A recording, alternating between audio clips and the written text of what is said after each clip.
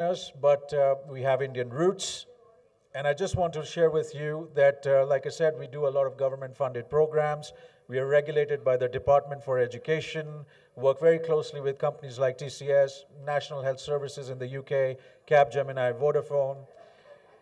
And not just that, we also have our own adaptive AI-led platforms that do curriculum design and disperse education to anybody, anywhere, anytime, in any device. So that's how good we are, is what I would say.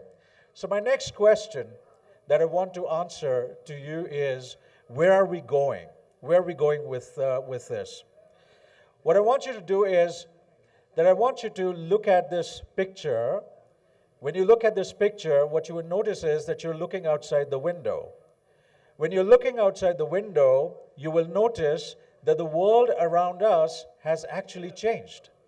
The world around us has changed. So what has happened is that there are 3 M's that are causing a lot of disruption to the student population around the world today, not just in India, but around the world today. The first is the market, the second is Mother Nature, and the third is Moore's Law, which means that the power of chips is increasing with every passing year. Having said that, it clearly means that AI has become an accelerator today. AI has become an accelerator, and if you look at what Jensen Huang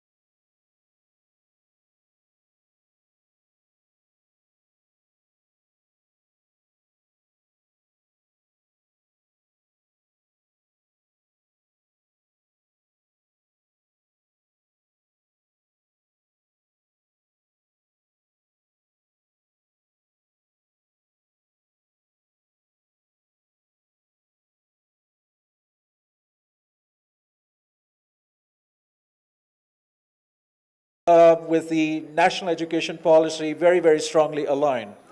And finally, any course that your students are going to take with us is going to have a 3-partite, one from the UK government, Russell Group University. Second is going to be for one of the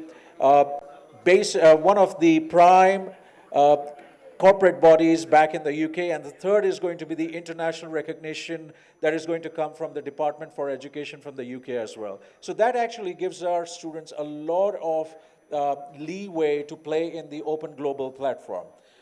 I just want to share this one picture with you. When you see what your students are going to learn, they're going to learn a lot of virtual internships, they're going to learn a lot of virtual labs, and they're going to do a lot of, we call this the safety net. I have a picture of the safety net here for you. I'm right next to the lunch area. When you're going to lunch, meet me and I will share this picture with you. It's a tremendous picture of what is happening behind the scenes when your students are learning AI with eCareers Limited. And finally, we also want to propose something very, very interesting to you, that we want to do the inception of the National University Entrepreneurship Program, where we will be, eCareers will be funding 1 crore every year into the southern universities as a platform to come pitch the ideas and go ahead with funding from us. So that is something that we want to do, because finally we need more job creators and not job seekers. Before I go, I just want to share with, because the flavor of today, the basic crux of today is entrepreneurship. So I have something very important for you over here that I wanted to show you. This is a 10-pound note. Ladies and gentlemen, this is a 10-pound note. And for the next 20 seconds, the value of this note is only 10 rupees. If somebody has got 10 rupees, they can come and exchange this 10-pound note from me for just 10 rupees. Who would like to do that? Who would like to do that? Would anybody like to exchange the 10-pound note for 10 rupees? And a lot of people are nodding, I would want to do that. And there are a couple of hands also raised, well, I want to do that. And let me share with you, there are three kinds of people. One, who watch things happen. Two, who make things happen. And three, who wonder what happened. Entrepreneurship is all about making things happen, and that is the intention with which eCareers wanted to come and spend some time here. Thank you very much for your attention. It was a privilege being here with you all. Thank you again.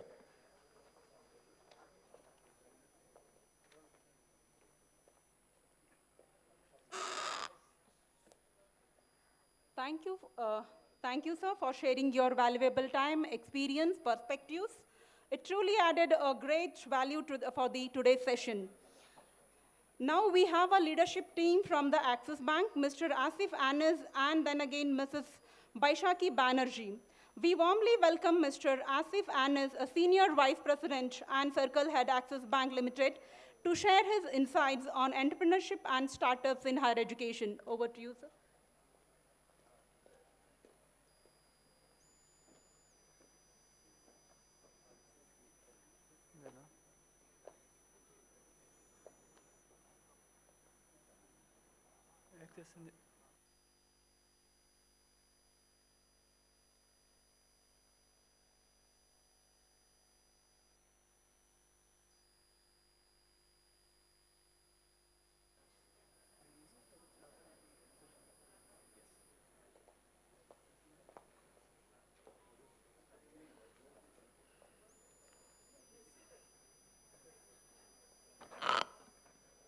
Good morning, everybody.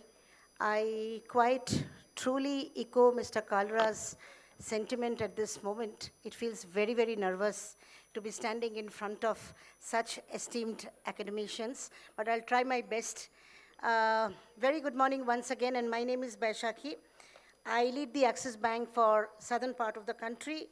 On behalf of Axis Bank, it is a privilege to be part of this esteemed gathering today, and it makes me immensely humble to be standing in front of all of you.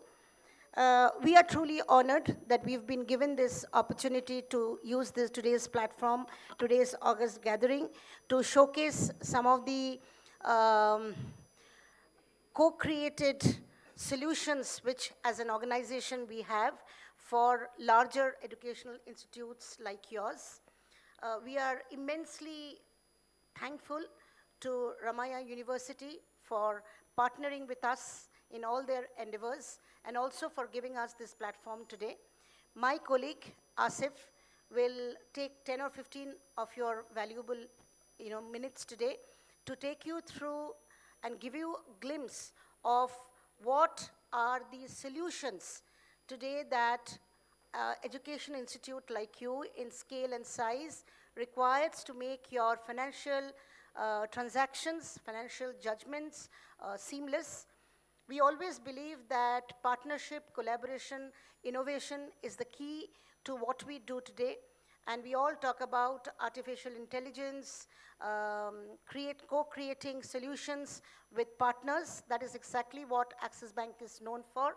Just a quick brief on Axis Bank. I know Axis Bank is a household name, doesn't need so much of an introduction, but I will not do justice to the time given to me if I don't speak a bit about the bank. We are the third largest private sector bank in the country, with 6,000 branches across every districts in the country which is present today. We have more than 20 crore customer base and almost 12 lakh crore of balance sheet. We are a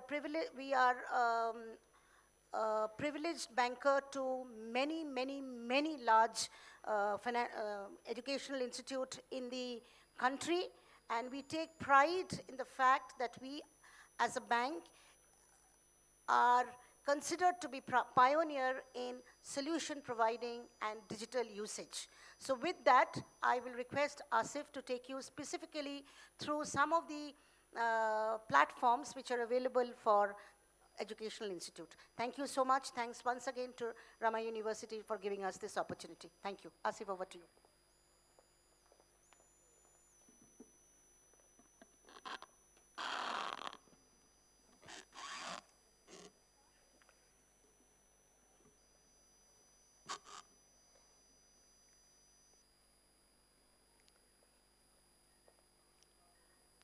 I have learned that the choices which we have made earlier shape our future as well as our destiny. And I know because of the choices which we had made earlier, because of that reason, I speak for myself, my seniors over here, my colleagues, that we have this wonderful privilege, wonderful honor of standing in front of all of you with this room full of so much of wisdom. So respected Vice Chancellors, dignitaries, organizing committee of the Association of the Indian Universities, thank you so much for giving us this opportunity to present the products of Axis Bank in front of all of you.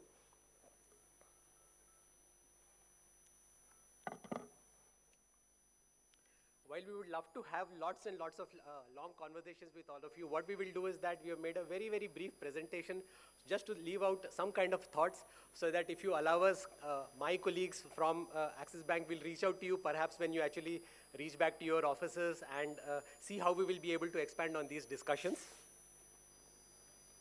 So we are one of the largest private banks in India. We have our own, the best-in-class retail banking, SME, the corporate banking, as well as the digital payments, as well as the digital solutions. Thanks to all our clients, we have been growing well. There have been lots and lots of segments in which we have been placed either at a number 1 or a number 2 or a number 3. From an education point of view, if you look at the second point, which says largest in merchant acquiring business, that is where we say that we play a good part in terms of the fee collections, which actually comprise of, say, a QR code or a POS machine and maybe the payment gateways, and that is where we have been placed in second.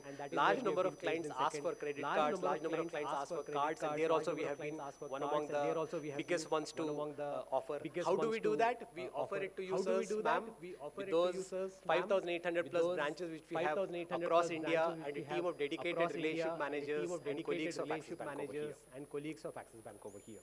Without much delay, let me move into exactly what we have to offer specifically in terms of the education institutions and specifically in terms of a university.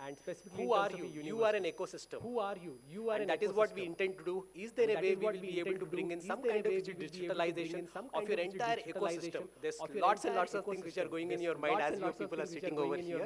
Is there a certain percentage of that is something which we can actually standardize and help you sort out as a problem? Of course, you always are the center of it. The education institution, the university is always the center of it. But you still have to deal with the faculties. You still have the trustees, the promoters. You still have the institutions of the vendors. You have the parents and the students. All these ecosystems. Our intention is how we will be able to bring in banking, make their lives and your lives easier and more convenient to usage. How can I send it up? Allow me for 2 minutes of a video. It is easy for each one of us to take as many things as possible. Educational institutions pave way for a bright and advanced future by shaping children and youth of today into responsible citizens of tomorrow. At Axis Bank, we feel privileged to be the preferred banking partner of many institutions over the past 25 years and truly understand your transformative role and contribution to society. To take this partnership to new heights, Axis Bank presents the customized task proposition for educational institution, a specially designed end-to-end solution that offers a customized bank account for trusts and societies with a host of premium services. Choose from our range of state-of-the-art digital collection solutions such as Bharat Bill Payment System, Easy Pay Online, UniPG Internet Payment Gateway, Form Builder Solution, and free charge contactless payments to enjoy seamless, cost-efficient fee collection and worry-free reconciliations along with 24/7 payment experience for parents. You can seamlessly manage your bulk payables like scholarship disbursements and vendor and staff payments using our digital payment solutions. Enjoy our exclusive Power Pack salary account offering for your teachers and staff with a host of complimentary features. And that's not all. Benefit from a wide range of our attractive loan offerings. Customized insurance solutions. And a host of value-added services. Designed to make banking a pleasurable experience for your institution, students, vendors, and other staff.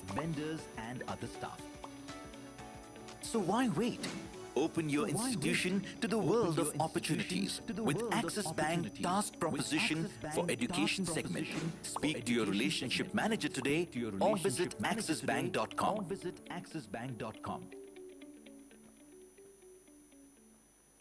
Three specific points is what we wanted to bring out, which will be kind of a standout from an Axis Bank. If we say, how would you see that in case, imagine a situation where the way you pay your electricity bill, go to maybe say your own mobile banking app or to any of the Google Plays. Imagine the same kind of a situation, even allowing the freedom to your students, to your parents, by allowing them to make the payment for the fees of your institutions directly.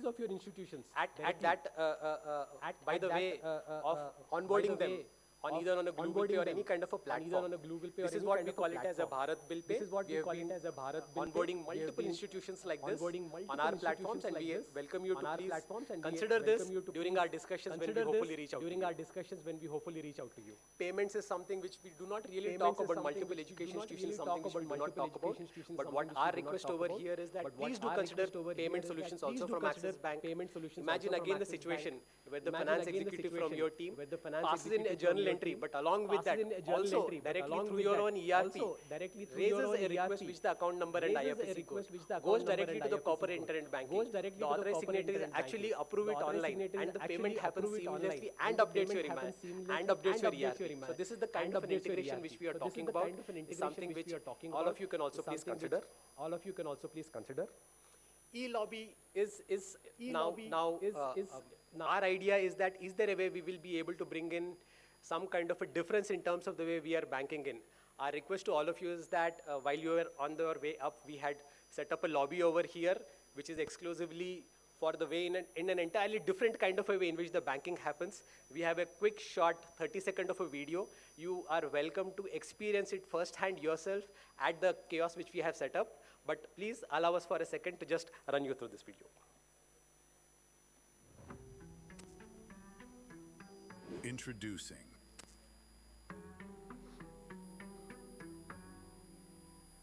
a seamless fusion of design intelligence and innovation. The DigiDesk, designed to transform everyday banking, where every interaction feels smarter, faster, more secure. A desk that redefines what's possible, built to connect people, technology, and trust. The DigiDesk, shaping the future of digital banking.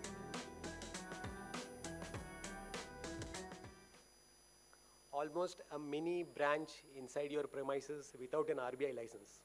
I will leave you to this kind of a thought process for you people, requesting you to kindly visit our kiosk which has been set up exclusively for you people, and please let us know how do you feel it. That's about it from my side. Thank you so much for giving us this opportunity. Thank you so much.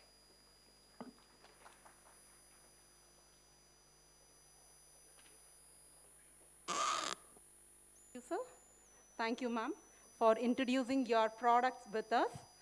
We extend our sincere thanks to all our sponsors and EdTech companies for sharing their valuable insights and for giving a strong kickstart to the event. I request everyone to kindly switch off your phones to the silent mode and remain seated as we move on to the most awaited segment of the morning, the inaugural session. We now begin the inaugural proceedings with the Honorable Governor. Once again, thank you one and all who are present here. Yeah, thank you.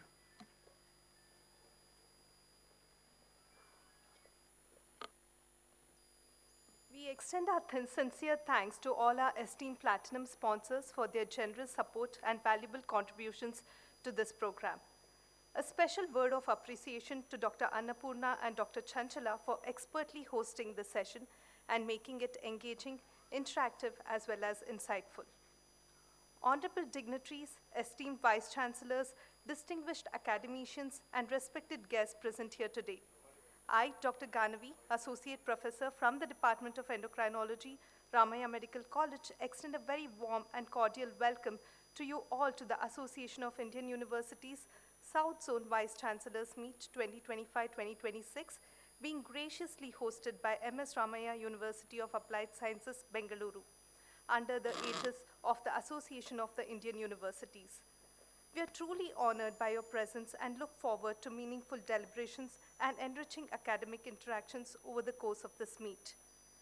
Before the formal proceedings begin, this next 10 minutes is for all of us to settle in, to celebrate, and to understand the journey that has brought us to this proud moment. We are indeed honored that this important national academic dialogue is taking place on the RUAS campus, bringing together esteemed vice chancellors and senior academic leaders from across the South Zone, that is Kerala, Tamil Nadu, Puducherry, Andhra Pradesh, and our very own Karnataka. Leaders who shoulder the responsibility of nurturing young minds, advancing research, fostering innovation, and steering institutions towards excellence in a rapidly evolving global academic landscape.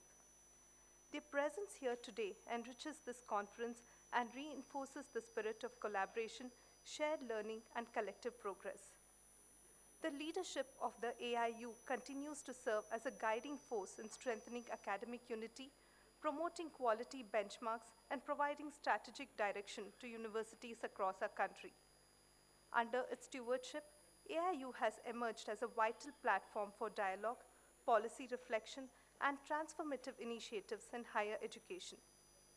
Following the footsteps of AIU, the leadership of MS Ramaya University of Applied Sciences reflects a deep commitment to academic integrity, innovation, and societal relevance. Guided by vision and grounded in values, the RUA's leadership continues to build an ecosystem where education transcends classrooms and contributes meaningfully to national development. It's a moment of immense pride and privilege for MS Ramaya University of Applied Sciences, Bengaluru, to host this prestigious gathering of academic leaders at the Association of Indian Universities South Zone Vice Chancellors Meet 2025-2026. As we assemble here this morning, we come together not merely for a conference, but for a collective reflection on the future of higher education, innovation, entrepreneurship, and nation building. This gathering stands as a reminder that universities are not merely centers of instruction, but sanctuaries of ideas, conscious, and transformation where knowledge meets purpose and learning serves humanity. Each dignitary present here represents not just an institution, but a legacy of leadership, scholarship, and service to society. This memorable ceremony is graced by distinguished leaders who have been guiding lights in education and institutional excellence. It is my honor to acknowledge the presence of our esteemed dignitaries who will be joining us shortly. It is my distinct privilege to inform the august gathering that the chief guest for today's program is the Honorable Governor of Karnataka, Shri Tawarchand Gehlot Ji, and we are deeply honored by his gracious presence on this distinguished occasion. The presence of our honorable chief guest today elevates this occasion to a moment of profound significance. His association with this conference reflects the deep importance accorded to education, innovation, and youth empowerment at the highest constitutional level. Joining the honorable chief guest on the dais, we have Dr. M.R. Jairam, Honorable Chancellor, MS Ramaya University of Applied Sciences, Professor Vinay Kumar Pathak, President, AIU, and Vice Chancellor, CSGM University, Kanpur, Dr. Pankaj Mittal, Secretary General, Association of Indian Universities, and Professor Kuldeep Kumar Raina, Vice Chancellor, MS Ramaya University of Applied Sciences, Bengaluru. Ladies and gentlemen, we are informed that the Honorable Governor of Karnataka will be arriving shortly.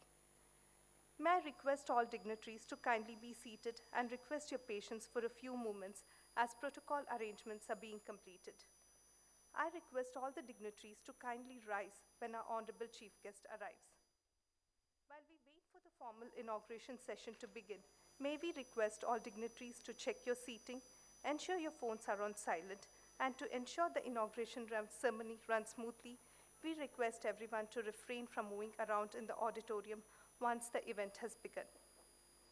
We kindly request you to remain seated throughout the ceremony and observe silence as a mark of respect during the proceedings, ensuring minimal disruption for other attendees. Our volunteers are available to address any further concerns or provide support as needed. To reiterate, we request all our esteemed guests to stand when the Honorable Governor of Karnataka and other dignitaries enter and remain standing until they are seated on the dais. We appreciate your cooperation in making this event a smooth and memorable experience for everyone.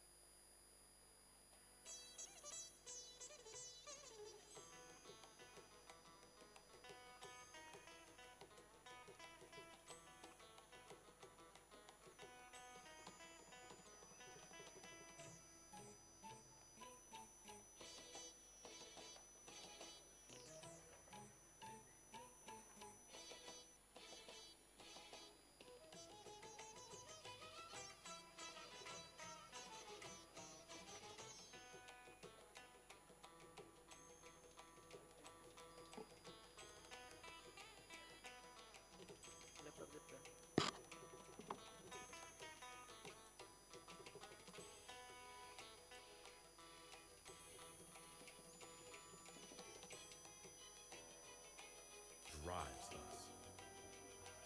Is it curiosity? Is it perseverance? Is it agility? Is it compassion? At Wolters Kluwer, we see all these qualities in every professional we serve.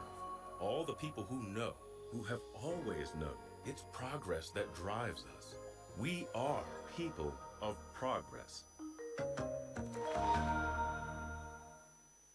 Welcome to Rio Technologies. Education Beyond Classroom, Connecting, Inspiring, Empowering, School Connect program, empowering students for the future with clarity, confidence, and career direction by organizing impactful seminars and career workshops across secondary schools and degree colleges, Pan-India.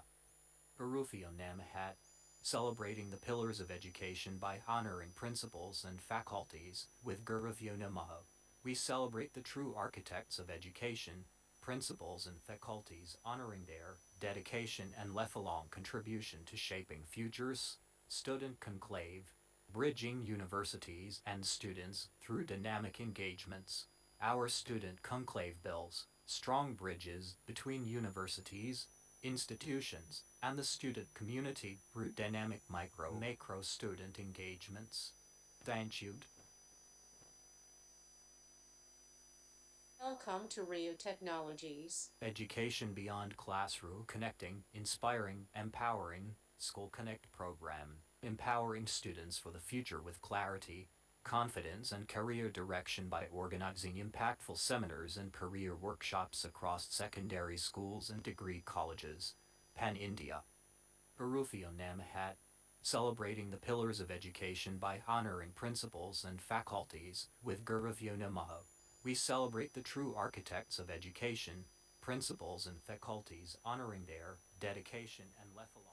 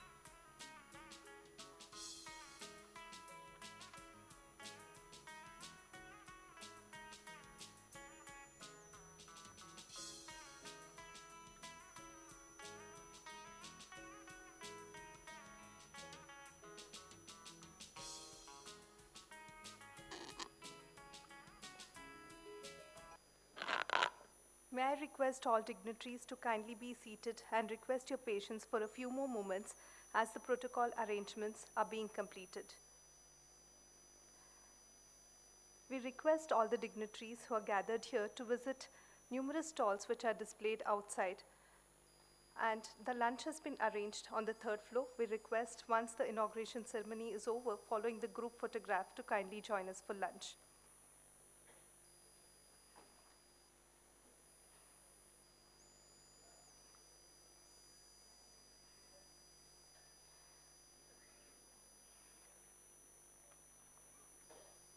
While we wait for the formal inauguration session to begin, may we request all dignitaries to check your seating again, ensure your phones are on silent, and to ensure the inauguration ceremony runs smoothly, we request everyone to refrain from moving around in the auditorium once the event has begun.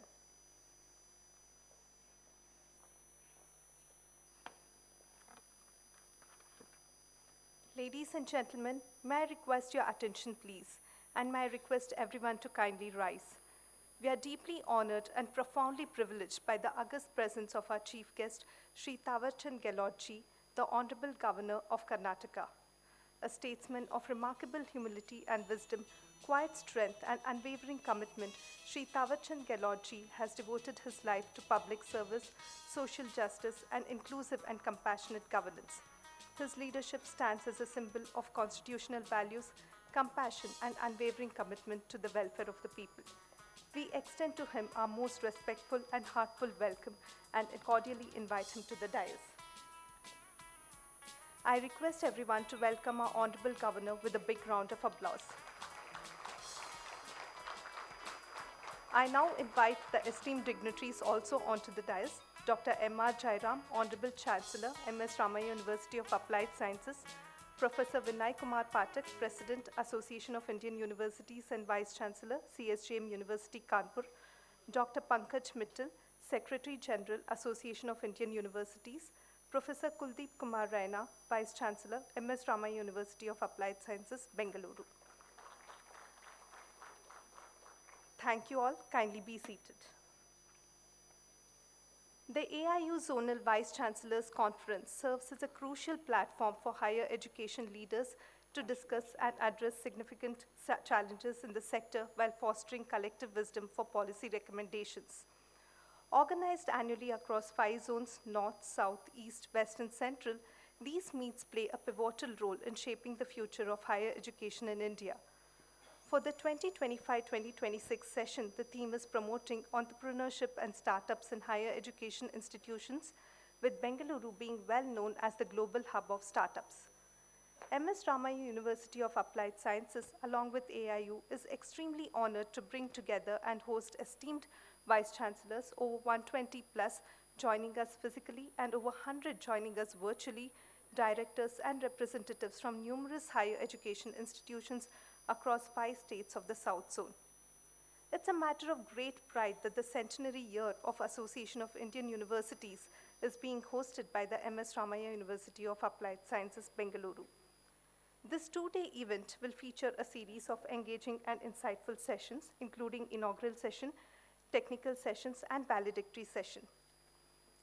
May I now request the honorable dignitaries, the distinguished guests, and the esteemed audience to kindly rise for the national anthem as we reaffirm our shared commitment to the ideals and unity of our great nation.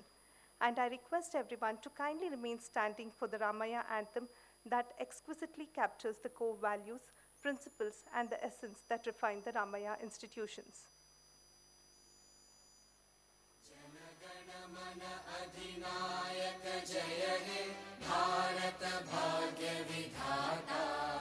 Punjab Sindh Gujarat Maratha Dravid Utkal बंगा विंध्य हिमाचल यमुना गंगा उच्चल जलधि तरंगा तव शुभ नामे जागे तव शुभ आशीष मागे गाहे तव जय गाथा जन गण मंगलदायक जय हे भारत भाग्य विधाता जय हे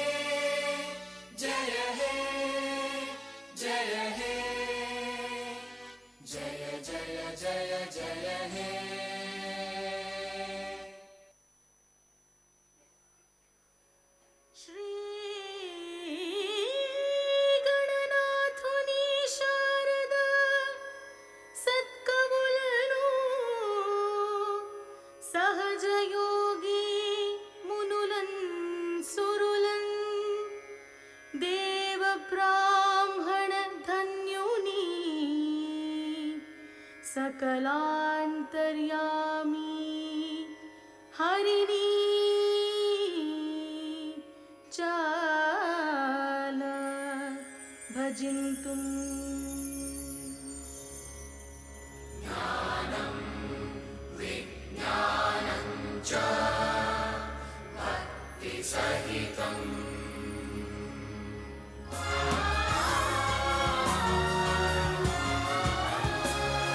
ज्ञान विज्ञान विद्या विनय भूषण ईरामय्य समूह संस्थान ज्ञान विज्ञान विद्या विनय भूषण ईरामय्य समूह संस्थान तारे निहार के आगले ಈ ಮಾನಕೆ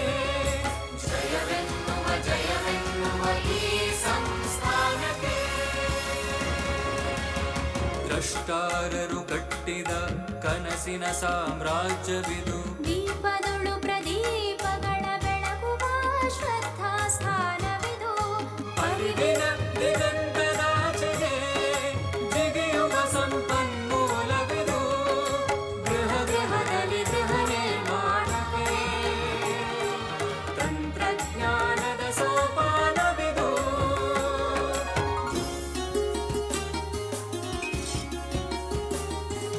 ಮಿತಿಯಿಲ್ಲದ ಅಮಿತ ಜ್ಞಾನಕ್ಕೆ ಸಾಧನ ಕ್ಷೇತ್ರವಿದು ಪ್ರತಿಭೆಯ ಸಾಧನೆ ಮಾಡಲು ಸ್ಫೂರ್ತಿಯ ಕೇಂದ್ರವಿದು ಅಜ್ಞಾನದ ಕತ್ತಲೆ ನೀಗುವ ಸುಜ್ಞಾನದ ಸೂರ್ಯನ ರಶ್ಮಿದು ಜಗದೋದ್ಧಾರದ ಹೊಂಗನಸನು ಹೊತ್ತಿದ ಅರಿವಿನ ತಾಣವಿದು ಅರಿವಿನ ಹಣತೆಯು ಬೆಳಕನ್ನು ಚೆಲ್ಲಿದೆ ಅಸಂಖ್ಯಾತ ಕಿರಣಗಳು ಎಲ್ಲೆಡೆ ಹೊರಹೊಮ್ಮಿವೆ ಜಯವೆನ್ನುವ ಈ ಸಂಸ್ಥಾನಕ್ಕೆ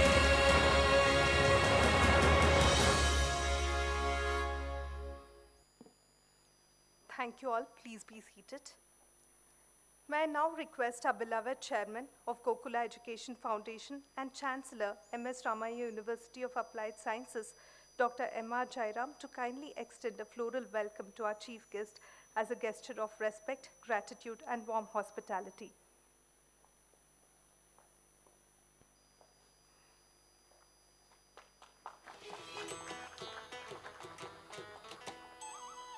With such a distinguished gathering of experts and thought leaders, we are confident that the discussions will lead to impactful outcomes for the future of education in India.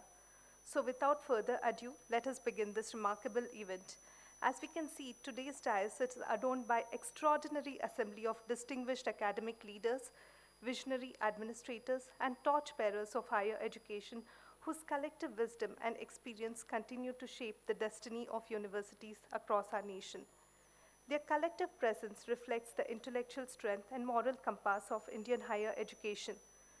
This inaugural session has been graced by words of wisdom, vision, and encouragement that will continue to resonate far beyond this hall, guiding institutions and individuals alike in their academic journey. It is now my privilege to invite a distinguished academic leader, a visionary administrator, and a steadfast and passionate advocate of applied education, Professor Kuldeep Kumar Raina, Vice Chancellor, MS Ramaiah University of Applied Sciences, Bengaluru, to deliver the welcome address. Under his stewardship, RUAS continues to strengthen its commitment to academic excellence, innovation, and societal relevance.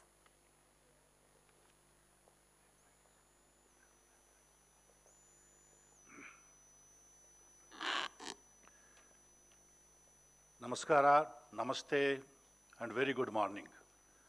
आप सभी का अभिनंदन and स्वागत.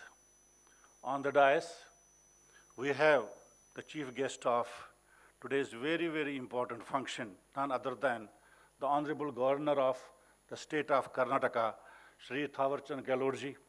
Sir, wholeheartedly we welcome you to this function, and each one of us eagerly waiting to listen to your words of wisdom as always in such occasions as a part of Association of Indian Universities.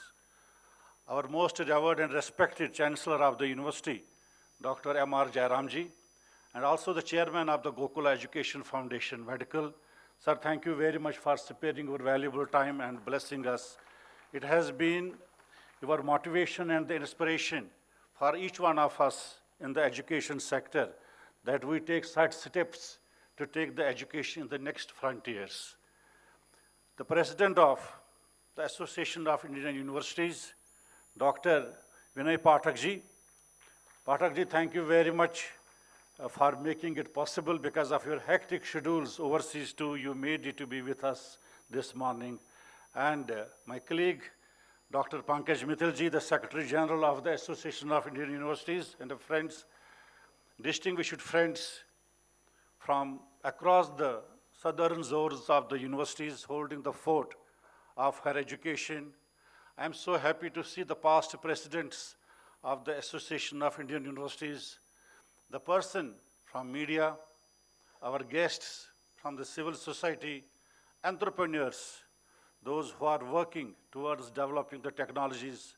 Some of them are also showcasing it, and also choosing a topic which is promoting entrepreneurship and startups in higher education institutions. I think today it is the apt occasion to discuss, deliberate, and network. Once again, I extend a very, very hearty welcome to you all, my friends and colleagues in different institutions in the southern zone universities. So it is very heartening for us in Ramaya University of Applied Science to express our gratitude, certainly to our Honorable Governor, and also to Association of Indian Universities, because celebrating the centenary celebrations of the Association of Indian University Foundation, this event is being organized within the precincts of Ramaya University of Applied Sciences, which has been the champion of higher education in the last 6 decades and more. I think there is hardly anyone in our audience here who has not heard about the Ramaya brand, Ramaya Equity. At the same time, the promotion of education that our founder, Shri M.S. Ramaya, has laid about 6 decades back. I think we are carrying the legacy forward. In that context, when an opportunity came to us through a notification from the Association of Indian Universities who are going to bid, I was overseas that time. I think I took no time in writing them that we'll be participating in it. Thank you very much, Professor Pathak and Professor Mittalji, that as per your protocols, you discussed and deliberated the GC, and I got an intimation that we are going to host it. Another message which I had sent to them, what is going to be the theme? I think when I got the reply, the theme is apt, timely, and in which each one of us as the academic leaders are looking at how India, with a target to become the Viksit Bharat in 2046, is going to take it. I thought this was the most apt discussion and deliberation.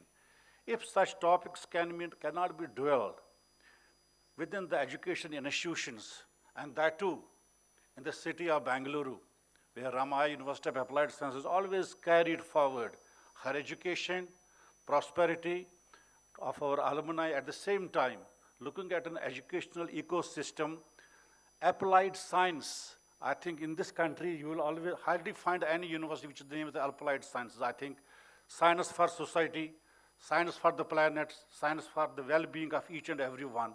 I thought it was the apt. Thank you very much once again, AIU, for giving this opportunity to us. Friends, Ramaya University of Applied Sciences is an offshoot of the Ramaya group of institutions, which was set forth by our founder, Dr. M.S. Ramaya. We pay our rich tributes to that great person of high integrity and the values that who has made it happen, that on 100th centenary celebration of the AIU, we are assembling here within the precincts of this auditorium. Today, I personally feel honored and happy that we had 120 vice chancellors in the physical mode, and till morning 110 have already registered. In my opinion, as far as I know, AIU being participating in, I think this is the highest number of the vice chancellors in any zonal conference today. Let us compliment each vice chancellor here that you made it possible. Second, when I was looking at, we look at private universities and the public universities through a different prism. Sir, today we have 50% vice chancellors who are coming from the public university systems and 50% nearly from the private. I think we have not distinguished between A and B, we are all together. Because education is for everyone. Education is the modus operandi to look at how we are going to deliberate and take such initiatives in our own universities, which is going to empower students, irrespective of any gender, but giving them an opportunity to deliberate, come forth with ideas, and at the same time, can we create a new educational ecosystem in which entrepreneurship as well as startup becomes an integrated part. Sir, in most of the universities in our country, coming from the academic thought process, I think we go by conventional teaching learning process. We assess LTP, lecture, tutorial, and the practicals. Can we go beyond that as well? As a case study of Ramaya University of Applied Sciences, I also take this privilege to inform all my friends and colleagues who have come from the different institutions in the country, as well as the southern part, is that we have introduced a full subject of 3 credits to all our undergraduate students on entrepreneurship and innovation. For the last 3 years, it has been successfully going on. I think there's an opportunity for each one of us to see that how we can further strengthen this module. It is not only LTP, and it is not the assessment we do on the basis of how it is evaluated, the mathematics paper or the health science paper. It is project-centric. And today you will also have an occasion to visit our Ramaya Technology Business Incubator Center, which has put a stall, where, sir, we have incubated 42 startups, and most of them are our alumni. I think the ecosystem that we are creating within the university is apt, which is fulfilling the needs of the nation. I am sure it becomes a model for each one of us, not only the southern zone, but across the country. Sir, we have 13 faculties and the constituent colleges, and in them, we cater to 3 important segments of the education domain. Health sciences and allied sciences are one of the most important group. Second one is the STEM programs, science, technology, engineering, and mathematics. And third one is our management, social sciences, and the legal sciences. I'm very happy to share with you that as an university organization, the ratio of students in each 3 segments are 1:1:1.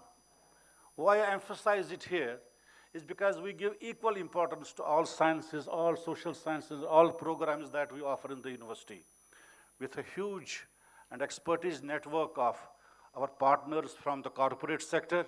At the same time, our students who come with a different merit at the national level to see that how we can find inroads into the Ramaya University of Applied Sciences. And today, that makes us different institution, truly multidisciplinary, looking at 136 programs, including the PhD programs, and fulfilling the requirements that are set forth by Government of India Ministry of Education initiatives of implementation of the new education policy 2020. I'm very happy to share with you that we have already implemented most of it in the programs where there was no objection from the regulatory norms. So much is happening across the country in the education domain, and I personally feel that we are at a cusp of transformation in creating a curriculum, curating the skill sets within the universities and the colleges at the same time. We should not distinguish between them, because the student who comes from the primary education finally becomes a student at the university system. How we can create this? This conference, this Vice Chancellors meet, therefore shall deliberate on 3 important aspects. I am so grateful to the chairpersons and the speakers, the panel discussion experts who agreed to be deliberating on them. And most of it is how we can look at entrepreneurship in the classroom as well as in the institutions, how we can fine-tune the curriculum to meet the national demands and the requirements. At the same time, how long we are going to be dependent on other nations to buy. I think it is time for each one of us, through such skill sets, can we also give the best? I'm sure that institutions, universities have such capabilities to promote entrepreneur and the startup education in the classrooms and take it at the national level. We always look forward for your views, opinions, and in this galaxy of academicians, each one of you have come from ranks and risen to occupying the esteemed position of the vice chancellor of the universities. I think what could have been the best platform other than you having a discussion within the university campus of Ramaiah University of Applied Sciences. While you are here, I request you also please go around and see that what kind of ecosystem and education Ramaiah University of Applied Sciences has created. Our Honorable Chancellor, Dr. M.R. Jairam, being the president of the Education Promotion Society of India, and with so many laurels, the accolades from the government of India, from state government, as well as the overseas universities, is a torch bearer for which we always get inspired in the university. Friends, I have a beautiful team to work with me. In this conference, when we took the initiative of making it happen, I think it is not I, it is we the people who make a difference today. In that, I was getting some compliments from my friends whom I know for many, many, many years. Arrangements are good, I'm sure. All that credit goes to the team of people who were there always 24/7 to provide you all help and possible support. My compliments to everyone in the organizing committee and every member of the Ramaiah University of Applied Sciences faculty. All good things, but in case you find some lacuna, some gap, credit goes to me because probably I could not touch upon that aspect of it. I'm sure you are going to have very vibrant discussions here. I'm sure you are going to have the networking also. And we should not look at only discussing with respect to the southern zone VCs and the institutions. Let us make Bharat great. Let's all combine together the thought process of each one of us today. Network, work, rework. We conceive that what is going to be the curricula for future programs and the courses. With these words, once again, I extend you a very, very hearty welcome, Abhinandan, Swagat, and especially to our chief guest, Honorable Governor of the State of Karnataka, Shri Thawar Chand Gehlot ji, for giving his valuable time to us. Sir, आपके कृतज्ञ हैं, बहुत बहुत धन्यवाद आपका. Thank you very much. Thanks a lot. I'm sure we will have more discussions today. Thank you. Thank you, sir, for that warm and thoughtful welcome and for setting the perfect tone for this historic gathering. To invoke the divine blessings for the successful deliberation of this national academic meet, may I invite the Honorable Governor of Karnataka, along with the esteemed dignitaries on the dais, to kindly participate in the lighting of the lamp, symbolizing the triumph of knowledge over ignorance, guided by the grace of Goddess Saraswati.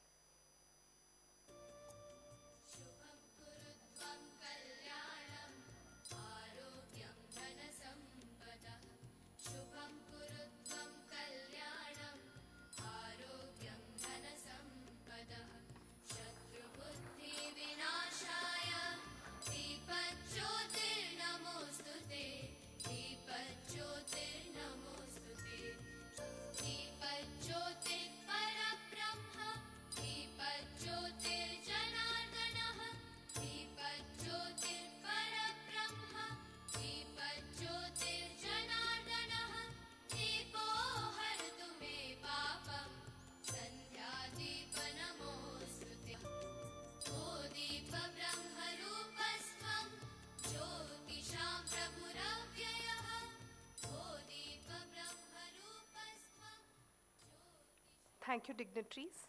I now have the honor of inviting a towering figure in Indian higher education, a visionary policy leader, and a guiding force behind the academic unity of universities across the nation, Dr. Pankaj Mittal, Secretary General of the Association of Indian Universities, to kindly address the august gathering. Her tireless efforts have significantly strengthened collaboration, quality assurance, and global engagement in Indian higher education. Over to Madam.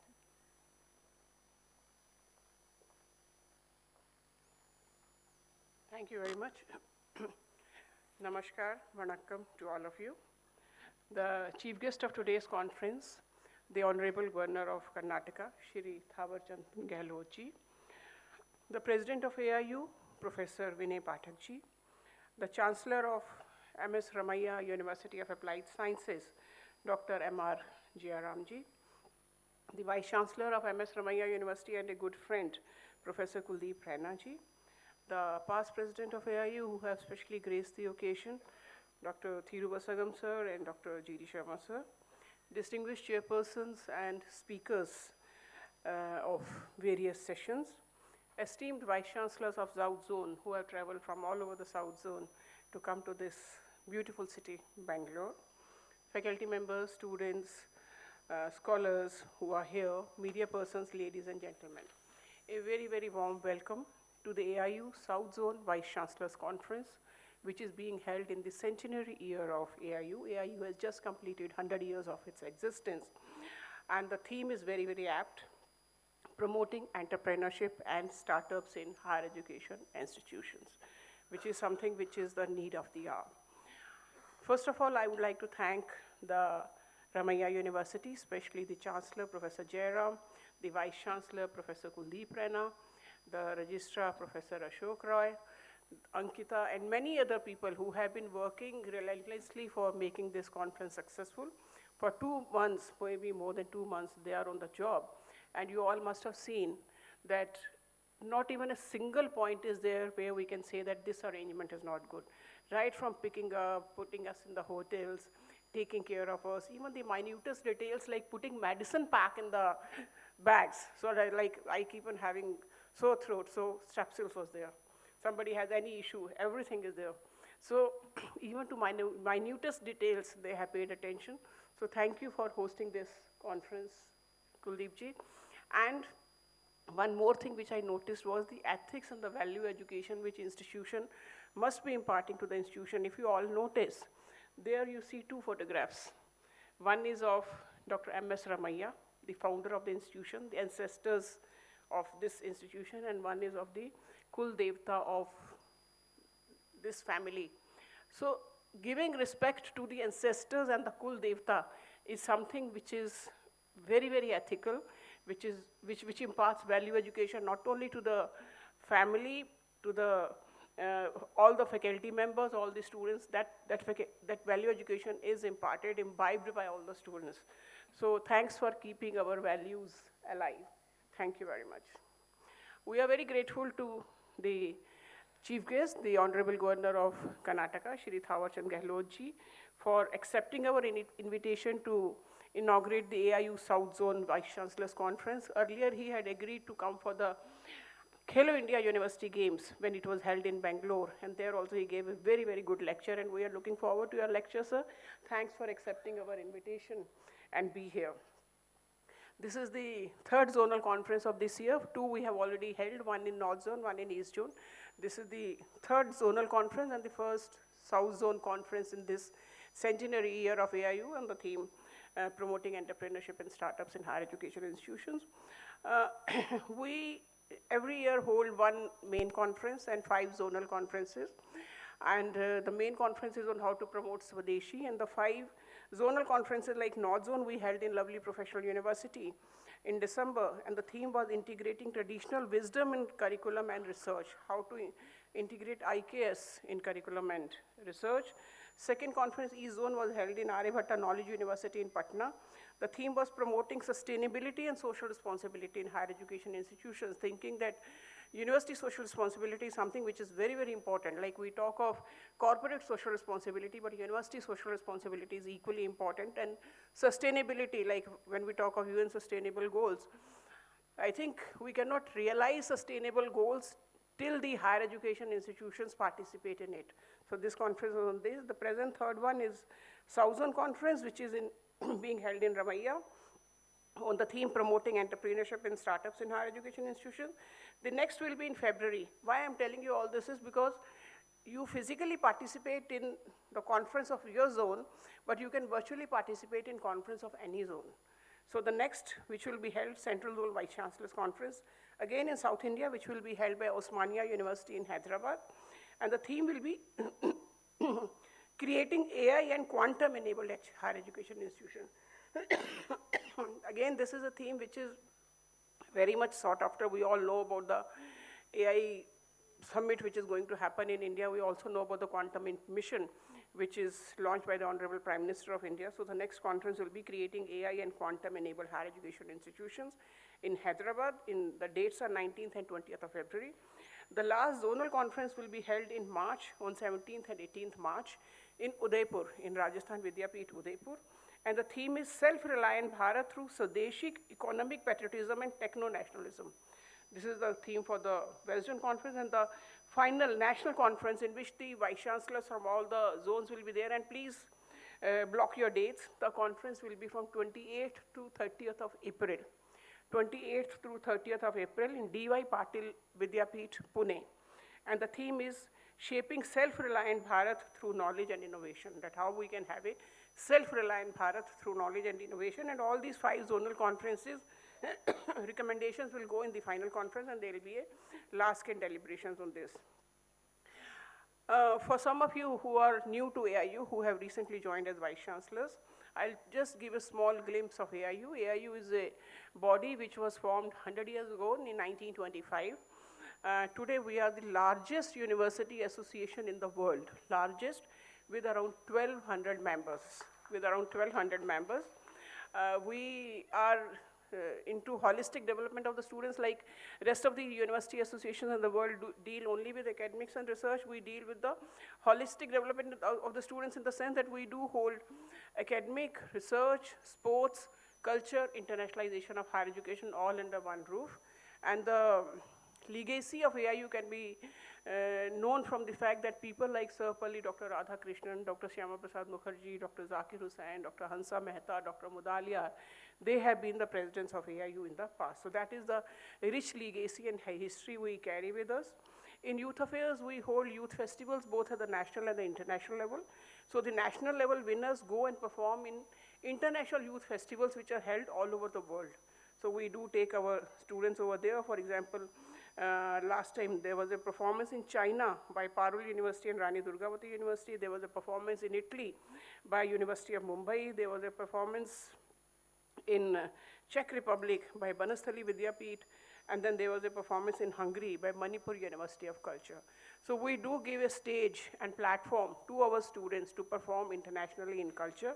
For sports, we do, of course, Khelo India University Games. Sir also knows, we do the sports at the zonal level, national level, and international level. In World University Games, we send our students, and you will be surprised that in last World University Games, we won 26 medals. And the Honorable Prime Minister of India lauded it on the floor of the House, and also through a tweet, and also in the Man Ki Baat. So that is the legacy we hold with us. And some of the recent achievements have been that we are trying to promote internationalization of higher education, as is the impetus of the National Education Policy. We have established a network called Indian Network for Internationalization of Higher Education. So all the university vice chancellors who are here and who are not yet the members of Indian Network for Internationalization of Higher Education, please become a member today. It is totally free of cost. And this is basically for those universities, because we want to promote internationalization. We have 1,200 universities, but not more than 100 are good in internationalization. The rest of them, they have an intent to do internationalization, but they don't know how to do it, whom to approach, how to do a partnership, how to sustain a partnership. So we are there for you, because we are a body who is hand-holding the universities. We want to be with you. So please become a member of Indian Network for Internationalization of Higher Education. In the short, we call it INHI. We also, in the last year, have signed MOUs with many country associations like Universities UK International, Universities Australia, FICHET, which is a Taiwanese university association, Association of Arab Universities, Association of African Universities, Sudanese universities, Spanish universities, Vietnamese universities. So why we are holding these MOUs is that if our university wants to have a MOU with any of the universities which belong to these associations, so they can find a partner from that country and we can find a partner from India, and there can be a real marriage happening between the Indian university and the foreign university. And we have also circulated to all of you, I think you must have received a directory of people of Indian origin who are working in foreign universities at senior positions. So that directory also we have sent to you so that you can directly get in touch with the Indian diaspora in these countries. So these are the steps we are taking. And during the centenary year, we have made one book on 100 years of AIU. We have made a coffee table book. Coffee table book, again, you all must have received. And in the last conference, we got the AIU stamp on completion of 100 years released by the Honorable Governor of Bihar. And that stamp also will come to you very, very shortly. So coming to this conference, we have 3 sessions. First session is on education for increasing entrepreneurship mindset in the students. The purpose is that the students should not be only job seekers, they should be job creators, job givers. So how to put in that entrepreneurship mindset in the students along with empathy, along with social responsibility, along with value education. So this is what will be discussed and then when we say for education for increasing entrepreneurship, it will include both curriculum as well as pedagogy, as well as research. That what type of research we should be doing, how we should be teaching. Is it the lecture method which we are using for a long time, or flipped classroom model which is advocated in the national education policies, how we should be doing that.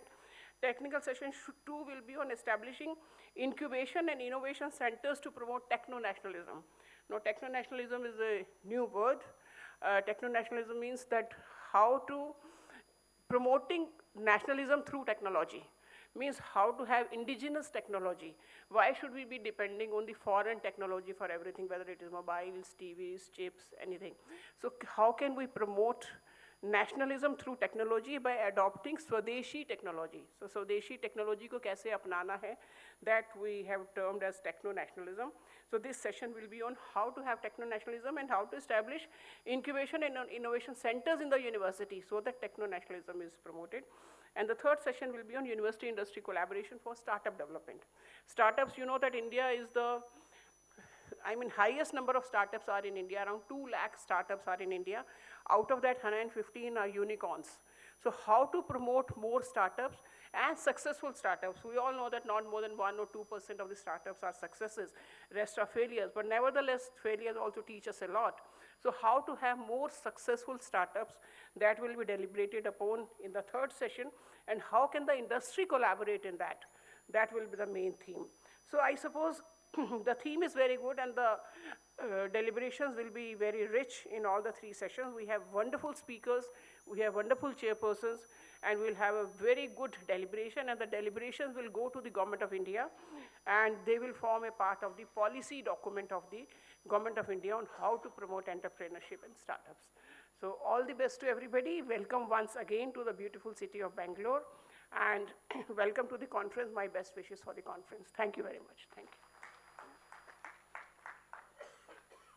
Thank you, Madam, for your insightful and inspiring address, truly highlighting your unwavering commitment to higher education. It is now my singular honor to invite an eminent educationist, a philanthropist par excellence, and a visionary leader whose contributions have transformed education and healthcare in Karnataka. May I now invite Dr. M.R. Jairam, sir, Honorable Chancellor, M.S. Ramaiah University of Applied Sciences, to address the gathering. Dr. Jairam has also played a pivotal role in shaping India's higher education landscape through many leadership positions in professional bodies. Shri Dr. Jairam's leadership reflect the blend of humanism, excellence, and social responsibility, continuing the illustrious legacy of the Ramaiah institutions.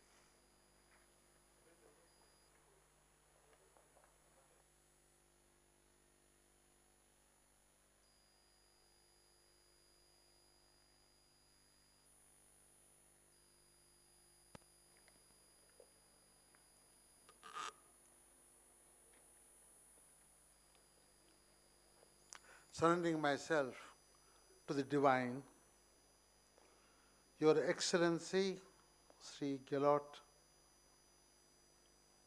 Ji, the Governor of Karnataka, Dr. Mrs. Mittal, Secretary of the General AIU, Professor Patak, the President of the AIU, Vice Chancellor Dr. Raina, distinguished Vice Chancellors, esteemed colleagues, ladies and gentlemen.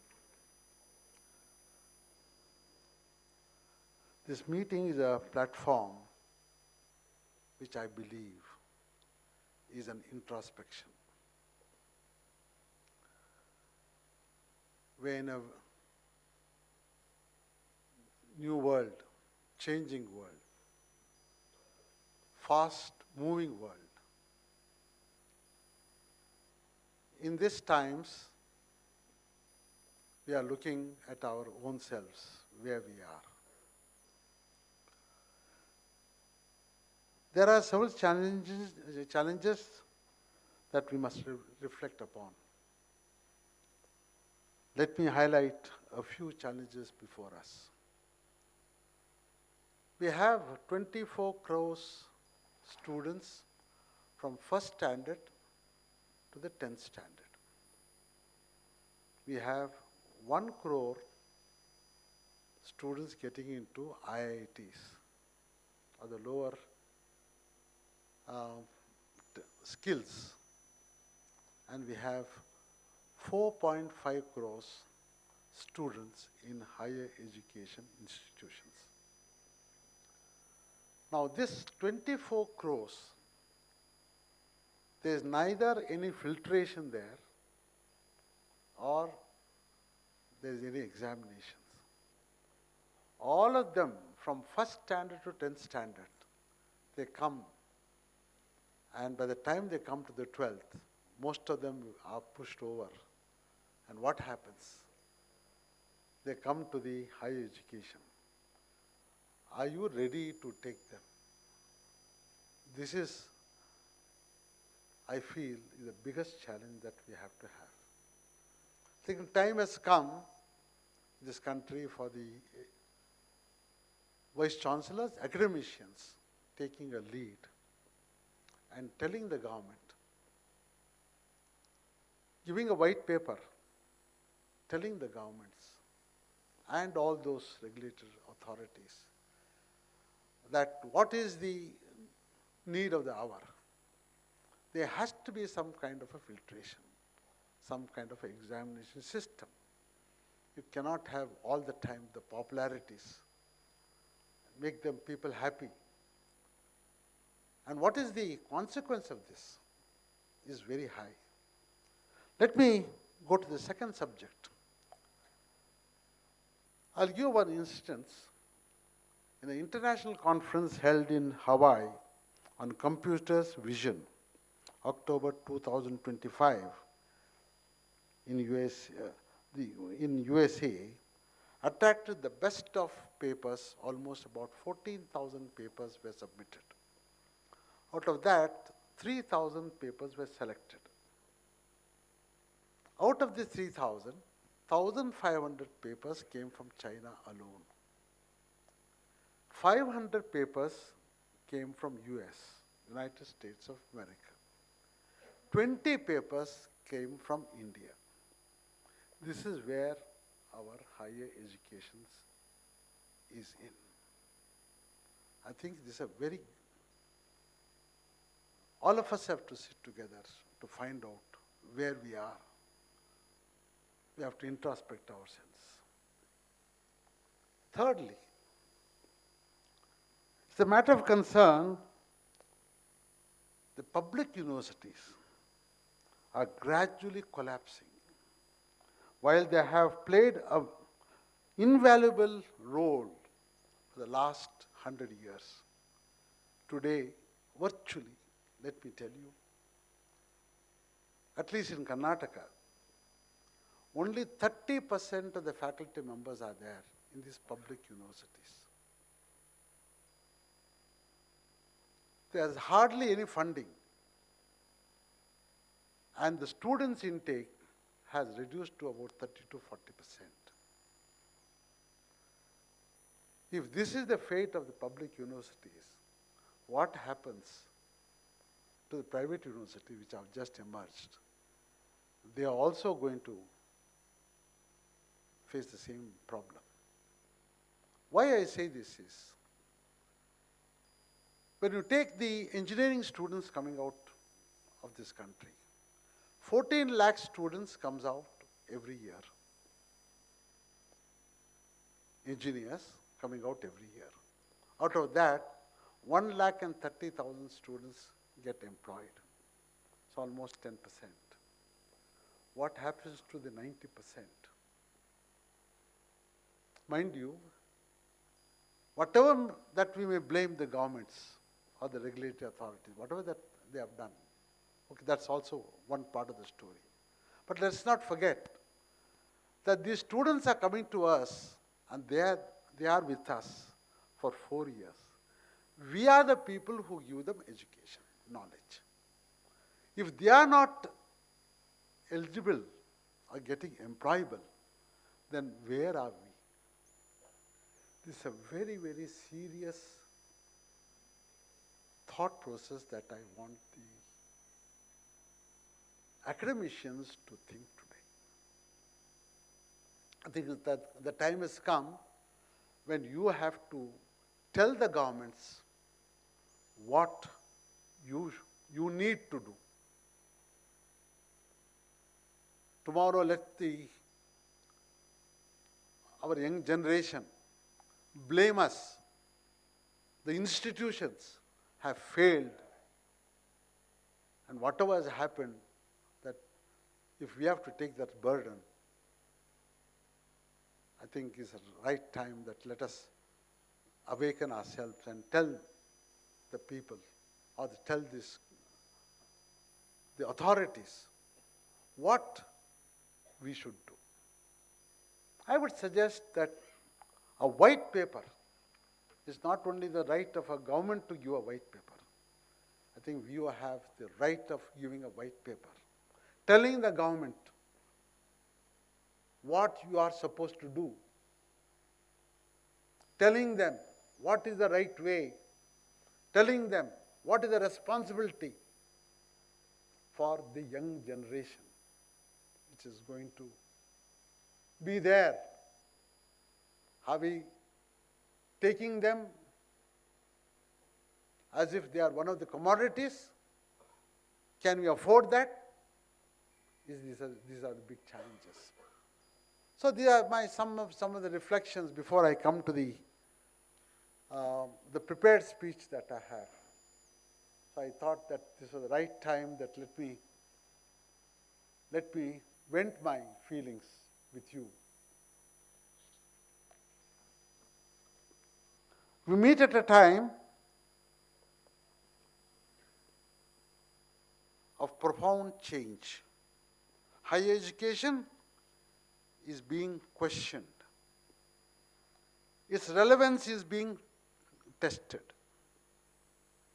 Its social responsibility is under scrutiny. We are here to speak about entrepreneurship and the startups. This is important. But before we speak of innovation outside, we must reflect on innovation within. Let me begin with a simple thought.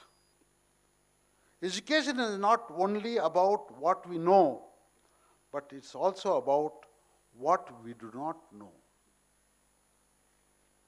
For too long, we have spoken with certainty. We have defined or defended our disciplines. We have protected our silos. We have used complex languages. Often, we have confused authority with wisdom. The time has come to move from persuading people about what true to recognition of the limits of one's own knowledge. We must accept that knowledge is incomplete, that truth evolves. The student often sees what we cannot, that society teaches lessons textbooks never can. Humility does not weaken education, it strengthens it. It makes learning open-ended. It brings universities alive. To prepare the mind for entrepreneurship, not obedience. The second issue of democratization of knowledge. Knowledge cannot remain confined to elite space. It cannot be restricted to by languages, regions, and privileges. If education excludes society, fractures. If universities become islands, nations weaken. We must ensure that access to knowledge is broad. The classrooms are inclusive. The research responds to social realities. That innovation reaches the margins. Entrepreneurship must not become the privilege of the few. It must become the possibility of many. Only then will it create the social value. Only then it will build the inclusive economy. This brings me to a more difficult but necessary point. As owners, leaders, and custodians of higher education institutions, we carry the moral responsibility. We shape not only the institutions, we shape minds and attitudes. We must condemn discrimination in all its forms. There can be no place for bias based on caste and creed, on religion, on region, on languages. Universities must be sanctuaries of fairness. They must judge only on merit and integrity. This must stand above the social prejudices. If we fail here, we fail the Constitution and we fail our own youths. We live in a world that is increasingly divided by ideology, by identity, and by fear. In such a world, universities have a special role to play. We must cultivate empathy. We must nurture the tolerance. We must teach students to listen to others. Not to fear differences, but to engage with it. Entrepreneurship without empathy becomes exploitation. Innovation without ethics becomes exclusion. Leadership without tolerance becomes domination. Our classrooms must therefore become space of a dialogue. Our campuses must become space of trust. Our graduates must become the bridge, not walls. Finally, let me speak to our national journey. India is marching towards the Viksit Bharat. This journey is not only economics, it is intellectual. It is scientific. It is ethical. It is civilizational. That's where we belong to. To achieve this, we must foster scientific temper in our youths. Not just science degrees, but scientific thinking. The ability to question, to test evidence, to reject superstitions, to accept reasons, to change one's mind when facts demands it. Scientific temper is a foundation of innovation. It is the soul of entrepreneurship. It is a gradual rail of democracy. Our students will be the leaders of tomorrow. What they believe will shape the nation. What they question will define the progress. Before I conclude, let me briefly mention an important reforms on the horizon. The proposal of VBSA Act envisages a regulatory council. This council will enable affiliated colleges to award degrees It has the potential of decentralization of academic authority. They empower the capable institutions and to expand access without compromising of standards. If implemented with care and integrity, these reforms can strengthen higher education ecosystem and support the innovation in scale. Friends, entrepreneurship begins with ideas, but it thrives on values. If we lead with humility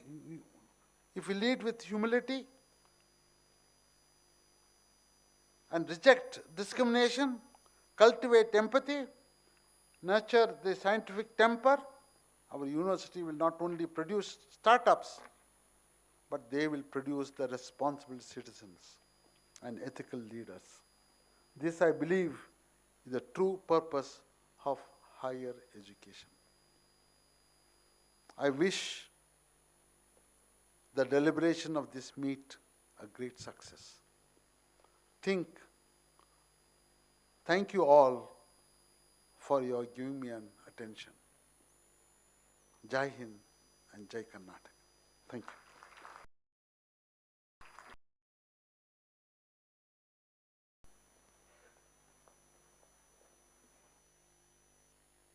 Thank you, sir, for your visionary guidance and encouragement. I now invite a distinguished academician, an exemplary university leader, and a statesman of higher education policy. It is now my honor to invite Professor Vinay Kumar Pathak, President, Association of Indian University, and Vice Chancellor, CSJM University, Kanpur, to deliver the presidential address.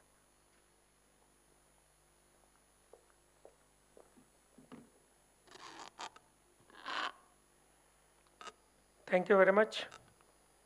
The chief guest of this function, our Chancellor of Karnataka and the ex-social minister of the country, Shri Thawar Chandji Gehlot, who has been champion of people who are last in the society and who are the most person who are, and he fought for his whole life for those people who are being discriminated, who are being at the last step of the society. The Chancellor, who has spoken so nicely that I don't have any other words to speak, but as a president, I have to speak something, so I will speak.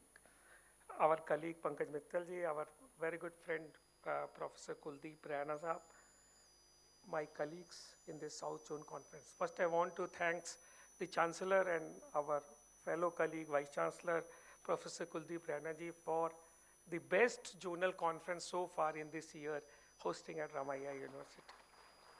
Professor Rana is a good friend of us, and if he is heading this university, it means a lot for the academic fraternity. I think 3-4 important points, because our chief guest has to speak, but I want to really emphasize the kind of the entrepreneurship, innovations in which we are talking. Actually, with all the problems which the Chancellor have actually spoken of a very utmost thing, and I think I discussed with Professor Rana also that we should have some charter and some kind of a white paper declaration after this conference, pausing all these issues and send it to the different governments, including the Karnataka and the Government of India on the deliberations on the point he raised, because those are very, very important points. If you look to the 2 important points, one is ancient India, which is known for its entrepreneurship, which is known for its production, which is known for its production and trade with dharmas. If you find any Indian scripture, it says you do trade, but trade do with dharmas. I think if you read the book, which was written by a famous Gandhian, Dharmpalji, which has said the Indian people, science and technology, which is actually a compilation of Britishers who actually before coming to India has made a survey for India for a long time. They said that every village was a place of production. Every university is also a place of production. And in villages of India, the production was made and transferred and do the thing. So India was an iconic, and it has gotten thousands of years. It was #1, and it was like a Vishwaguru for things, not only for production, not only for creating items, but creating knowledge, and people's come to this country for this scholarly kind of thing. If you look to this new India, what has changed and what our Honorable Prime Minister always says, Viksit Bharat at 2047, and what is changing in new India with the problems, less number of faculty members, more number of less employable people, and all those things which the Honorable Chancellor of the university has spoken. Still we are rising, and we got 2 lakhs startups. And not only these 2 lakh startups, but the best part is that out of these 2 lakhs startup, 53% of the startups are coming from Tier 2 and Tier 3 universities, and Tier 2 and Tier 3 states, Tier 2 and Tier 3 cities. This is a new kind of thing. And this has happened due to one thing. This has happened due to the technology, and the technology is the new social equalizer. Because from the technology, what I can learn, the last person of the society can also learn. I hold a mobile, the last person of this person working in this organization also have the same mobile and same access of information. So this is a very, very important point which is changing. But the point of concern is very important, which he has also told about a papers in Hawaii. The 30% production of the world is made by China, and we are still struggling at 3%. What has made this?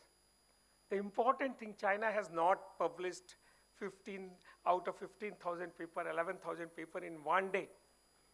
If I look, and I was studying at IIT Kanpur, my guide was a famous mechanical engineer who is also known as father of CAD, Professor Dhande. The Chinese delegation came. This is just 20 years before. They came, and then they said, we want to open IITs in China. So Professor Dhande, and then that was the time when we were at 5 IITs, we opened new 5 IITs at that time, Jodhpur and all other IITs. They say we want to open 1,000 IITs. 1,000 IITs? Nobody was thinking, nobody can think in India that China will open 1,000 IITs. Do you believe I went to the China for a recent conference? We went to the university. The first question the Chinese professor, because they all belong to same party, so there is a communist party. So the vice chancellor asked me, how many professors from Ivy League you have in your university? I said, Ivy League? No, in China we have got, it is mandatory for the Chinese university to have 50% professors from Ivy League university. They must have done 1 or 2 degree from Ivy League. Then he was asking, what is the salary you get by an Indian government? What is the private university? So I said, we have got this scale and all those scales. He said, what scale? He said, if my professor of English or language is there, we give minimum starting 2 lakhs rupees. And the kind of income tax is 2%. And if a person is working in IT, AI, technologies, we give him 2 crores rupees per month salary. Are our country in any of the university is following these kind of things? Are we recruiting Ivy League people? Are we recruiting people on 2 crores rupees per month salary?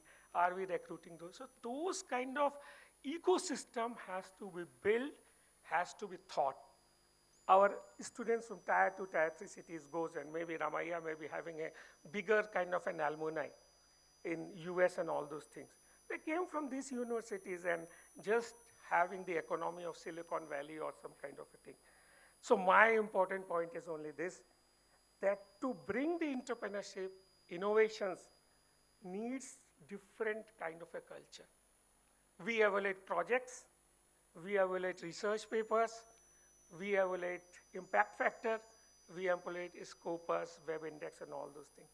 We have never evaluated, never given any kind of a thing, the person who makes product, the person whose product is working village. So we have never talked about project to product or research paper to product. So paper to project and to product we have never talked about. And our academy has not talked about these kind of a thing. So this needs lot of kind of innovations and changing kind of a thing. Now with this technology in place, now coming with new technologies of AI, data science, and all those things, and the penetration, India has got a new opportunity because the next 10 years is of AI and data. And fortunately, Indian students and Indian people have got the maximum data in the country. Suppose this institute is known for the kind of a medical thing. Ramaiah is known for its medical fraternity. But do you know the most of the AI assistive products of medicals are coming from US and all other places because we are not able to collect our data and we are not able to make the new assistive technologies. So it's the time when we have to do production. It's the time when we have to do the academia into a new form. So I remember a very, very famous joke which happened in my front of thing. So we established MIT Media Lab. So one professor, Neil Gershenfield, came to Kanpur and we were having a dinner with IIT professors. I was a part of a project. Then one professor from IIT, who is the head of the department, I will not name, he asked, how many theory and practical classes do you take? So he didn't answer it. The second said, sir, what is your theory load in a semester and what is a practical load? So he laughed, he said, what do you mean by theory and practical? What do you mean by classes and project lab? Our students work on a product. Whenever they have problems, we go and teach on the blackboard. What is this theory, practical, I don't know. What is, I don't know, 12 hours theory, 13 hours. So this is the kind of an academy, and when we go to the foreign universities, we always see that the people works on products and projects, and teachers come and teach them the theory and that kind of thing. I think this is the kind of change which we require. Our students are ready, but the basic question is whether our professors are ready, whether our institutions are ready or not. In the last, I will really want to tell the kind of the talisman which our father of the nation, Gandhiji, gave in the last. And this, I think that for this society is very important. It says that I will give you a talisman whenever you are in a doubt or when the self becomes too much with you, apply the following test. Recall the face of the poorest and the weakest man or woman whom you have ever seen and ask yourself if the step you contemplate is going to be any use of him or her. Will he or she gain anything by it? Will it restore him a control over his own life and destiny? In other words, will it lead to Swaraj, freedom for the hungry, and the spirituality striving millions? So whatever we have to do in this country, we have to really ask ourselves whether it is going to help the last person or not. And in the last, I belong to a city where our alumni is the great Prime Minister of this country, late Shri Atal Bihari Ji Vajpayee. His couplets I will leave with you. मैं अखिल विश्व का गुरु महान देता विद्या का अमर दान. That for our Bharat and India he is written. मैं अखिल विश्व का गुरु महान देता विद्या का अमर दान. मैंने दिखलाया मुक्ति मार्ग, मैंने सिखलाया ब्रह्म ज्ञान. मेरे वेदों का ज्ञान अमर, मेरे वेदों की ज्योति प्रखर. मानव के मन का अंधकार क्या कभी सामने ठहर सका? मेरे स्वर नभ में घेर घेर, सागर के जल में छहर छहर. इस कोने से उस कोने तक कर सकता जगती सौरभ में. Thank you very much for listening, and thank you very much.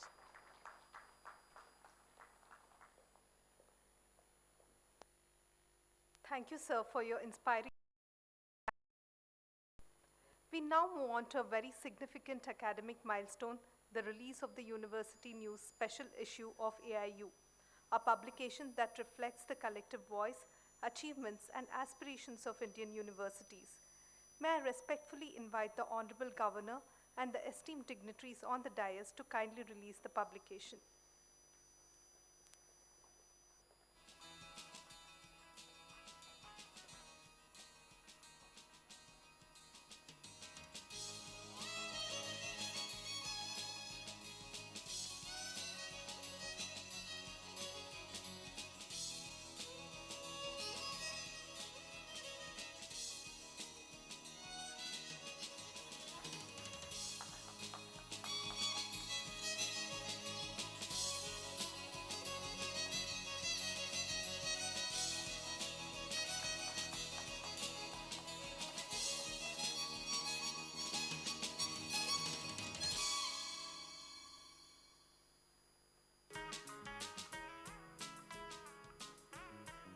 Thank you, dignitaries. Ladies and gentlemen, we now arrive at the most awaited moment of the morning. Gracing this ceremonial occasion as the chief guest is Shri Tawarchand Gehlotji, the Honorable Governor of Karnataka, an eminent statesman whose life and leadership stand as a testament to unwavering commitment to public service, constitutional values, and inclusive nation building.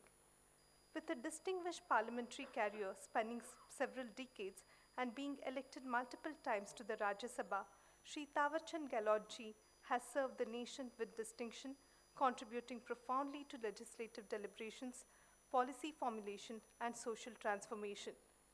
His stewardship is in key ministerial portfolios, particularly in the domain of social justice and empowerment as the Union Minister, and has left an enduring impact on the lives of marginalized communities, senior citizens, and persons with disabilities, reflecting his deep empathy and resolute to pursue of equity.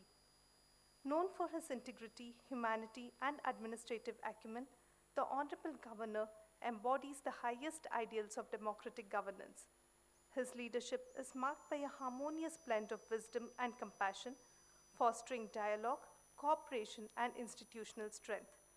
A steadfast advocate of education, innovation, and social harmony, he continues to inspire confidence and trust across academic, civic, and political spheres. His gracious presence at the AIU South Zone Vice Chancellors meets adds immense dignity and gravitas to this historic gathering, making this occasion not only memorable but also momentous for all present here. It is with profound respect and honor that I invite Shri Tawarchand Gehlotji, Honorable Governor of Karnataka, to deliver the inaugural address.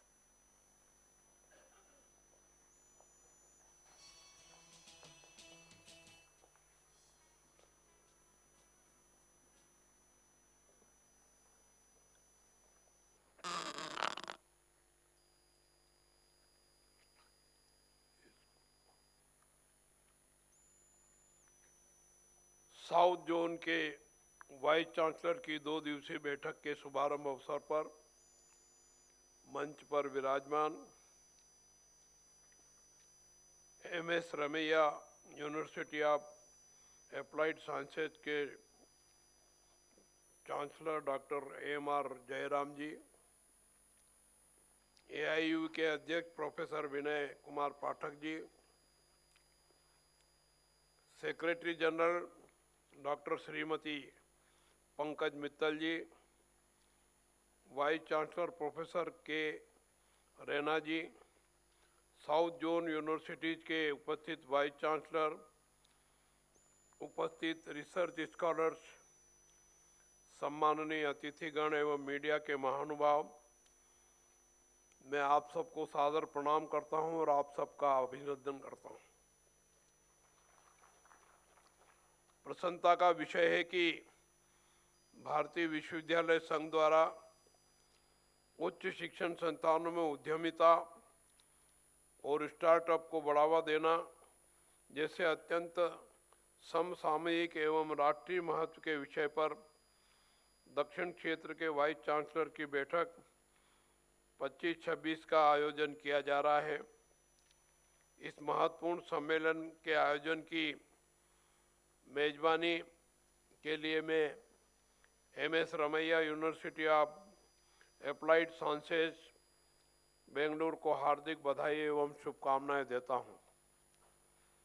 1925 में स्थापित भारतीय विश्वविद्यालय संघ देश के उच्च शिक्षा तंत्र की एक महत्वपूर्ण शीर्ष संस्था है।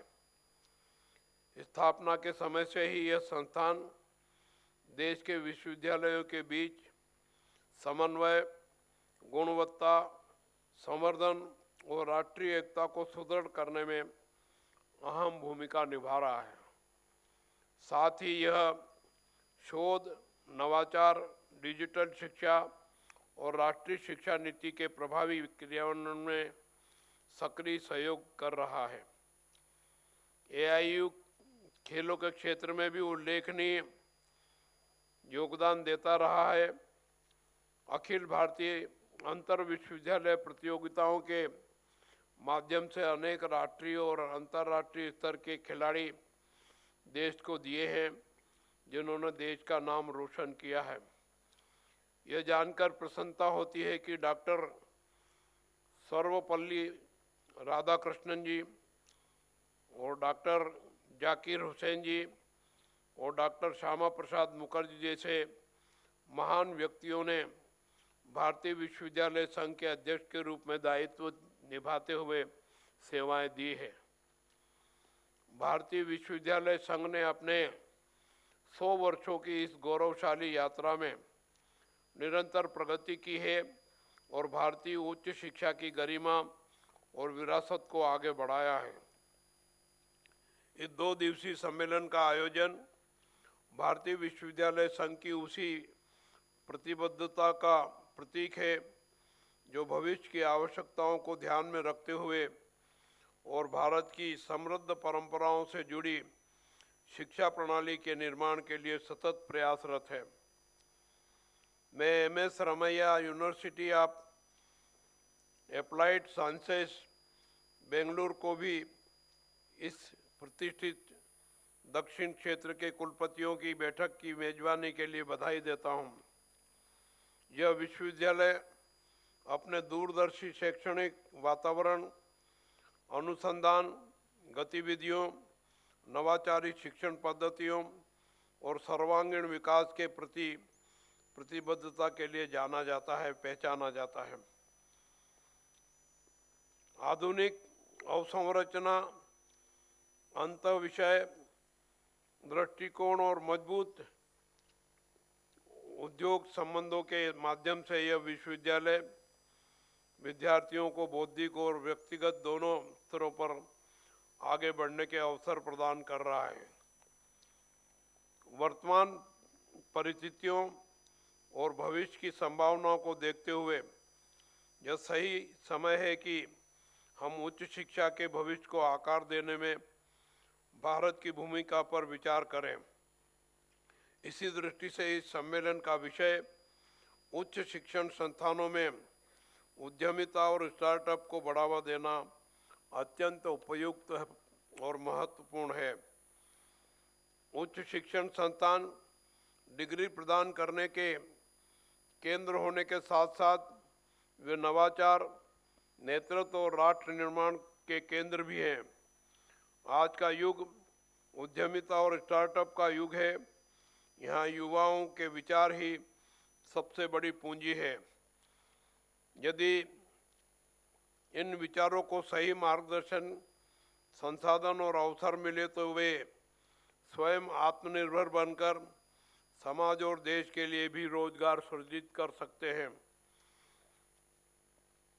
उच्च शिक्षण संस्थानों में स्टार्टअप संस्कृति को बढ़ावा देने से छात्रों में समस्या समाधान, जोखिम उठाने की क्षमता और सृजनात्मक सोच विकसित होती है।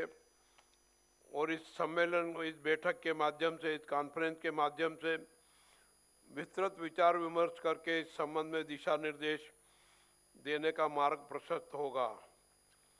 इंक्यूबेशन सेंटर, स्टार्टअप लैब, उद्योग अकादमिक सहयोग और मेंटरशिप कार्यक्रम छात्रों को अपने विचारों को व्यवहारिक उत्पादों और सेवाओं में बदलने का मंच प्रदान करते हैं। आज स्टार्टअप इंडिया और आत्मनिर्भर भारत जैसी पहले युवाओं को नवाचार के लिए प्रेरित कर रही है। आवश्यकता है कि शिक्षक, प्रशासक और उद्योग जगत मिलकर छात्रों को असफलता से न डरने और निरंतर सीखते रहने की प्रेरणा दे दें। जब विश्वविद्यालय उद्यमिता के केंद्र बनेंगे तभी भारत ज्ञान आधारित अर्थव्यवस्था से नवाचार आधारित महाशक्ति की ओर अग्रसर होगा। आज का भारत ज्ञान, नवाचार और उद्यमिता के बल पर एक वैश्विक शक्ति के रूप में उभर रहा है। स्टार्टअप इंडिया, आत्मनिर्भर भारत और मेक इन इंडिया जैसे राष्ट्रीय अभियानों से यह स्पष्ट कर दिया है कि देश का भविष्य डिग्रीधारी युवा के साथ साथ रोजगार सृजक, युवा तैयार करने में निहित है। इस दिशा में उच्च शिक्षण संस्थानों की भूमिका अत्यंत निर्णायक है। मुझे बताया गया है कि इस सम्मेलन में विद्यार्थियों में उद्यमशील सोच विकसित करने हेतु शिक्षा देंगे के लिए निर्णय लेंगे। टेक्नो नेशनलिज्म को बढ़ावा देने के लिए इंक्यूबेशन और इनोवेशन केंद्रों की स्थापना करने के लिए दिशा निर्देश देंगे। स्टार्टअप विकास के लिए विश्वविद्यालय उद्योग सहयोग को बढ़ावा देने के ऊपर विचार करेंगे। ऐसे विषयों पर भी चर्चा की जाएगी। ये तीनों उप विषय भी अत्यंत सार्थक है। दक्षिण भारत ने सदैव शिक्षा और विज्ञान और प्रौद्योगिकी के क्षेत्र में नेतृत्व प्रदान किया है। बेंगलुरु जैसे शहर ने यह सिद्ध किया है कि जब शिक्षा, अनुसंधान और उद्योग एक साथ आते हैं तब वैश्विक स्तर के स्टार्टअप और नवाचार जन्म लेते हैं। हमें इस मॉडल को देश के अन्य हिस्सों तक पहुंचाने की आवश्यकता है। देश के विकास में सहभागी बनाने के लिए युवाओं को ज्ञान व प्रौद्योगिकी नवीनतम विधाओं से परिचित कराने की आवश्यकता है, जिससे यह अपनी कार्य दक्षता का उपयोग कर स्वरोजगार की ओर प्रेरित होकर देश के विकास में अपना योगदान दे सके। हमें प्रकृति और संस्कृति के संरक्षण हेतु हर संभव प्रयास करना चाहिए। जलवायु परिवर्तन के खिलाफ लड़ाई में डिजिटल समाधान भी सहायक हो सकते हैं। इस दिशा में विश्वविद्यालयों को प्रयास करना चाहिए। मैं यह भी कहना चाहूँगा कि उद्यमिता केवल आर्थिक समृद्धि का माध्यम नहीं है, बल्कि यह सामाजिक परिवर्तन, स्थायी विकास और समावेशी प्रगति का भी सशक्त साधन है। विश्वविद्यालयों को ऐसे स्टार्टअप को प्रोत्साहित करना चाहिए जो ग्रामीण विकास, स्वास्थ्य, शिक्षा, पर्यावरण और डिजिटल समावेशन जैसी चुनौतियों का समाधान प्रस्तुत करें।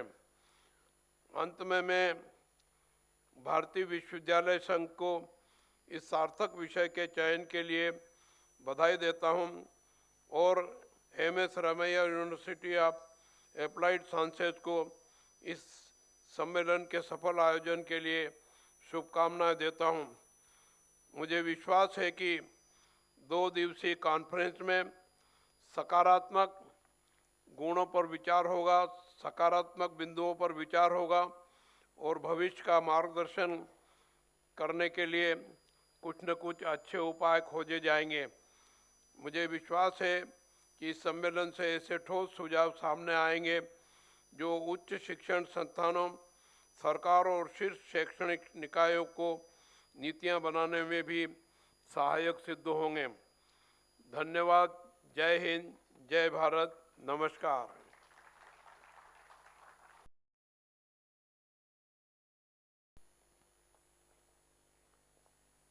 Thank you, Your Excellency, for your deeply inspiring and thought-provoking and visionary address. May I now request all the dignitaries on the dais to kindly join in felicitating our Honorable Chief Guest, the Honorable Governor of Karnataka, as a mark of respect and honor on this occasion.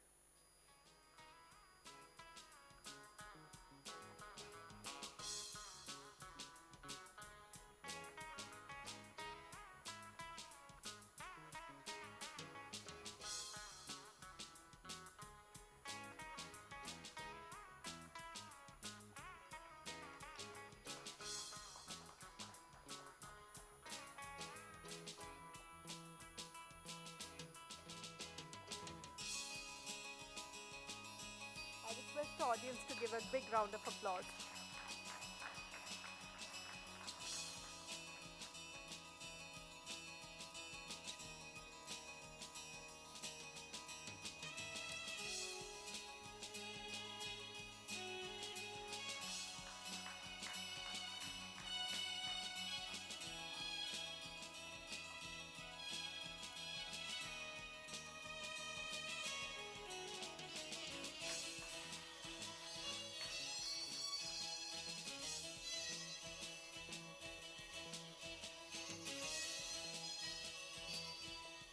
Thank you, dignitaries.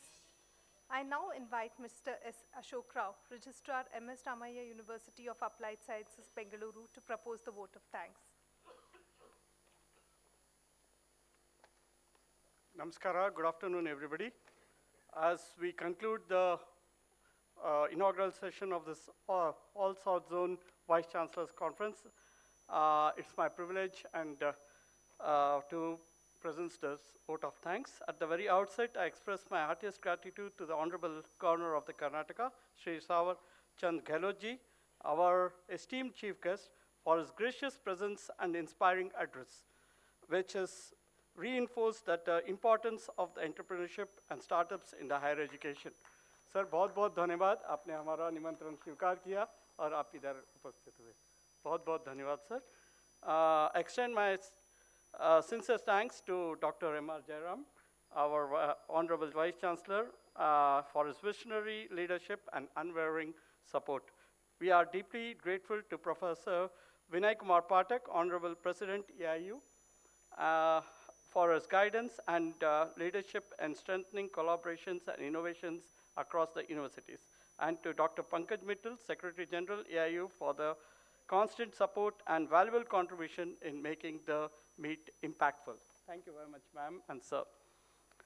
My sincere appreciation for our Vice Chancellor, Professor K.K. Raina, for his leadership and for successfully hosting this prestigious event. I thank all the Honorable Vice Chancellors here, Vice Chancellors and delegates for their active participation and insightful deliberations, which is going to take place in next 2 days. My special thanks to the media representatives, our proud sponsors, and the IT team and the organizing committee, which collectively efforts ensured that we have to conduct this program seamlessly. Once again, thank you all for your presence and support. Let us move forward together to build this vibrant, innovation-driven, and entrepreneurial higher education institute. Thank you very much. Have a wonderful day, and let us please stand for the national anthem.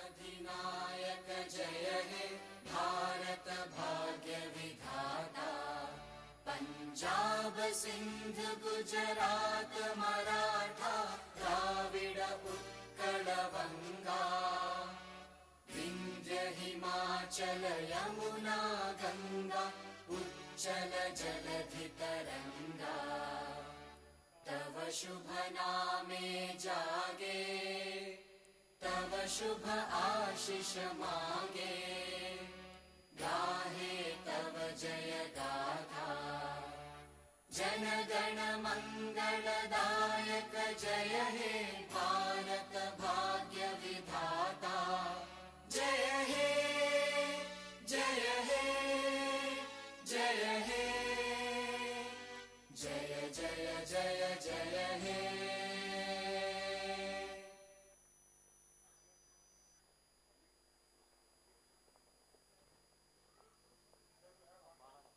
Thank you all. This brings the inaugural session to a close.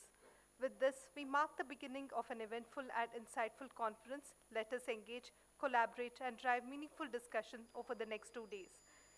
We will now shortly proceed for the group photograph with the esteemed Vice Chancellors and our Honorable Governor in about 5 minutes at the entrance of Ramaiah Medical College, followed by the departure of the Honorable Governor of Karnataka.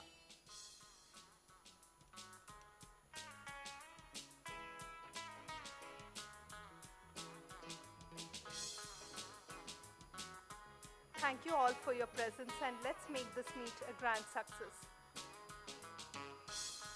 May I request everyone to kindly remain seated and adhere to the protocol instructions.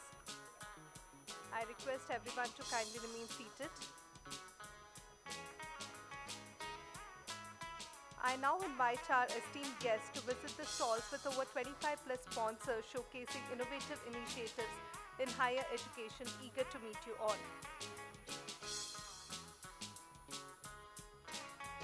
Thank you all for your gracious presence and kind cooperation.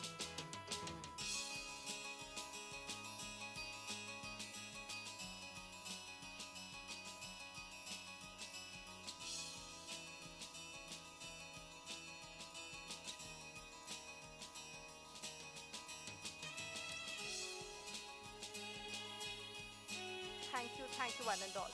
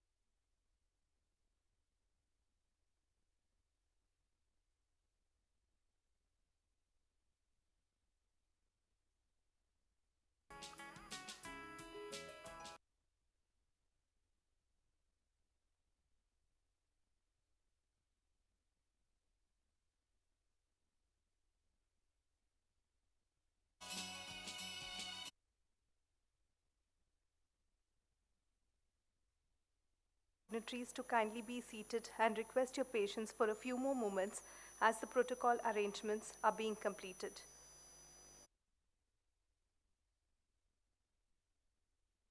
So that actually gives our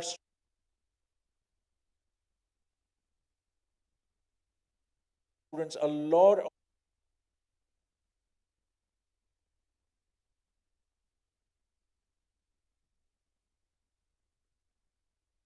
they will get there through our approach to AI education.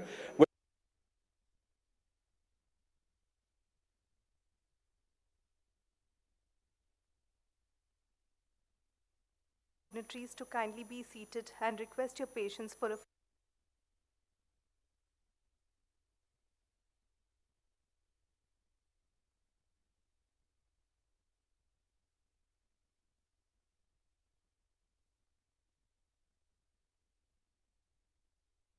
Is it agility? Is it compassion? At Walters Kluwer, we see all these qualities in every professional we serve. All the people who know, who have always known, it's progress that drives us. We are people of progress.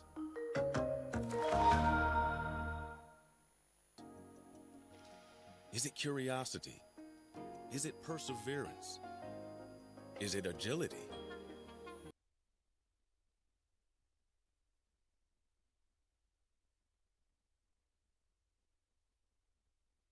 People who know, who have always known, it's progress that drives us. We are people of progress.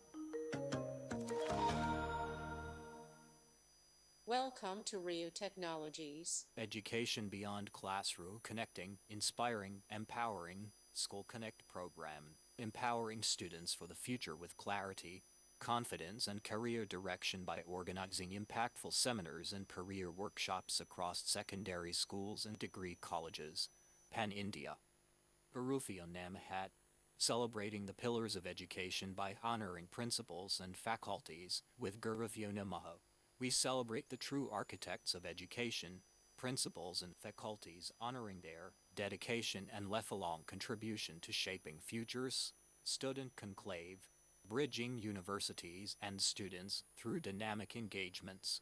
Our student conclave builds strong bridges between universities, institutions, and the student community through dynamic macro student engagements. Thank you.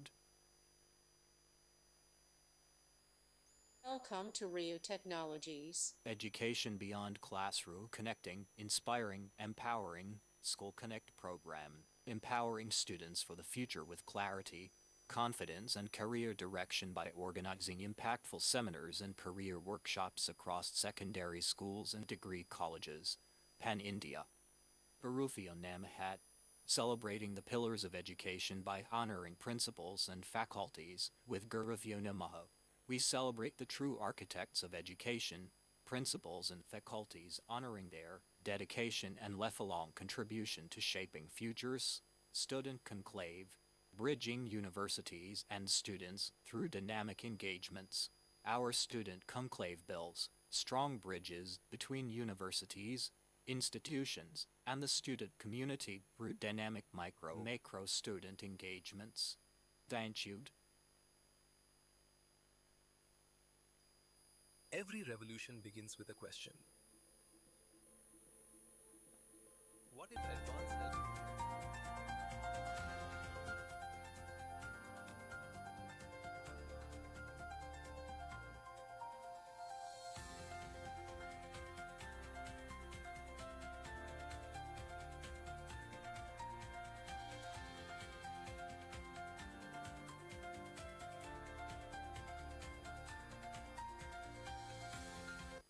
Every generation is defined by the systems it builds. Systems that create trust. Systems that empower people. Systems that shape the future. Today, India stands at the edge of a digital transformation. A transformation built on security, interoperability, data privacy, consent, scale, and vision. We are Intuitive Data Solutions, or IDS, is a global technology and product development company building enterprise and national scale solutions. Our work spans in blockchain, artificial intelligence, cybersecurity, AR/VR, immersive learning, and emerging digital infrastructure. IDS works closely with national initiatives supported by AICTE and the Ministry of Education, Government of India. At IDS, we believe universities should not be passive consumers of technology. They should be active participants. One of the most critical challenges in education today is trust. IDS has built a state-of-the-art decentralized digital identity platform. Bharat Blockchain Yatra is a national initiative to make Bharat a global blockchain leader. A series of mega blockchain engagements across India. IDS XR delivers immersive digital learning experiences with access to millions of courses across domains. IDS has established over 20 centers of excellence across universities, starting with blockchain and expanding into AI and cybersecurity. At Intuitive Data Solutions, our goal is simple: to help universities lead the future. Intuitive Data Solutions. Innovate. Verify. Transform. Can you see what drives us? Is it curiosity? Is it perseverance? Is it agility? Is it compassion? At Wolters Kluwer, we see all these qualities in every professional we serve. All the people who know, who have always known, it's progress that drives us. We are people of progress. Welcome to Rio Technologies. Education beyond classroom, connecting, inspiring, empowering, School Connect program, empowering students for the future with clarity, confidence, and career direction by organizing impactful seminars and career workshops across secondary schools and degree colleges. Pan-India. Arufio Namahat. Celebrating the pillars of education by honoring principals and faculties with Guruvyo Namaha. We celebrate the true architects of education, principals and faculties, honoring their dedication and lifelong contribution to shaping futures. Student Conclave. Bridging universities and students through dynamic engagements. Our Student Conclave builds strong bridges between universities, institutions, and the student community through dynamic macro student engagements. Thank you. Welcome to Rio Technologies. Education beyond classroom, connecting, inspiring, empowering, School Connect program, empowering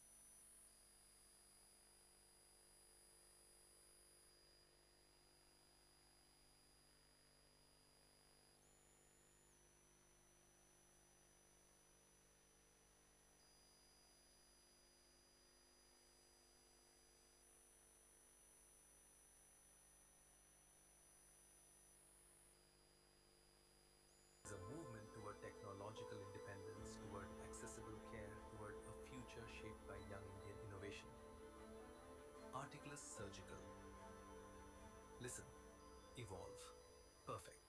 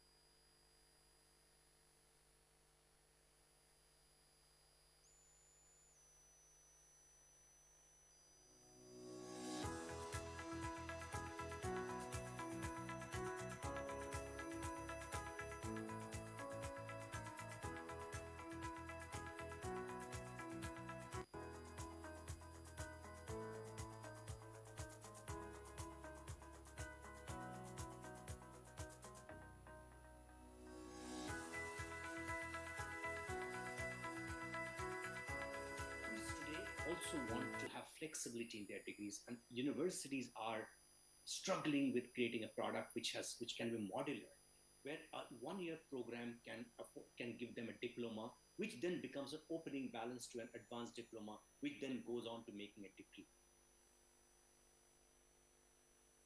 Other problem.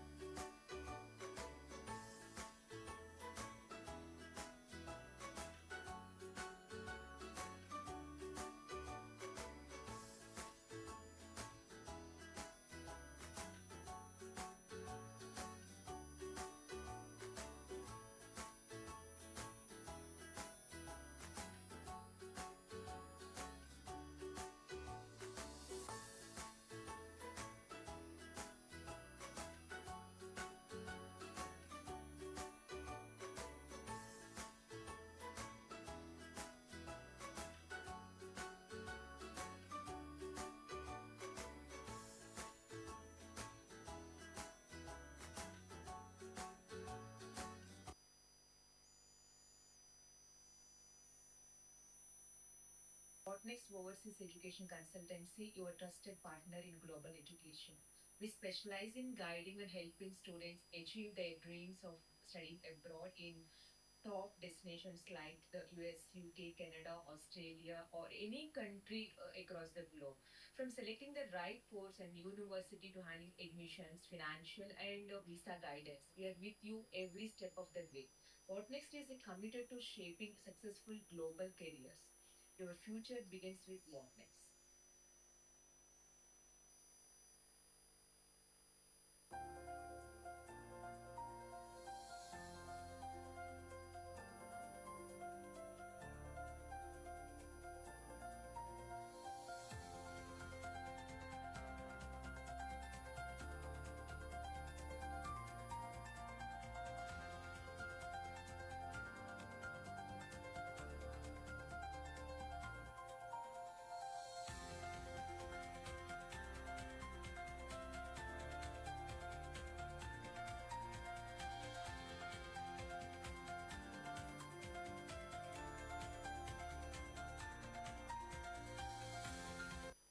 Every generation is defined by the systems it builds.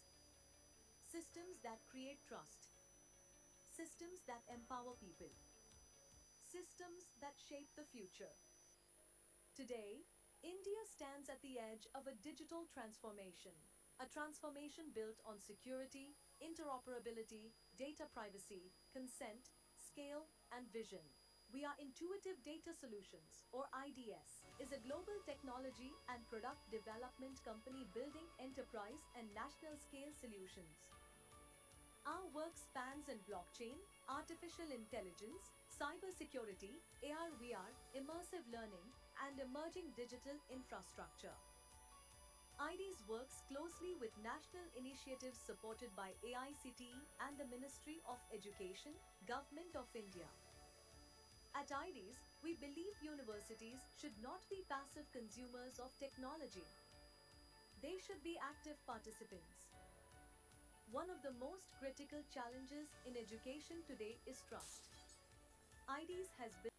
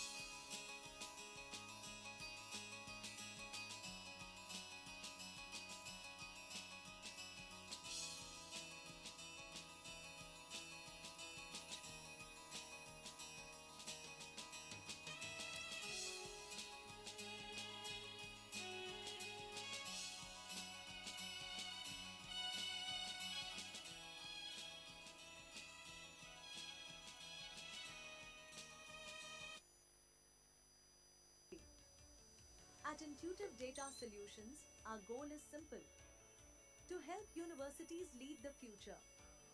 Intuitive Data Solutions. Innovate, verify, transform. Can you see what drives us?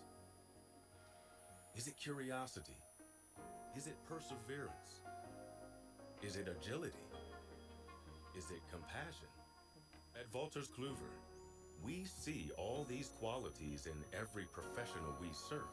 All the people who know, who have always known, it's progress that drives us. We are people of progress. Welcome to Rio Technologies. Education beyond classroom, connecting, inspiring, empowering, School Connect program, empowering students for the future with clarity, confidence, and career direction by organizing impactful seminars and career workshops across secondary schools and degree colleges. Pan India. Barufio Namahat. Celebrating the pillars of education by honoring principals and faculties with Guruvyo Namaha. We celebrate the true architects of education, principals and faculties, honoring their dedication and lifelong contribution to shaping futures. Student Conclave, bridging universities and students through dynamic engagements. Our Student Conclave builds strong bridges between universities, institutions, and the student community through dynamic macro student engagements.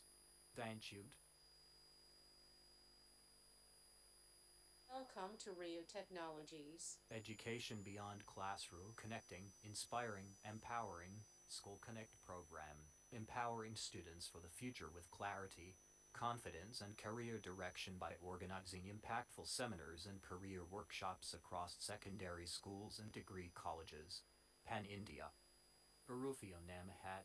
Celebrating the pillars of education by honoring principals and faculties with Guruvyo Namaha. We celebrate the true architects of education, principals and faculties, honoring their dedication and lifelong contribution to shaping futures. Student Conclave, bridging universities and students through dynamic engagements. Our Student Conclave builds strong bridges between universities, institutions, and the student community through dynamic macro student engagements. Thank you. Every revolution begins with a question. What if advanced healthcare technology could touch every life? What if technology independence wasn't a dream, but a decision?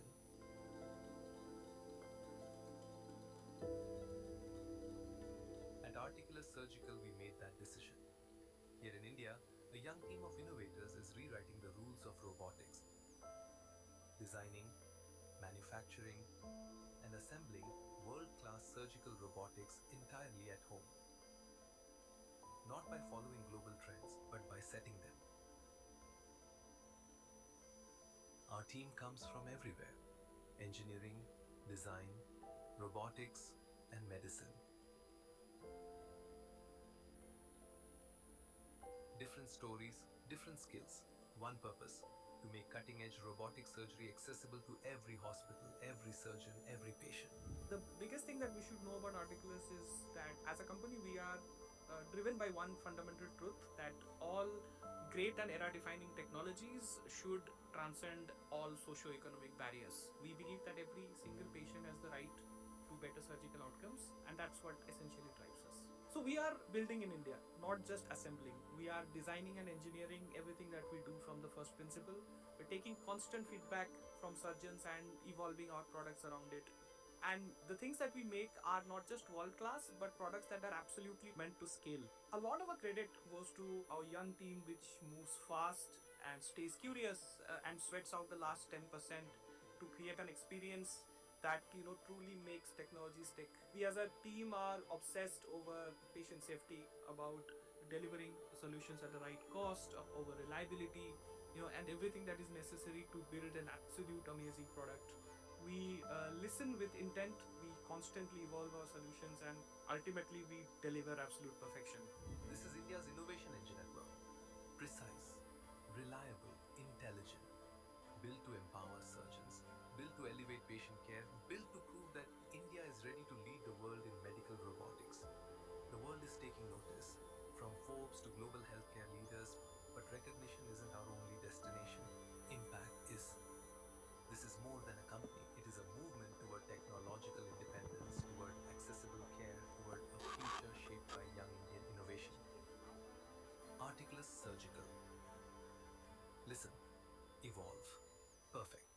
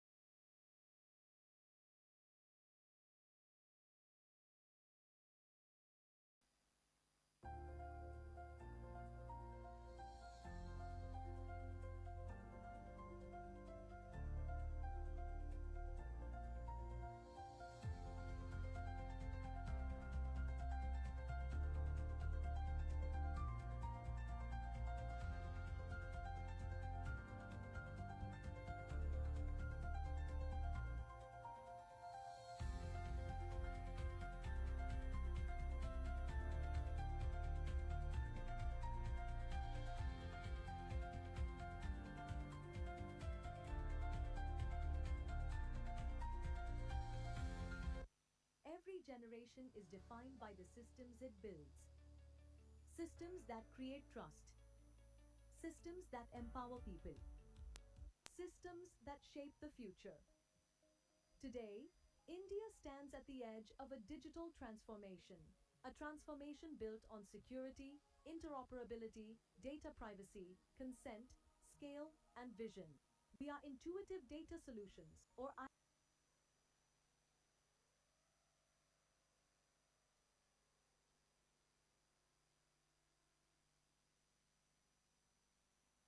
intelligence, cybersecurity, AR/VR, immersive learning, and emerging digital infrastructure.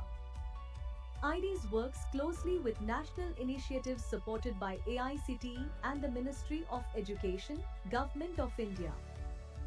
At IDs, we believe universities should not be passive consumers of technology. They should be active participants. One of the most critical challenges in education today is trust. IDs has built a state-of-the-art decentralized digital identity platform. Bharat Blockchain Yatra is a national initiative to make Bharat a global blockchain leader. A series of mega blockchain engagements across India. IDs XR delivers immersive digital learning experiences with access to millions of courses across domains.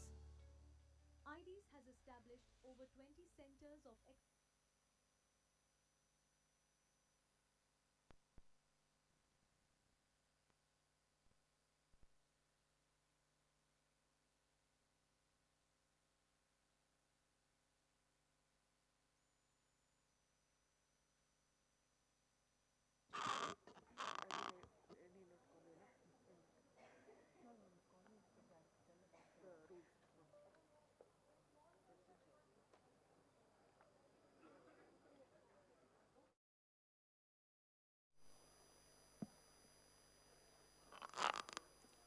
Hello.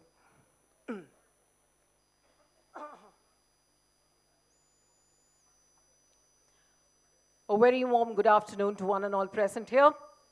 They say, well begun is half done.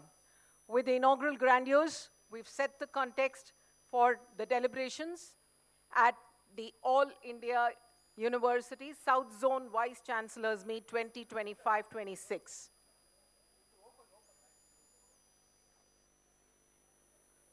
Respected Vice Chancellors and heads of institutions present physically and online with us, respected chairpersons, panelists, esteemed colleagues from academia, industry professionals, entrepreneurs, media professionals, ladies and gentlemen, good afternoon.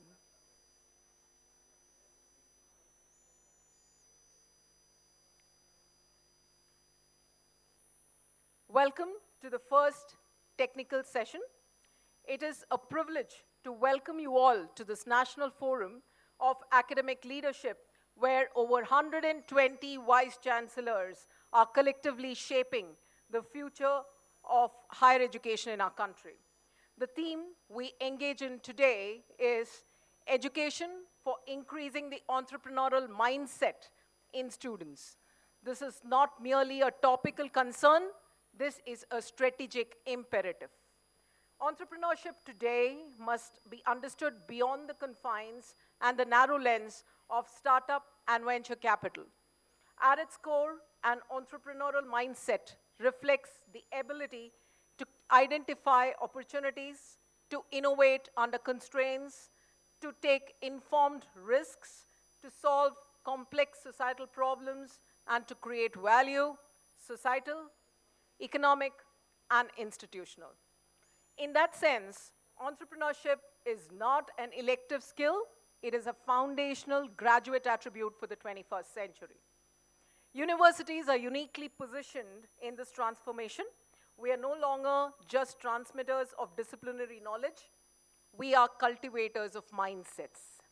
The critical question before us, therefore, is not whether entrepreneurship can be taught, but how can educational ecosystems be designed to nurture entrepreneurial thinking across disciplines, from engineering to management to humanities, sciences, and creative arts. The first technical session today will delve on this theme, and it's my honor and privilege to invite the chairperson for the session, Colonel Dr. Ganesh Tiruvasagam. Along with the speakers, Professor P.L. Dharma, Dr. Tessie Thomas, and Professor Muttumiri Selvan, sir. May I request the speakers to kindly grace the dais with their presence.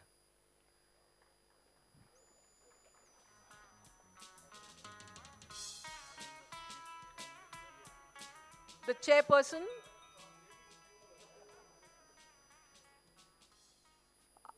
I take the honor to introduce the chairperson to the audience, Dr. Ganesh Tiruvasagam. Ganapati Tiruvasagam. Yes, both are one and the same. Okay. Ganapati Tiruvasagam is a former president, AIU, and provost, Emet University, Tamil Nadu. He's a distinguished academic leader with over 5 decades of exemplary service in higher education, marked by administrative acumen, intellectual depth, and an unwavering commitment to institutional excellence. Having served 34 years as Professor of Commerce and Management, 10 years as Principal, and as Vice Chancellor for 3 successive terms at Bharatiya University, the University of Madras, and Amet University, he has profoundly influenced Indian higher education. He's a prolific author and a policy contributor. He has held several key national leadership roles and received numerous prestigious awards for academic leadership and social service. We are honored to have you here amidst us today, sir. May I now invite my colleague, Dr. Ashmita, to introduce the rest of the speakers for the panel today. Good afternoon to all. I take this privilege to introduce the speaker of the session, technical session 1. So our first speaker for the session, Honorable Vice Chancellor P.L. Dharma. Sir is a professor of political science of Mangalore University and recognized as an excellent teacher and researcher. Sir has 36 years of experience, teaching experience in the Department of Political Science. Sir has served as a Registrar in Charge, Register Evaluation of Mangalore University. Sir is a recipient of Excellence and Leadership Award in Education for the year 2020 and has an outstanding achievement in the field of education. He is also a recipient of prestigious Dr. APJ Abdul Kalam Rashtriya Puraskar and is recognized as one of the best teachers in the year 2023 for his noble work done in the interest of students, teachers, and the entire education fraternity. We welcome you, sir, for the session. Our next speaker, Honorable Vice Chancellor, Dr. Tess Thomas. She is Vice Chancellor of Nurul Islam Center of Higher Education, Kumarakoil, and is a globally respected scientist, academic leader, and administrator, widely known as Missile Woman of India. She has a distinguished career spanning over 3 decades in the defense research, system engineering, and strategic leadership. Ma'am has also served as a senior scientist with the DRDO and has a pivotal role in India's missile development programs, including Agni systems. She has also played a leadership role as Project Director and Director General. We welcome you, ma'am, for the session, and we're looking forward for your presentation. Our next third speaker is Honorable Vice Chancellor, Professor C. Muttumiri Selvan, sir. Sir is a Vice Chancellor of SRM Institute of Science and Technology and is a distinguished professor of nanoscience and nanotechnology. Sir has major role in the national and international accreditation initiatives, including Accreditation Board of Engineering and Technology, USA, Institutional Engineering and Technology, UK, and NAC, and is recognized for his forward-looking approach to technology adoption and e-governance in the academic administration. He is also an honorary guest professor in Suzuka University, Japan.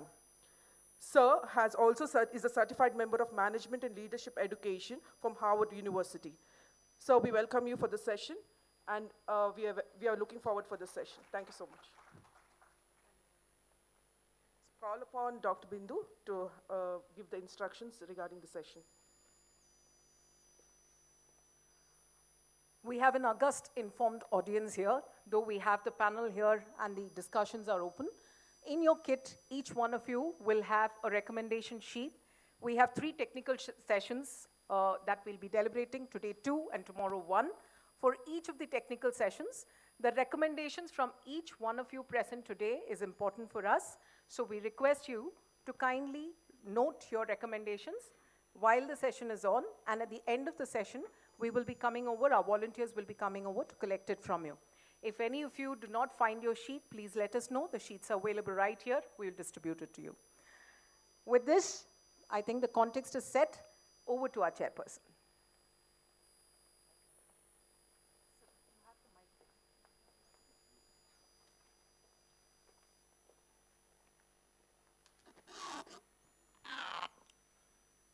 Good afternoon to every one of you. Good afternoon.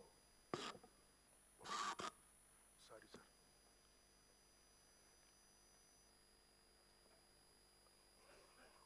I have to start with a remark, which one is very much applicable today. When I was the Vice Chancellor of Bharatiyar University, Coimbatore, of course, around more than 15 years, I received a call from Personal Secretary to then Chief Minister. Sir, you Vice Chancellor Tiruvasagam?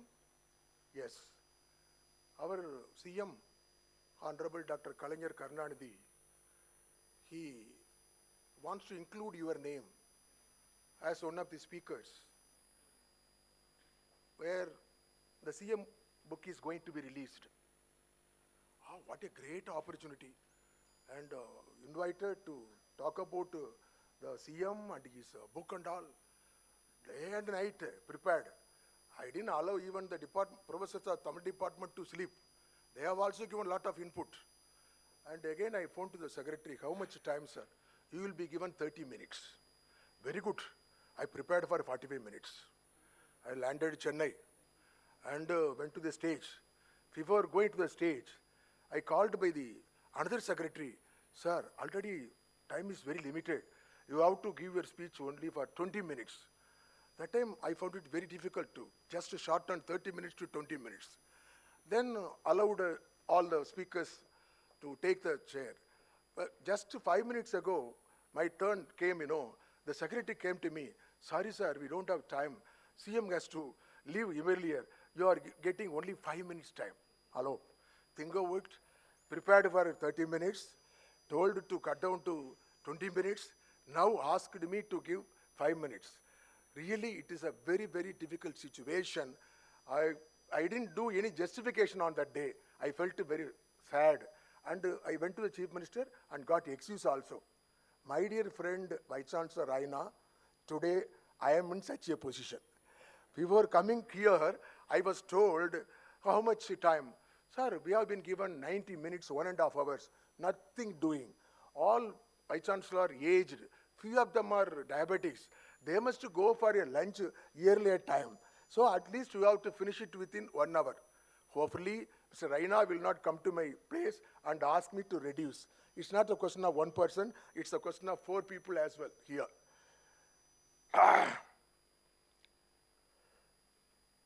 Beloved and respected, my former colleague and Secretary General of AIU, Dr. Pankaj Mittal, my long-time associate and friend, the Vice Chancellor of esteemed University, Dr. Raina, the first President of AIU, Dr. Sharma, and learned, well-experienced leaders of higher education, the Vice Chancellors of the Southern State and public universities. Good afternoon once again to all of you. I should start my speech with an excuse. The morning, the Chancellor of the university regretted that in the public universities, only 30% faculty members are working. For your kind information, not only faculty members, come to Tamil Nadu. Out of 32 public universities, almost 27 public university Vice Chancellor posts are vacant. So we work along with that. We don't know where I have to carry the message and tell about rest of the Vice Chancellor who are not there as well. So this is the pathetic situation. But even otherwise, we must do some justice for the assignment we have been given. My dear friends, now I have made a request with my colleagues of three eminent speakers, because they are all in the field. I am out of the field. You know pretty well, I was introduced as a provost, not as a Vice Chancellor. They are very well experienced people. They are in the field as well. They will be taking minimum of 10 to 12 minutes each. Am I right, sir? Including the slide presentation as well. And I may take another 10 minutes. And I assure you that you will be allowed to go for lunch on time as well. My dear friends, as far as my experience in higher education is concerned, 55 years I have been in higher education. Started my career as a lecturer, promoted as a HOD, served as a principal, and served as a Vice Chancellor. From the day of my lecturership, the slogan for higher education, the objective of higher education, even today is providing, ensuring employable education. It was drafted probably Dr. Pankaj Mittal when she was the Joint Secretary of the UGC as well. Even today it is there. How far that objective, overall purpose is very much relevant today, that's a question mark. Now, thanks to AIU, they have given a different title. After realizing we like people Vice Chancellors, time has come to redefine the objective of the higher education of India. It should not be limited with ensuring employable education. It should be extended to ensuring employable and entrepreneurial education as well. See, when I started my career in the higher education, CBCS was introduced, choice-based credit system. Then came the semester system. Then came the credit system. Now, nowadays, you know pretty well, we are all not working for anything. We are not working for management. We are not working for higher education. We are working for get the NAC accreditation. That is the major work of all the Vice Chancellor as well. So when it is a case, we must see that a lot of importance must be given after redefining the overall objective of higher education. If it is the case, I would like to share a few of my thoughts before presenting my actual slides and PPT as well. Basically, as you are well aware that our higher education system contributes the nation's economy, industry, and society for the last so many decades, and giving lot of inputs for development of youth as well. But it is undeniable that India universities have been given birthplace for numerous Nobel laureates, scientists, technocrats, even very worthful use as well. They are all there demonstrating their identity both inside and outside the country, even during the pre-independent and the post-independent period as well. This is one side of the coin. Another side, I do totally endorse with the challenges which has been mentioned by the Chancellor of the University in the morning. There are challenges. Challenges I can list out in different way as well. My dear friends, the recently conducted and completed Parliament, the Minister for Employment has given a statistics saying that almost 23% of the graduates of this country either unemployed or underemployed. Despite we send out almost 10.5 million graduates every year from the so-called 1,400 universities. That is one aspect. And another aspect which is very contrast India is not the poor country nowadays. India is economically very strong country. As on date, the economic growth rate of India is 7.1%. When you think about GDP, now it is US dollar of 8.11 trillion as well. And of course, we are in the 4th place as far as economic development is concerned, after United States, China, and Germany as well, right? What is the situation now? We have been seeing, not only we ourselves Indians, entire countries of the world are facing, even today, economic dualism. But we face one more dualism. It is nothing but educational dualism. Yes, there are both ends. One end, yes, we have given lot of people working for India and outside. They are in the very top position of CEOs and even some of them owners of IT industry as well. Another side, there are people, even after completing their graduation, they are unemployed. So we face this situation, which is due to what? It is even after 76 years of independence, disparities in educational outcome, relevance, and employability continue to persist. Under the situation, what should we do as Vice Chancellors, what we should do? Yes, it's a proven fact. Higher education system of India serve as the conscience keeper of the society. Now, even now, serve as a catalyst for innovation, excellence, enterprise, and national development also. When it's a case, where is the mistake? Where the fault lies? Mistake and fault is not with us, it is with the system.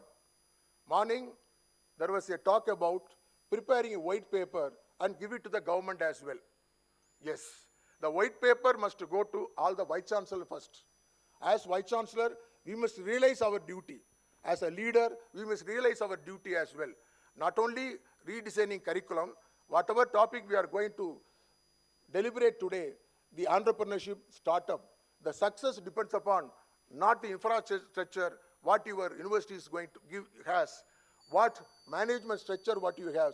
It all depends upon how the leaders are going to take forward as well. My dear friends, now there are some lights for us by which we can come up. That lights are nothing but National Education Policy 2020 and SDG, 17 SDGs. Both these documents of national and international is a really source of inspiration for us and give us chance to prepare a roadmap how we can make our student very creative and critical thinking, problem solving, and above all, entrepreneurship. My dear friends, only through this paradigm shift can higher education can truly empower our youth and contribute meaningfully to India's long-term economic and social development. Hopefully, that transformation will take place very soon in our campuses. Now, I will like to go for my slide just for 5 minutes because I prepared, I have to share with you. Please. Sure.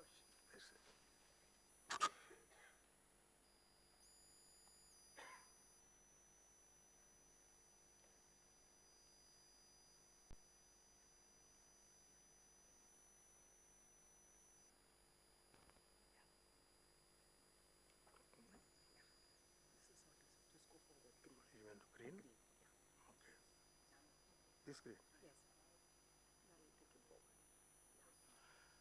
Sure, time has come to remember, retain Gandhi's name. Slowly, Gandhi is not going to be with us. So at least now we have to remember Gandhi. The future depends upon what you do today. It is the definition given by definition of entrepreneurship given by Mahatma Gandhi. My dear friend, I have a small statistics. This I have got it from Global Economic Forum Jobs Report of 2025.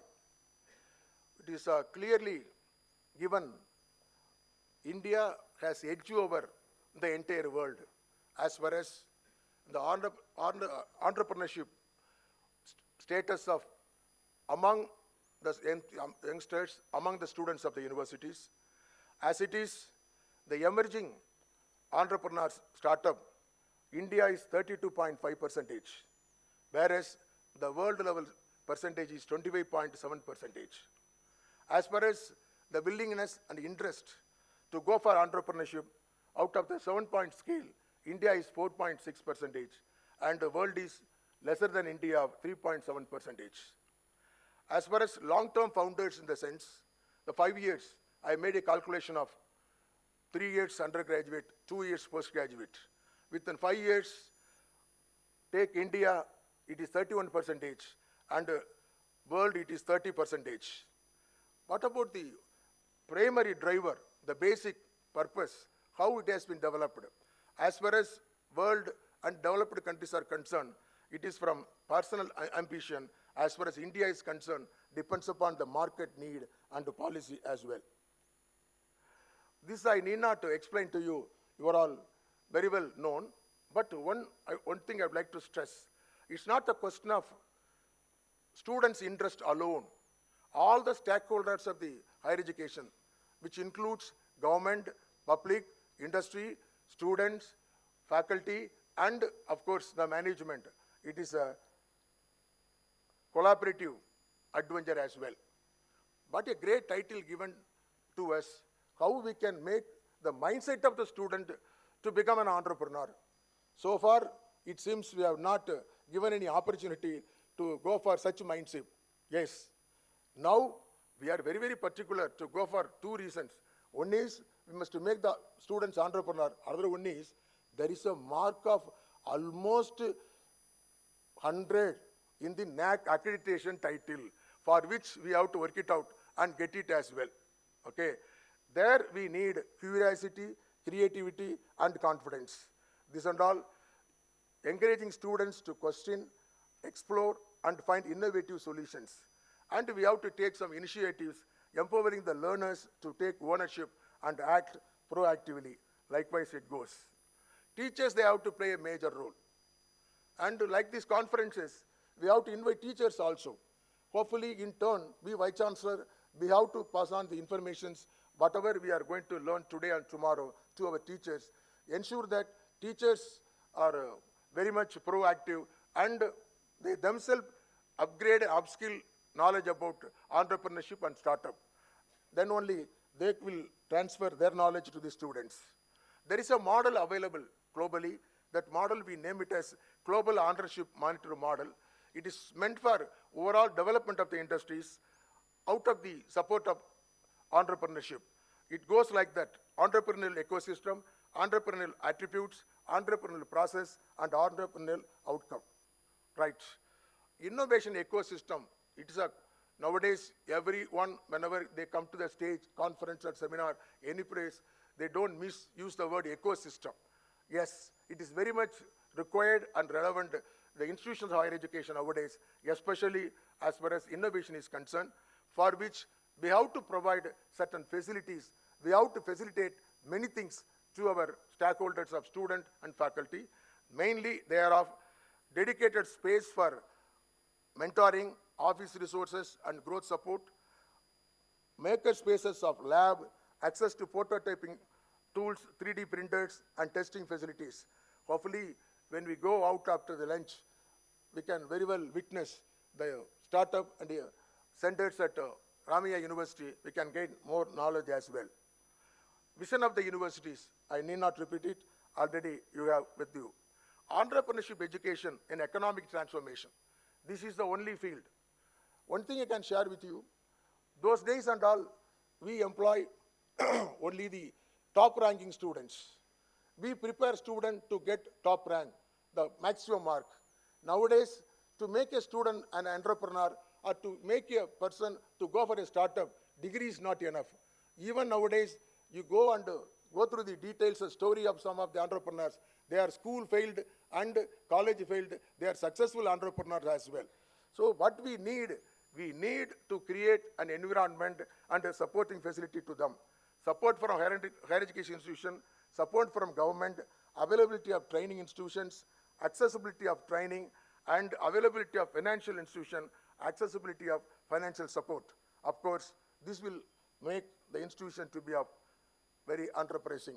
I need not repeat it. We are very much behind education policy of 2020 and STG. Invariably in all the places, we have chances to learn. At the same time, we are getting a lot of support also, while the government of India is, of course, implementing very strictly as well. Yes, white paper, I would like to remind and request the government of India. For higher education, the NEP document creators, they asked 6.1% of GDP to be given to the education. So far, nothing happened. So every time white paper goes, but money not comes. Without funding, no, it's not possible. I met a Vice Chancellor morning in the breakfast. He said he is from a government university from Karnataka state only, but he is not getting even a single paisa of grant. How we can imagine about going for a entrepreneurship development and startup? So the message must go in the recommendation of AIU that sincerely allot 6.1% of GDP for education. Then only we can get the share. Why not all of you give a big hand as well? It's a fact also. Funding opportunities in India. Of course, there are so many organizations extending a lot of funding. These, sir, 2 more slides, sir. Innovation Entrepreneurship Development Program, DST 2 to 5 lakhs per student. And these are all normally, as Vice Chancellors, you might have received a communication circular from various agencies. I need not repeat it. And this one is, you are very much aware of this AICT's Idea Lab. If you go for Idea Lab, you have to contribute 50 lakhs. You can have everything by which you can make a base in your institution. This is most important. Funding opportunities for student entrepreneurship in international agencies. There is a Thiel Fellowship of $2 lakhs, approximately 1.6 crores. And HEIs to price, it is $10 of 10 lakhs, 8 crore plus 8 crores. Global Student Entrepreneurship Awards, it comes about $1 lakh. Echoing Green Fellowship, $of 90,000. Rainer Anhold Fellowship, of 1 lakh. This and all, you try, hopefully you can succeed also. There are many challenges to meet out and to reach the destination. I have a challenge of time. I am leaving the challenges part to my success speakers. And these are all government programs. How we can build India by giving importance to entrepreneurship and startup. Entrepreneurship education is a strategic national necessity. Alignment among policy, institutions, teachers and students is essential. Higher education must shift from job seeking to value creation. The long-term objective is an innovation-driven and employment-generating India. If you are very serious about it, so there is every possibility of taking our institution with a great guide, going for a reaching objective of higher education, of providing employable and entrepreneurial education, and ensure that all our students are failed or passed will become an entrepreneur. Wish you all best of luck. Thank you very much for the opportunity.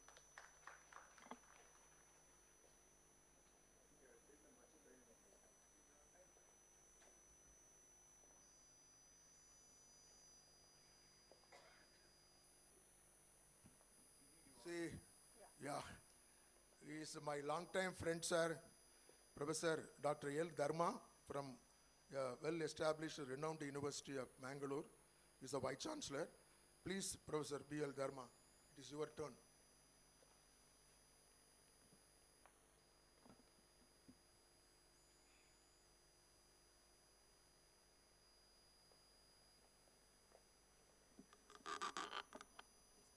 Oh yeah, that's fine. The color displayed doesn't mean anything. Ellargu namaskara.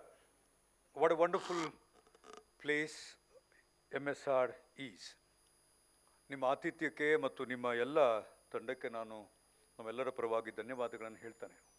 Absolutely comfortable. You made us so comfortable. Inauguration was absolutely thought-provoking. Let me start with an important note of the respected Chancellor Saab. He, in fact, gave us a very different idea as to what it ought to be. before I go to my slides.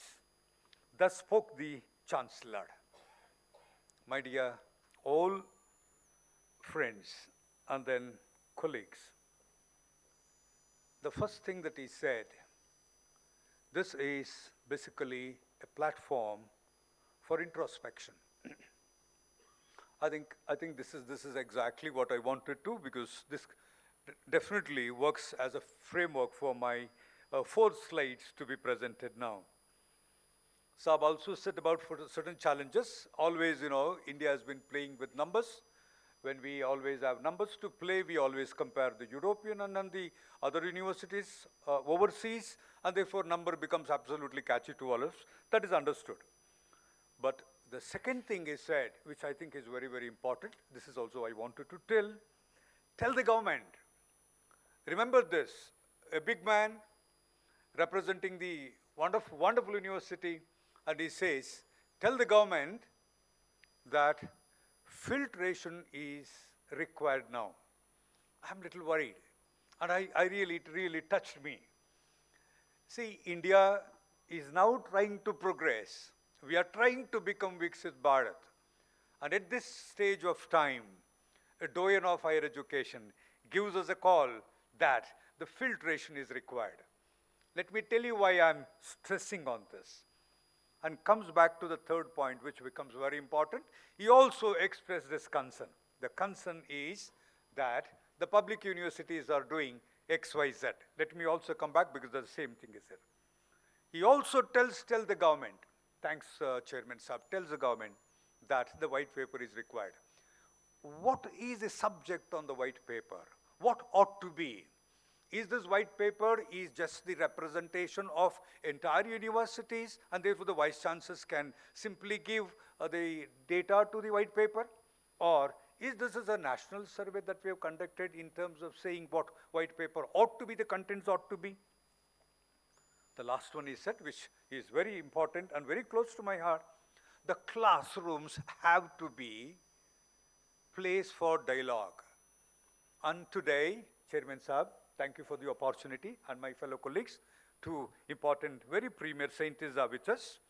Today, we are talking of entrepreneurship, opening up the universities for all industries, opening up industries for all kinds of, do's and don'ts and experiments.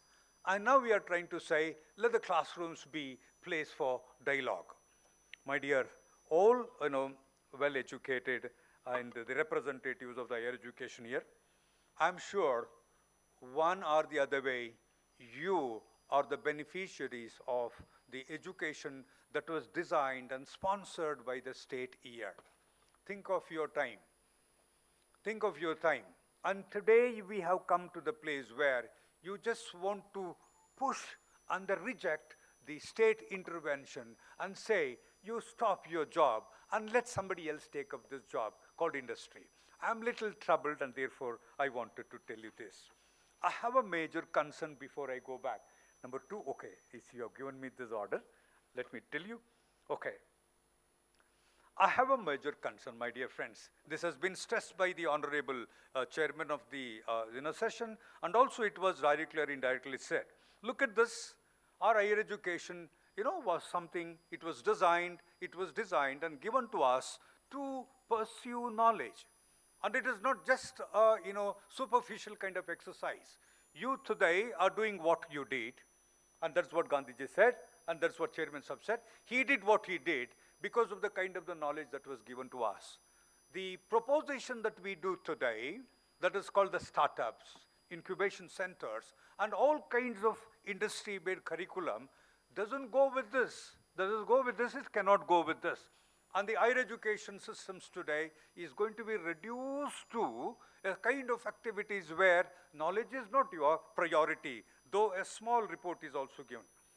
Critical thinking, Chairman Saab said, the inaugural address was critical thinking. Let it become a platform for dialogue. Let it become an introspection where critical thinking has to happen. I'll also show you the table little later. as to how in universities today, at least in public universities today, let me speak not about the private universities as well, where the space for critical thinking is almost marginalized, is almost bulldozed. There is absolutely no space for the critical thinking as well. If you don't, remember, how will you bring the society together? If you don't have a critical thinking, and if you handle institutions and the students as simply your product, and simply your product, how will you bring the society, the critical society, the juncture today with which we live? And this is very important. We are not allowing students to reflect, but you, and sir, look at the kind of the words that so hard it is. The reflection came from the kind of education that you and all have had, which I'm sure today we are not able to impart to the students.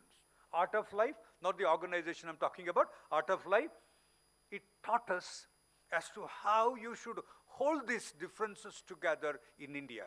And we were talking about the techno-nationalism. Madam was saying, wonderful note, but remember, this nationalism is still in making in India today. Still in making India today. And nationalism, the challenges to nationalism is not being addressed to the kind of propositions that we make these days. We have been strengthening the democracy because of the kind of the higher education that we have. But today, I'm afraid that we do not contribute to the democracy here. If you do not support to the democracy, and if you do not support to the democracy, and you become the voice of only capitalism, corporate sector, remember, we do not have future. Because in this country, unlike the Europe, you need to manage the differences here. You need to manage the conflicts here. That's why I was a little, apprehension about it. I'm talking of the accommodative nation.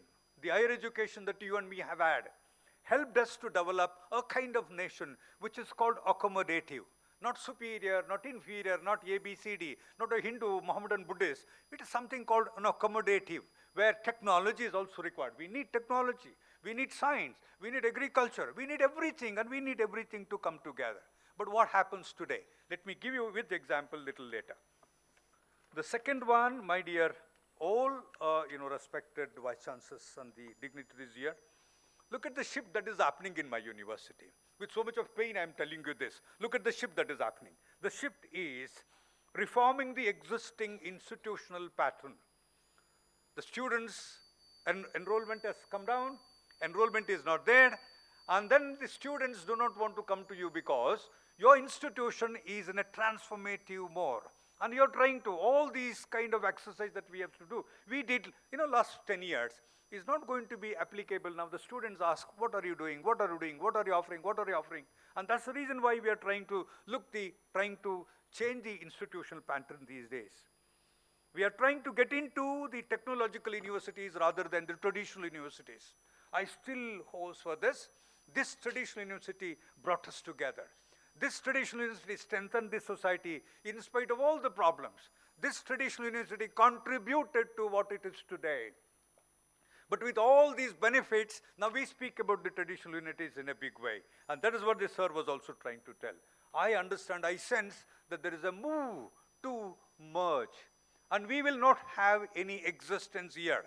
I'm calling you now, I'm calling your attention, at least the public universities, we are trying to go for a merge slowly and steadily. Changing the designations. In my university, my students will ask you whether I teach political science, history, economics, geography, psychology. They will ask you, do you have any statistics here? Do you have any skill enhancement program here? And therefore the designations are changed here. Incubators, skill enhancement programs, and then startups rather than the departments. No departments are available today. And no more departments are available today. You need to change your website in terms of making it more and more marketing, and that's exactly what's happening. Changing also the focused institutions today. Morning it was said, broad-based education. Remember, when you got educated, you also brought everybody together. 70 years of journey made us, all of us, proud because you brought everybody together, including the women. The time is up. Oh my God. I'll just, okay. Multi-campus, so this is very important. Designing the curricula to the other. I'm designing now curricula for the sake of industry today. It is not for the students. It's not for the student. Utilize the existing faculty with cosmetic trainings, experience sharing, probably only the success story, not the other stories. You don't tell about the history, 7 years, 7 decades of the history today. You only tell the stories of the success. It is pure professionalism on the campus rather than the scholarship. No scholarship. Investment is being spoken rather than fostering creativity on the campus. Nobody reflects on anything, but only you speak of investment. You speak of result-oriented activities. You all discourage state, intervention, my dear friends. Let me hurry. All, discourage state intervention. If state were not to intervene, in this country, nothing would have happened here. Nothing would have happened here. But now you speak of, you stay there because you don't have business. The only business is for the industry. Industries have entered to the industry, entered to the universities, regulate in such a way, draft curricula so that industry is present in your curricula as well. Last one, stage of rapid deterioration. This is really painful, but let me tell you, increasing superannuation rate in my university. For the last 4 decades, most of the people were appointed, now are retiring, no recruitment is taking place. This is what I want to tell. I've also shared with the same thing Professor said that morning. The Chancellor also said, 0 appointment in the last 15 years, 0 funding in the last 15 years, 0 commitment from the young teachers. We are the institutions today running the university, the research-oriented universities with guest faculty, young students who are not easily available to us, to orient them, to educate them, to help them in terms of the last one. Madam, 1 minute, I'll take.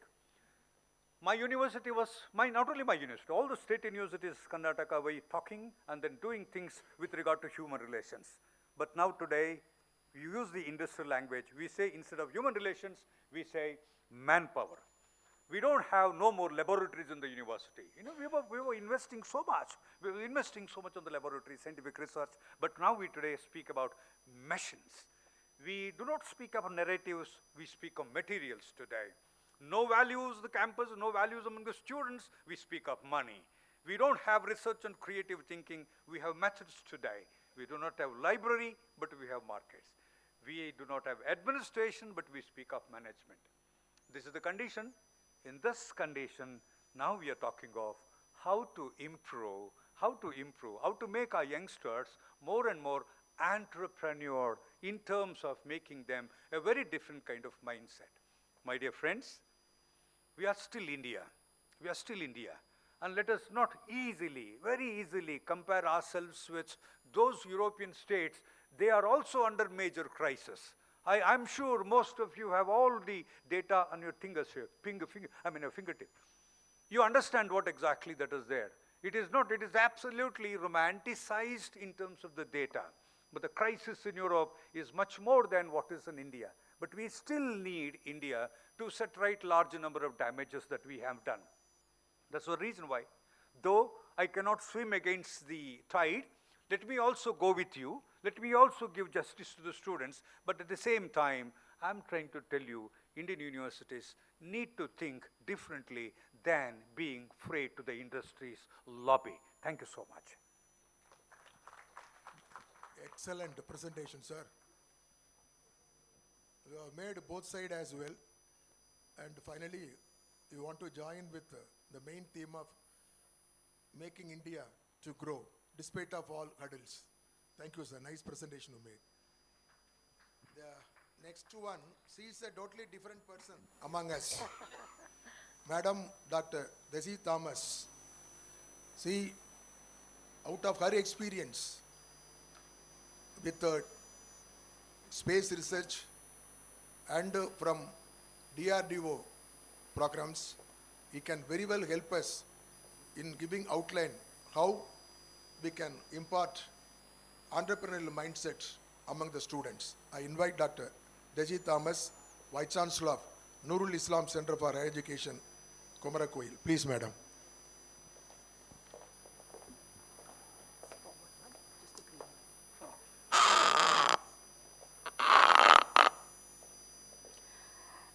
respected chairperson and my co-speakers and officials from AIU and all the vice chancellors present here. A very good afternoon to all of you. I was just listening to all the speakers from the morning till now. They were all giving the perspective of what our universities faced or facing, the problems of today. But I look at this opportunity to see our universities for the future. So I'll start with how do we redefine the purpose of higher education.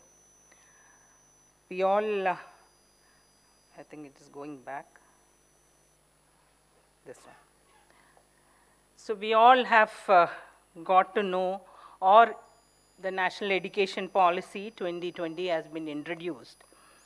But if our country can take up, from the higher school onwards, this NEP 2020 in its true realistic value, I think things can change within. We'll see the change, definitely we'll see the change in the coming years. So we need to give the initiative and adaptability and for skill development. And then comes the leadership role. So creating centers of innovation, multidisciplinary learning, and then comes the societal transformation. Nurturing an entrepreneur mindset. This is very important, as everybody mentioned. How do we do that? That is leading to, if we have such a mindset, a growing mindset, then it can lead to startups and job creators, innovators, ethical leaders, and nation builders. This is the one. So we need to look at this entrepreneurial mindset as a national imperative. Many of the data were said. We have 1,150 universities. Per year, annually, almost 4 crore students come out of which 1.2 crore youth enter into the workforce. And India, with 1.8 lakh to 2 lakh startups, we are still as the third largest startup ecosystem in the world. US and China are there.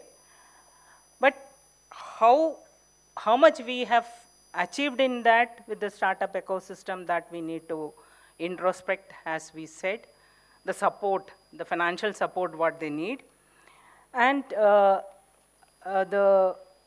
6.3 crore MSMEs today exist in India, along with 1.5 lakh large and medium scale industries. And on an average, 11 crore people are employed as an employment state, and 30% of GDP contribution is by MSME alone. The problem lies why the progress is not happening as required is because the education and the industry function in silos. So how to bridge the gap? We need to build the entrepreneurial ecosystem, experimental learning, internship, industry engagement, and community relevance. Definitely the future belongs to nations that create jobs and not just seek them. We have 3 powerful national visions in front of us. The NEP 2020, it calls for an experiential, multidisciplinary, and innovation-driven education. NEP 2020 provides the educational vision. Then secondly, the Atmanirbhar Bharat focuses on self-reliance through manufacturing, MSMEs, and indigenous innovation. That is, Atmanirbhar Bharat provides the economic direction And thirdly, the vision for an independent economy and scientific and technology growth through Vikasit Bharat at 2047. That again envisions India as a fully developed, inclusive and globally competitive nation. Again, Vikasit Bharat provides the long-term national goal. We need to look all this as the powerful tool to reach to this level of goal achievement. Now, when we say, and the way we think about entrepreneurship matters. Looking at universities, we need problem solvers. Here, I can take the example of India's efforts and achievements in space, defense, and nuclear capabilities. The visionary leadership and the creative thinking has made these scientific organizations to build self-reliance and put India into the elite club of nations, ranking from 1 to 5 in all the achievements. In certain cases, we are first of its kind in technologies development. So if we are put to a situation or a progressive thinking for the future, I think we all can turn out to be the performers. So starting from problem solving and value creation, project-based learning from the first year, this is very important because we always look at the project only toward the final year of the education, but we need to, if we are looking for an entrepreneurship or the mindset for the students, we need to bring in the project-based learning from the first year itself. It has to get merged into the curriculum. Problem statements sourced from industry and society. Because one can think about startups or the ecosystem, industrial ecosystem. We need to know the problem from the industry and the society. Then incubation centers and pilot plants or the infrastructure has to be built up in the university to start thinking about achieving any projects or giving any skill development to the students. Seed funding and IP facilitations, strong alumni and industry networks. See, all this happens only very few cream institutions, whereas we need to bring in a situation where all the universities get the benefit. Universities to function as innovation anchors, where that is possible with the student, faculty, investors, and the industry collaboration. Now we need to look at, this is very important for taking note by our Association of Indian Universities, AIU, because we need to look at to have a transformative policy framework from vision to execution. So we can think about formulating a national level industry institution integration platform where the Ministry of Education, Ministry of MSME, and AICT work together to get a framework done for this transformation to happen. A curriculum transformation, experimental learning and incubation ecosystem, role of faculty as our teachers or the professors has to have the knowledge as well as this transformation and or the institutional leadership qualities. As mentioned, I think the time is getting short. Map courses to industry, all this has to be done. From institution to industry exposure has to happen, and industry in turn as entrepreneurs has to again come back to the institution and give the capabilities or opportunities, training the students, and then only things can work. So forming a policy, how it can be framed work for all the universities. It's not for a few selective universities, it has to come as a policy, like we have any other policy decisions. Then roadmap for the universities is, it has to happen in 4 phases. That's what I felt. The foundation phase, mindset orientation and curriculum integration, engagement phase, the experimental learning and partnership. The application phase comes the incubation and startup development. Scaling phase, the institutionalized policies and global exposure. Then the outcome can be sustained, inclusive, and measurable outcomes are possible. I'll conclude within another 1 minute. So that is from degrees to discovery. We need to nurture innovators. The word innovation, incubation, we keep using, but we need to nurture the innovators, leaders, and responsible citizens. Align the curriculum, pedagogy, assessment, research, and governance with entrepreneur values. Again, if we guide the vision, if we take up the vision of NEP 2020, things can be channelized for the future. The students get the skill development or the knowledge of application-oriented knowledge comes from the school, higher school onwards. Then for the higher education, it becomes easier with infrastructure development.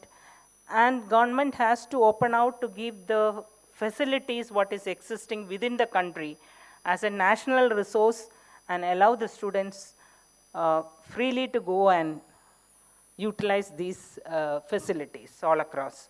So then we can transfer the universities into engines of innovation and inclusive growth.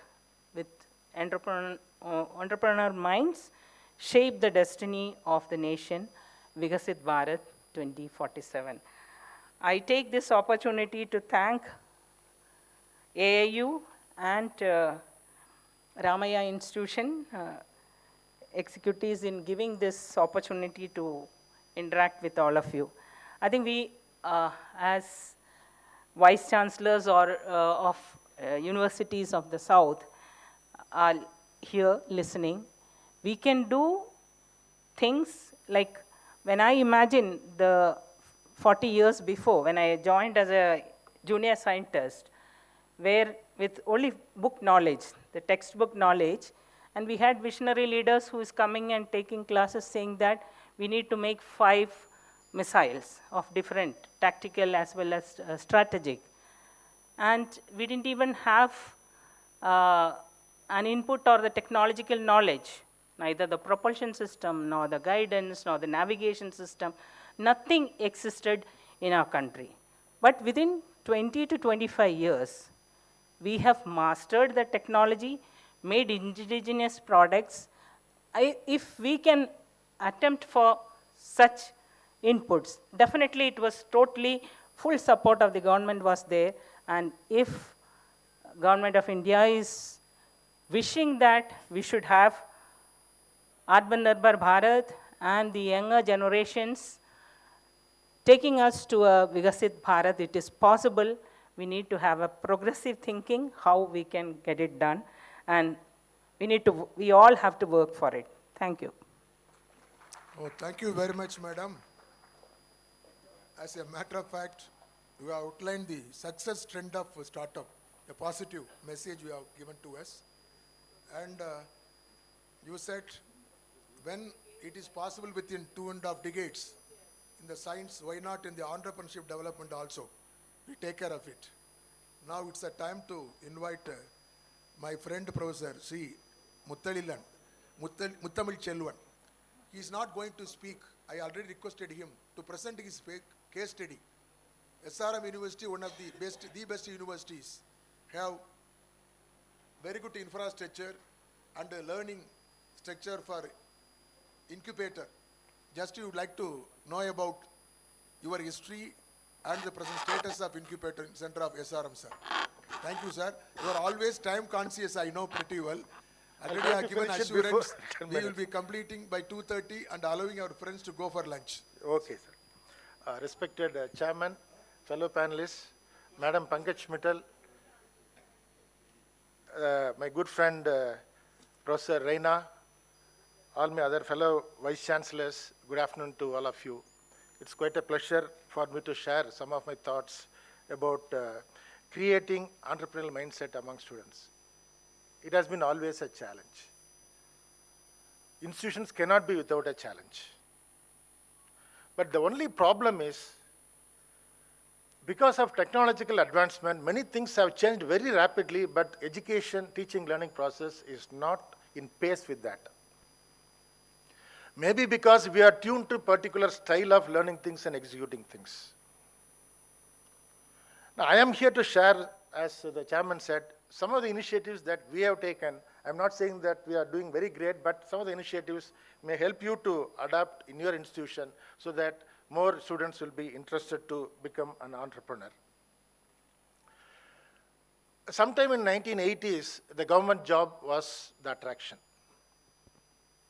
Then 1990s, the computer, the information technology boom. We all know that. But in 2026, the scenario is completely different. I think as an institution, we should say every student should own the problem and build the solution. That should be the motto. They did not search for a problem outside the campus. We have n number of problems inside the campus. That's how we use our students. Whenever there is a challenge coming up, we don't look for an expert outside. There are a lot of technical teams available in the campus. So we roll out those challenges. Now this journey was started sometime in 2014. One of my students came to me and said, sir, I am from such and such department. We want to form a club which is going to work on home automation. I was very curious to know what is home automation. He said, there's a lot of electricity is wasted. When people are not there, fans are running, lights are on. So we should automate that. So then I asked him, okay, you are trying to have a motion sensor and trying to control the light. Yes, sir. Then he said, sir, I want about 500 square feet space. Then I asked, what's the budget you require? He said, I want about 15,000 rupees. Then I said, okay, I'll give you 15,000 rupees, but it'll take some time. But before that, you automate my room. You do whatever you want in my room. You keep sensors, but this is my requirement. If you satisfy my requirement, then you will become a full-fledged club under SRM IST. They did a good job. They could control the lights in my office. Then I gave them another opportunity, control the lights which are in my corridor. Only when there is a movement of people, the light should be on. Today it's common everywhere. Then they ventured into that. So we train students like that. And when the student completed his degree, he came to me and said, sir, I want to be with you for next 2 years. I said, what are you going to do? There are a lot of innovative things happening in the technical clubs at SRM. You may not be aware, but I can work with all those students and make it happen in a big way. And we can call that as Innovation and Incubation Center. Honestly, at that time, I was not knowing about incubation and innovation. I learned from them. So from then on, I understood that as an individual or with the help of the faculty members, it will be very difficult to bring in new concepts. Always bring in students towards the administration. Keep interacting with the students. They will come out with a lot of ideas. But what we normally do is, we sit in our office and then think, okay, if you do like this, it will be good for the students. But honestly, if you reach out to the students, they will come with a better solution. They say that, sir, why you are taking so much of time in doing this? If you would have done this, it would have been much better. So my first suggestion for all my colleagues here is, involve students in the administration. Take their advice and then take risk also. We are going to take risk. We are saying that as an entrepreneur, people should take risk. As a Vice Chancellor, we should take risk. Encourage such students. Even if they fail, don't worry. But that will be a lesson. And what I suggest is, normally we used to celebrate the success. What I am proposing is, we should also conduct failure festival. If somebody has failed in some entrepreneurship, call them to the campus, let them share their experience, and that will be a lesson for many of our students. So the theme should be, own the problem and build the solution. That is the mantra to create mindset. And you all know about the 5 attributes of the entrepreneurial mindset. One is the radical resilience. They should not fall until they succeed. They should be tenacious and all those things. And problem-centric empathy. Don't try to identify a simple solution for a problem. They should empathize with the problem. They should empathize with the problem. For example, traffic in Bangalore, everywhere it's known. It's not giving a simple solution. You should empathize, you should love that problem, then come out with a solution rather than giving immediate solution. That's the second thing that we should. Then frugal resourcefulness. Everywhere there is we don't have enough budget. Every time as a university, we all know we don't have enough budget. But can we stop moving further? It cannot be. So whatever is available, let us use that and make the first step. That's the third thing that I want to say. Then calculated risk taking. I think today we are very safe in making our students to rote learning. Why don't you give them some problem statements? Instead of sitting them in the class, ask them to participate in events outside the institution. Then if they are doing really well, then why don't you give them some credit? What we have done at SRM is, since last 1 year, the winners of hackathon in different competitions or so, they'll be given a credit exemption in their regular coursework. Of course, there is a committee for that. They'll evaluate whether things have been done. My colleague suggested that we should give only for the top 2 performing. I said give for 5 teams. Why not we encourage? That will be they need not sit for 45 hours in the class. So I think learning beyond the classroom is very, very important today than making students sit in the class. So let us see how we can engage them. Then the next one is ethical visionary leadership. We are not going to produce leaders who are not looking for profit, but they should work for purpose. So they should balance profit and purpose, and that's it. Now coming back to the SR holistic training and conditioning. As I said, what is the learning outside the classroom? Participate in different events, international events, national events. Come back to the campus, showcase your performance. Then a committee will decide whether you will be given additional credit or not. So in lieu of any course. That's an encouragement. Who wants to sit? You believe it or not, a student came to me and asked, sir, why you are insisting 75% attendance to sit for the end semester examination? It's correct. Every information is available. Why do you want me to sit? Allow me to do such activities. So leave the students free. Breaking the silos. We said, do not have students from your own department do a project work. Get someone from outside the department. Do it as a final year project. That they can be from humanities, they can be from the law, they can be from the management, they can be from engineering. Then the immediate response from the teaching community will be, sir, who will be the external examiner? Don't worry about external examiner. Let them sit, collaborate, and do something. Then internalizing the culture among stakeholders is very, very important. As a teacher, we don't take such risks. We play very safe role. But if students are interested, take risk. And as a teacher, if we don't do that, then it will be a disaster. So what we have done is, we have trained about 600 faculty members in design thinking course. And about 400 of them are resident mentors for this innovation center. So whenever a student have to discuss some sort of challenging problems or the projects, they will go to the resident's mentor and they will help them in a better way. So by this, we can also encourage teachers to move in the direction. And finally, whenever a patent is granted, we give them some credit. And we don't stop with that. We also invite people from the industry and call that program as Industrial Research and Innovative Solution Summit, where we invite industries, show our findings or inventions so that that can be scaled up to the next level in the form of technology transfer, or they can become an entrepreneur. And to conclude, I think we are all in the placement, what is the package, average package, highest package, all those things on one side. And that is what the parents also see. My suggestion is also invite the parents and talk about the new age career, that is the entrepreneurship and innovation. I think we should not be called as vice chancellors. If you are calling ourselves as a vice chancellor, it will be very difficult to move forward. We should all become chief visionary officers of the university.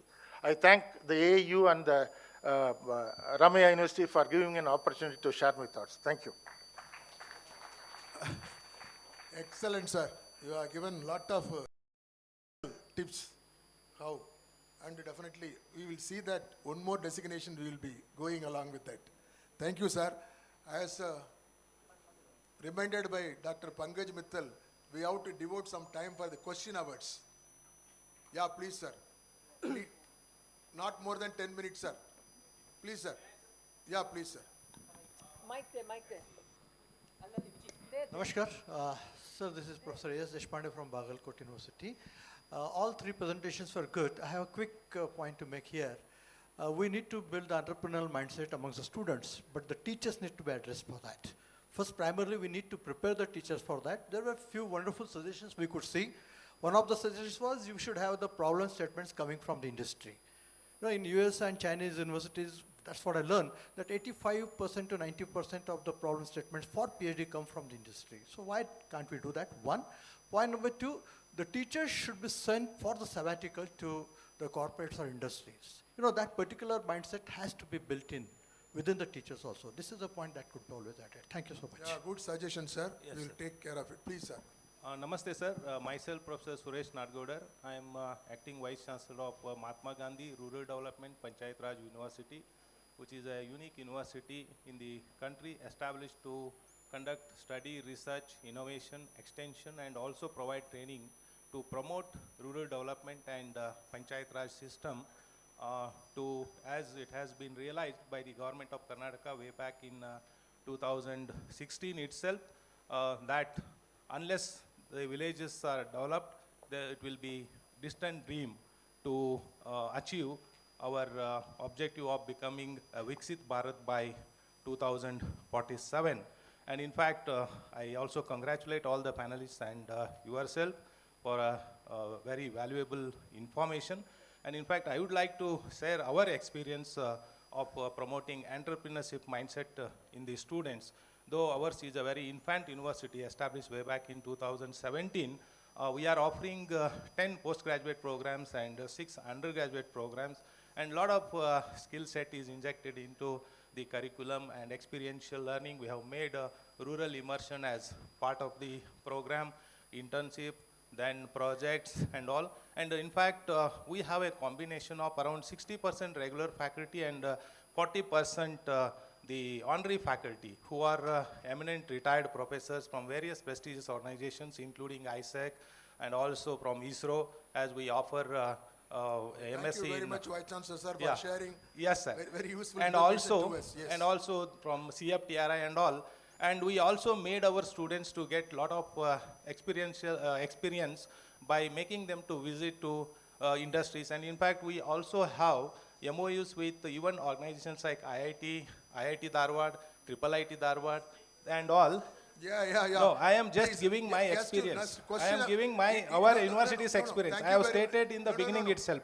Sir. Yes, sir.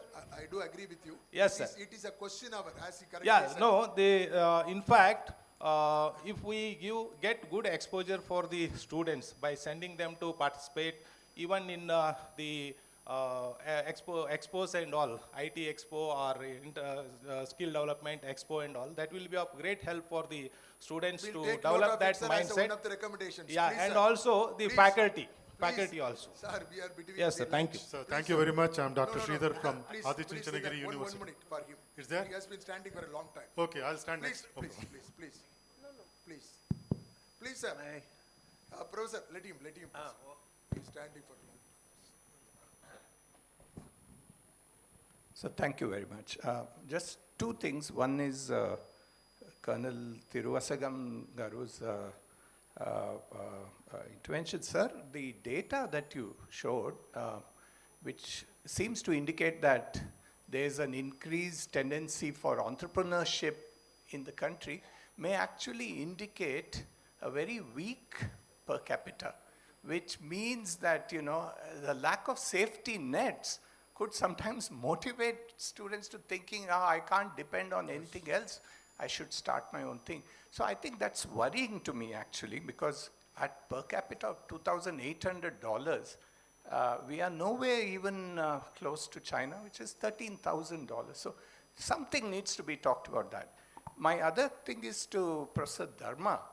So I can understand, sir, that you're rightly saying that somewhere the role of universities themselves is being usurped by focusing on to skills and entrepreneurship. And so are we in a way turning our universities into polytechnics?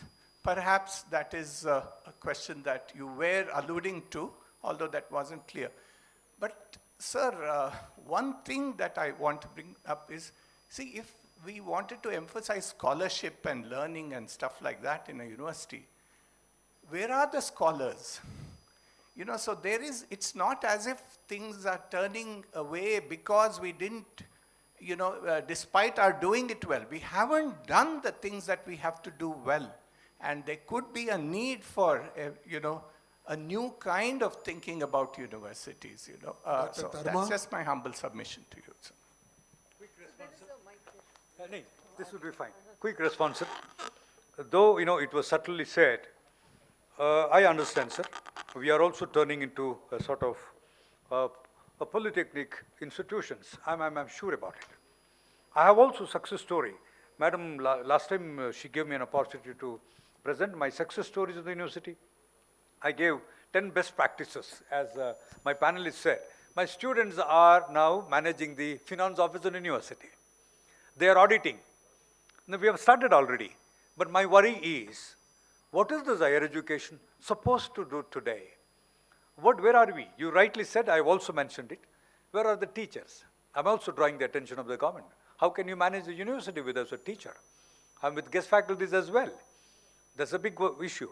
But at the same time, my university has not only my university, like your university also, there are n number of issues which which industry will never take up, which the startups will never do. And those issues are very, very crucial to India's identity today. Thank you so much. Yeah, Dr. Sridhar.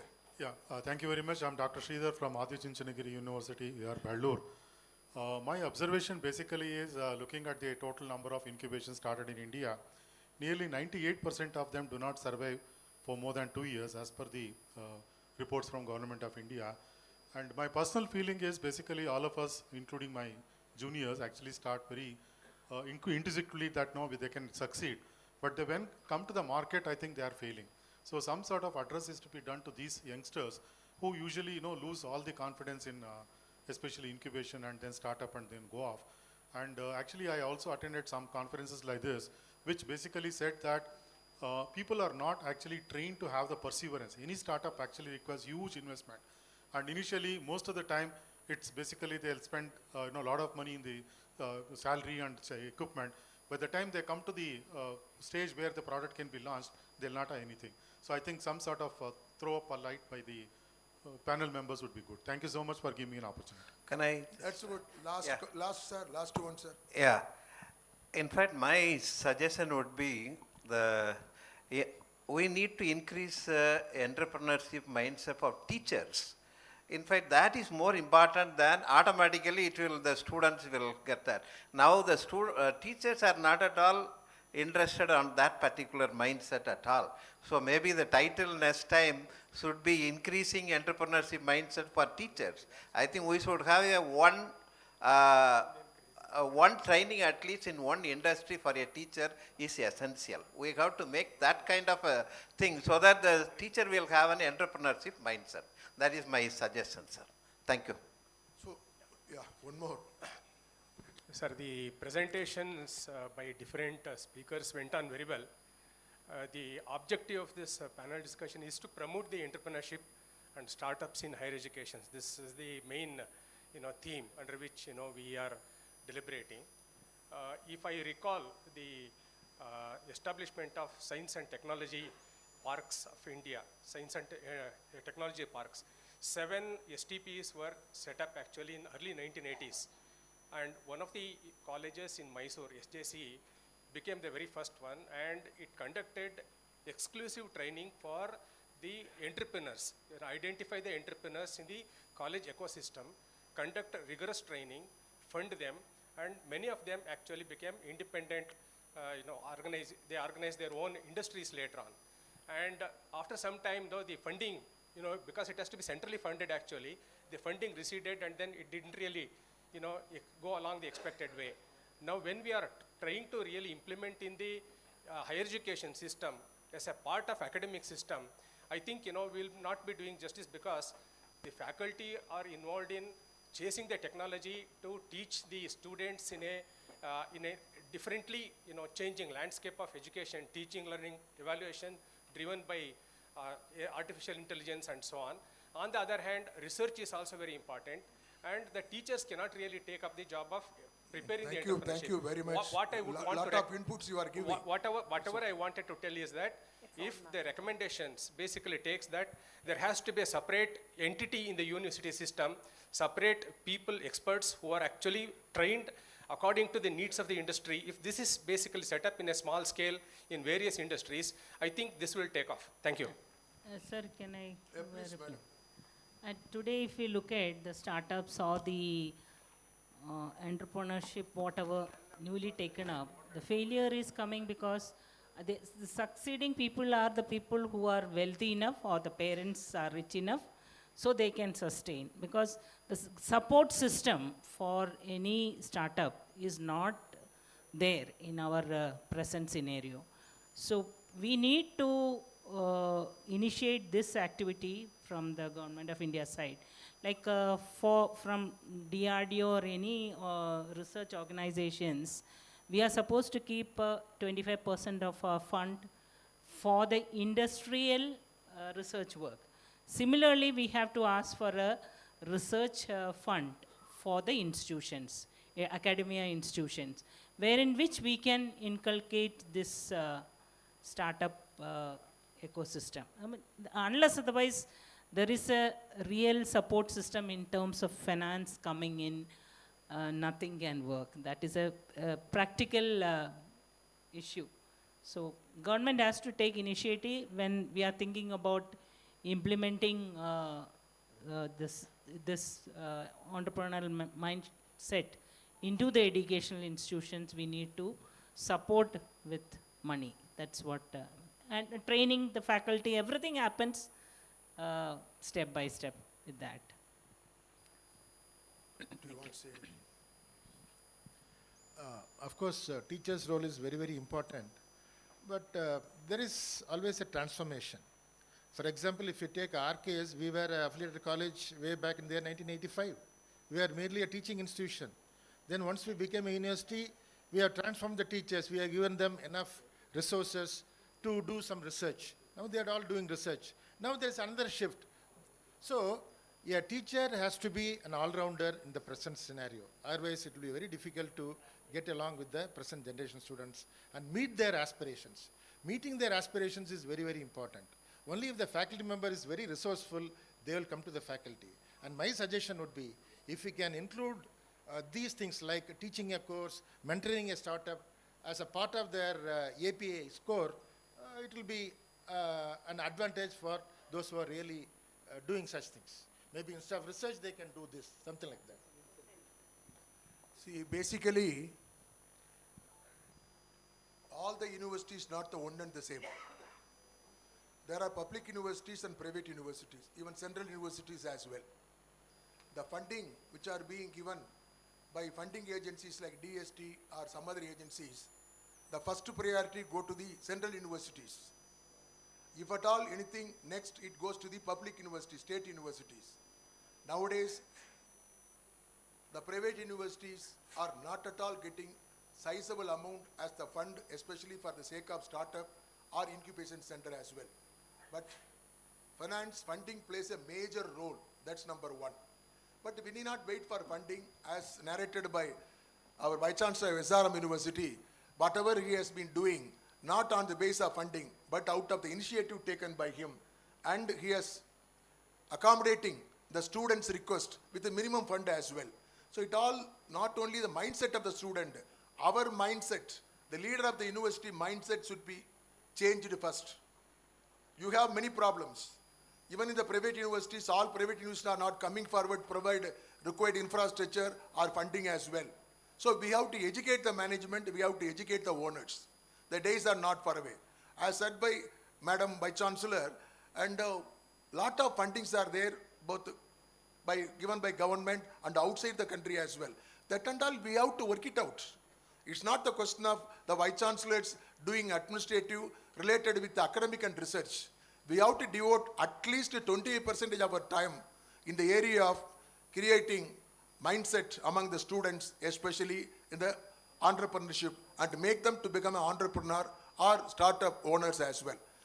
Really, I must be thankful to especially my fellow three speakers. They have presented very well. Give them all a big hand to them. Likewise, now the time is almost 2:42, nearing 3 o'clock. All of you waited and listened us very carefully. Once again, you can take, I must thank you. You also, please join with us for clapping yourself. Thank you very much for the opportunity given by AIU and Ramia University as well. Thank you very much, sir. Thank you, sir. That was an extremely insightful. I request you to kindly remain on the dais. Extremely insightful session that we had, the first technical session. Just like we planned, I think the mindset, that's where everything starts. And we've made a good start. We've scratched on all sides of the mindset. And that's a great way to start. Thank you, sir. Thank you, Chairperson, for conducting this really well. Thanks to all the speakers for your insights, your experiences, and guidance. May I now request our Honorable Secretary General, Dr. Mrs. Pankaj Mittal, and our own Honorable Vice Chancellor, Professor Kuldeep Kumar Raina, kindly to come over to the dais and offer a token of appreciation to the panelists.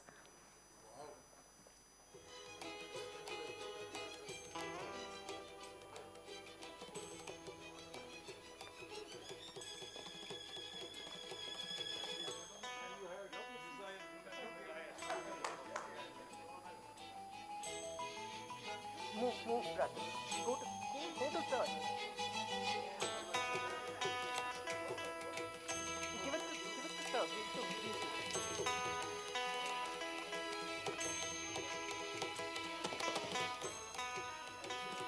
Please give it to me, please.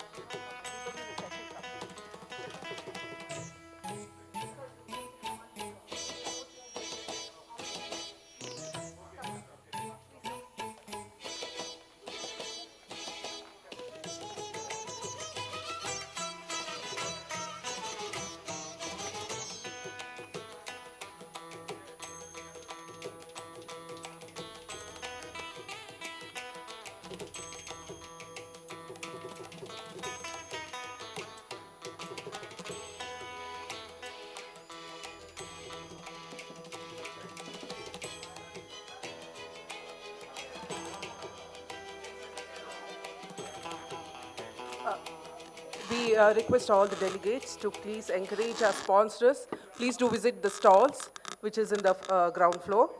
And also, we will be heading to the lunch, and the second session is going to start in the next 45 minutes. I request 3:15. That's 3:15. So please please take your seats by 3:15. So we want to start the session on time, please. 3:15, sir. Next session. 45 minutes break. Please make it 3:15, otherwise you will miss the cultural program. Sir, thank you so much, sir. Thank you all the best. I appreciate you all. Thank you, sir. All our students. Thank you, sir. School Connect program, empowering students for the future with clarity. Before you all leave, I request you to kindly hand over the recommendation sheets. Student volunteers, please collect it. Celebrating the pillars of education by honoring principals and faculties with Guruvyo Namaha. We celebrate the true architects of education, principals and faculties, honoring their dedication and lifelong contribution to shaping futures. Student conclave, bridging universities and students through dynamic engagements. Our student conclave builds strong bridges between universities, institutions,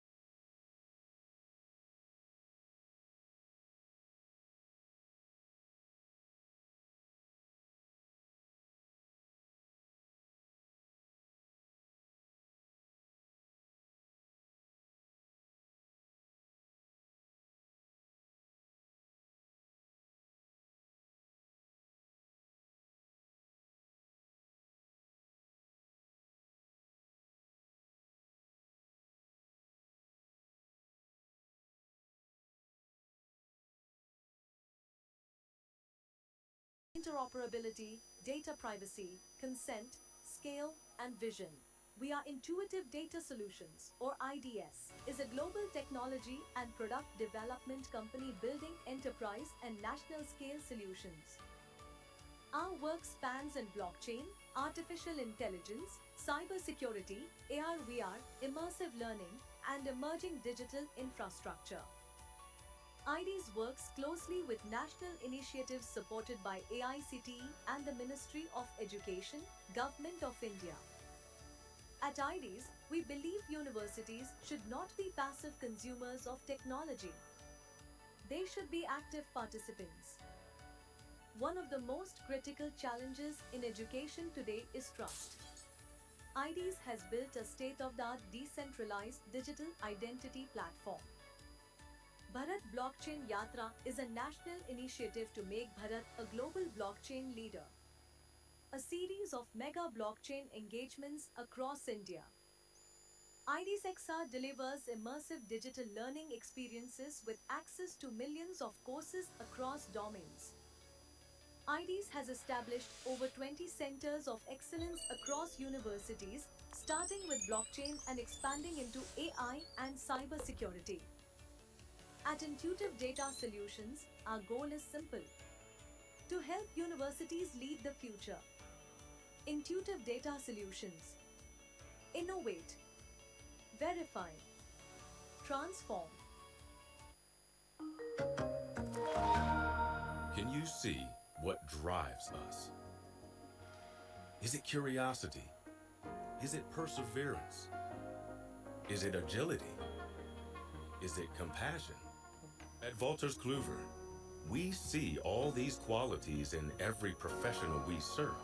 All the people who know, who have always known, it's progress that drives us. We are people of progress. Welcome to Rio Technologies. Education beyond classroom, connecting, inspiring, empowering, School Connect program, empowering students for the future with clarity, confidence, and career direction by organizing impactful seminars and career workshops across secondary schools and degree colleges, Pan-India. Arufio Namahat, celebrating the pillars of education by honoring principals and faculties with Guruvyo Namaha. We celebrate the true architects of education, principals and faculties, honoring their dedication and lifelong contribution to shaping futures.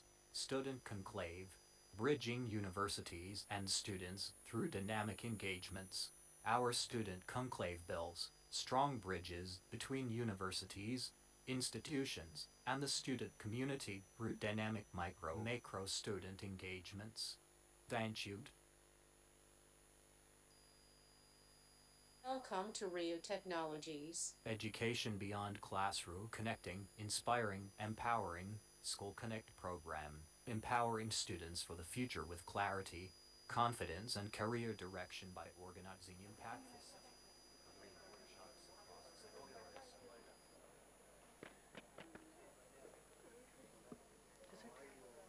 Hello.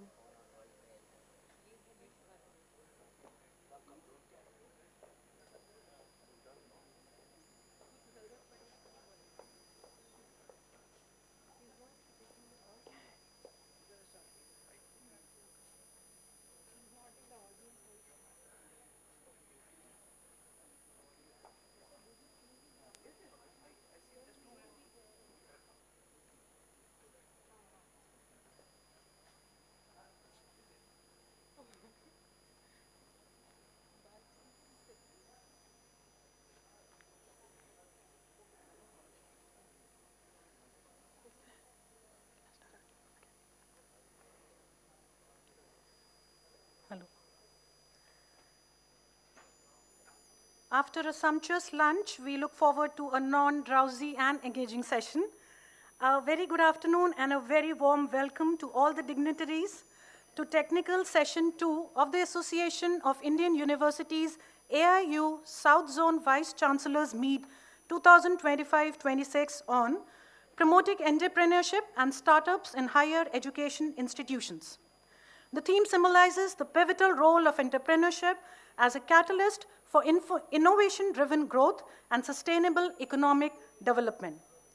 I, Dr. Soumya Agarwal from Faculty of Management and Commerce, Ramaiah University of Applied Sciences, take this opportunity to introduce the theme of Technical Session 2, Establishing Incubation and Innovation Centers to Promote Techno-Nationalism. As per the famous quote from Mr. Dhirubhai Ambani, if you don't build your dream, someone else will hire you to build theirs. This exemplifies the profound significance of entrepreneurial endeavors in driving economic and societal advancement.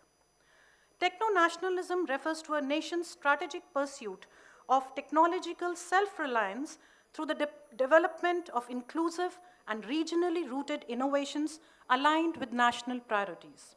Establishing incubation and innovation centers within higher education institutions is central to this vision, as these centers transform local problem statements, cost-effective solutions, and academic research into scalable products and nationally relevant technologies and enterprises, thereby reducing import dependence. Initiatives such as Make in India, Startup India, Digital India, along with examples like indigenous semiconductor design, digital public infrastructure as UPI, clean energy, and affordable health technologies reflect techno-nationalism in practice. Supported through structured technology business incubators, inclusive TBIs, Nidhi TBI scheme, university-led incubation ecosystems provide essential infrastructure, seed funding, and mentorship, thereby building focused innovation pipelines in priority sectors such as deep tech, agri-tech, health tech, and defense. This reinforces Atmanirbhar Bharat vision, strengthening technological sovereignty and enhancing India's global and economic competence along with strategic autonomy. I now take the privilege of inviting the esteemed panelists of the session. I invite the eminent chairperson of Technical Session 2, Professor M. Krishnan, Vice Chancellor, Central University of Tamil Nadu, and the speakers of the session, Professor B. S. Satyanarayan, Vice Chancellor, Dayanand Saga University, Bangalore, Professor Dr. K. Kala, Vice Chancellor, Mother Teresa Women's University, Tamil Nadu, and Professor S. Geeta Lakshmi, Vice Chancellor, MGR Education and Research Institute, Tamil Nadu. I request the dignitaries to kindly take their seats on the dais and grace the occasion.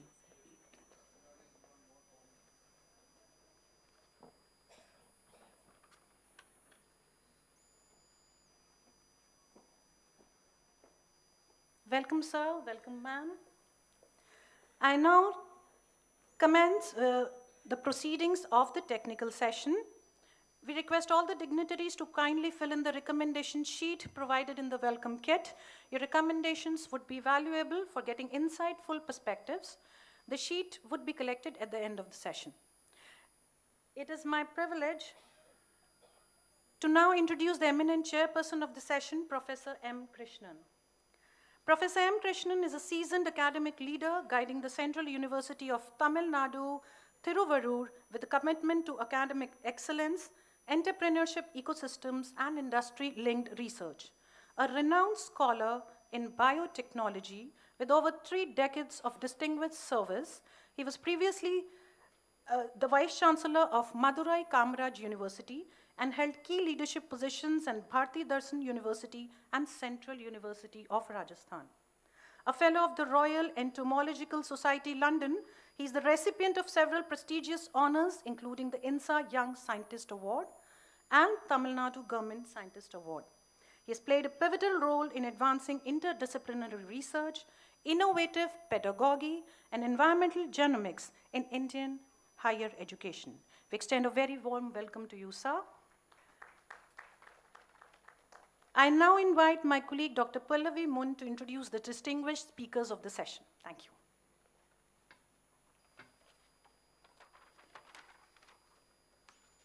Thank you, Dr. Soumya. I, Dr. Pallavi Moon from Faculty of Management and Commerce, Ramaya University of Applied Sciences, deem it an immense privilege to announce the speakers and invite them today for the session. To begin with, Professor B.S. Satyanarayana. He is the Vice Chancellor of Dayanand Sagar University and holds a PhD in Electrical Engineering from the University of Cambridge, UK. He has held leadership roles across industry, academia, research, consultancy, and diplomatic ecosystems in India, Japan, and UK, with active collaborations across the United States of America, European Union, and Asia. His contributions include establishing over 100 industry-linked laboratories, multiple incubation centers, supporting more than 100 startups, executing projects exceeding US $200 million, and earning over 20 national and international awards as a prolific scholar and innovator. We extend a warm welcome to you, sir. Moving on to the next distinguished speaker, who brings a complementary perspective to today's session, Professor Dr. K. Kala, MSc, PhD, and a Fellow of the Botanical Society, is currently serving as the Vice Chancellor of Mother Teresa Women's University, Tamil Nadu. She is also she brings over 34 years of distinguished teaching experience and more than 8 years of senior level administrative experience in higher education. She has contributed significantly to curriculum development across UG, PG, and MPhil curriculum. She has held key leadership roles, including Regional Joint Director of Collegiate Education, Tiruchirappalli, and Director of the Students' Counseling and Grievance Cell at Bharati Southern University, and assumed office as Vice Chancellor in January 2023. We extend a very warm welcome to you, Madam. To conclude the distinguished sequence of expert introductions, now it is my privilege to present the final speaker of this session, Professor Dr. S. Geeta Lakshmi, MD, PhD, is the Vice Chancellor of MGR Education and Research Institute, Tamil Nadu, the second largest health sciences university in India. Professor Geeta Lakshmi is the 9th Vice Chancellor as well as the second woman to hold this position. With over 35 years of academic and administrative experience, she has served as professor and director of the Institute of Microbiology at Madras Medical College and held key leadership roles as dean of several premier medical colleges and director of medical education, Tamil Nadu. A recipient of multiple honors, including the Dr. B.C. Roy National Award 2016 and Lifetime Achievement Awards, she is widely recognized for her contributions to medical education, microbiology, and public health governance. We heartily welcome you also, ma'am. With this introductions, may I now request the chairperson, Professor M. Krishnan, to kindly initiate the technical session with his opening remarks. Yes, sir, 10 minutes. For each speaker also 10 minutes. Okay, right. Yeah, it's very difficult time to run a session after the lunch. I know that. I think we have to wake up everybody to that wonderful session where we have to talk about more that how we can go for incubation, which is very important nowadays. I much thankful to AIU and the office bearers of AIU for giving the wonderful opportunity. But I have to tell that I always appreciate the AIU. Number one, they are selecting the topic in such a way where we can build up the nation. Start with IKS, sustainability. Today they land on the topic where we are going for incubation and entrepreneurship, how we can go for the nation development. That is a very important thing. And also, I am regularly reader of that what you called AIU News, where they are giving lot of information, including the convocation address of that eminent speakers. So that give the knowledge system to that, not only for the teachers and also the student. Right, second one, I think Ramaya College, my good friend is taking that, what you call leadership of this institute. I can see that wonder, right? Starting with the landing yesterday, even last 1 week, I am getting the multiple calls from your university, sir, where you are coming from, where you are landing, and everything. It's perfect, sir. Congratulations for your administration. Thank you very much. Actually, I am taking 10 minutes as they are telling the time limit. But as I am coming from a rural university, I can say, it's, I think how many of you know that it's a tip of India, that place called Thiruvarur, where I am coming from. The university established in the year 2009. Then the Chief Minister of Tamil Nadu, Kalaignar Karunanidhi, where with one student, one teacher with 4 students, now we have around 200 teachers, permanent teachers, and 5,000 students in my campus. The students are from Kashmir to Kanyakumari. But why I am telling that? I am from a small agriculture family near Madurai. But when I am reaching the university, even at Madurai, and also that Central University of Tamil Nadu, the students are very intelligent. If you are coming to Central University, they are entered into the education by having the CUET examination.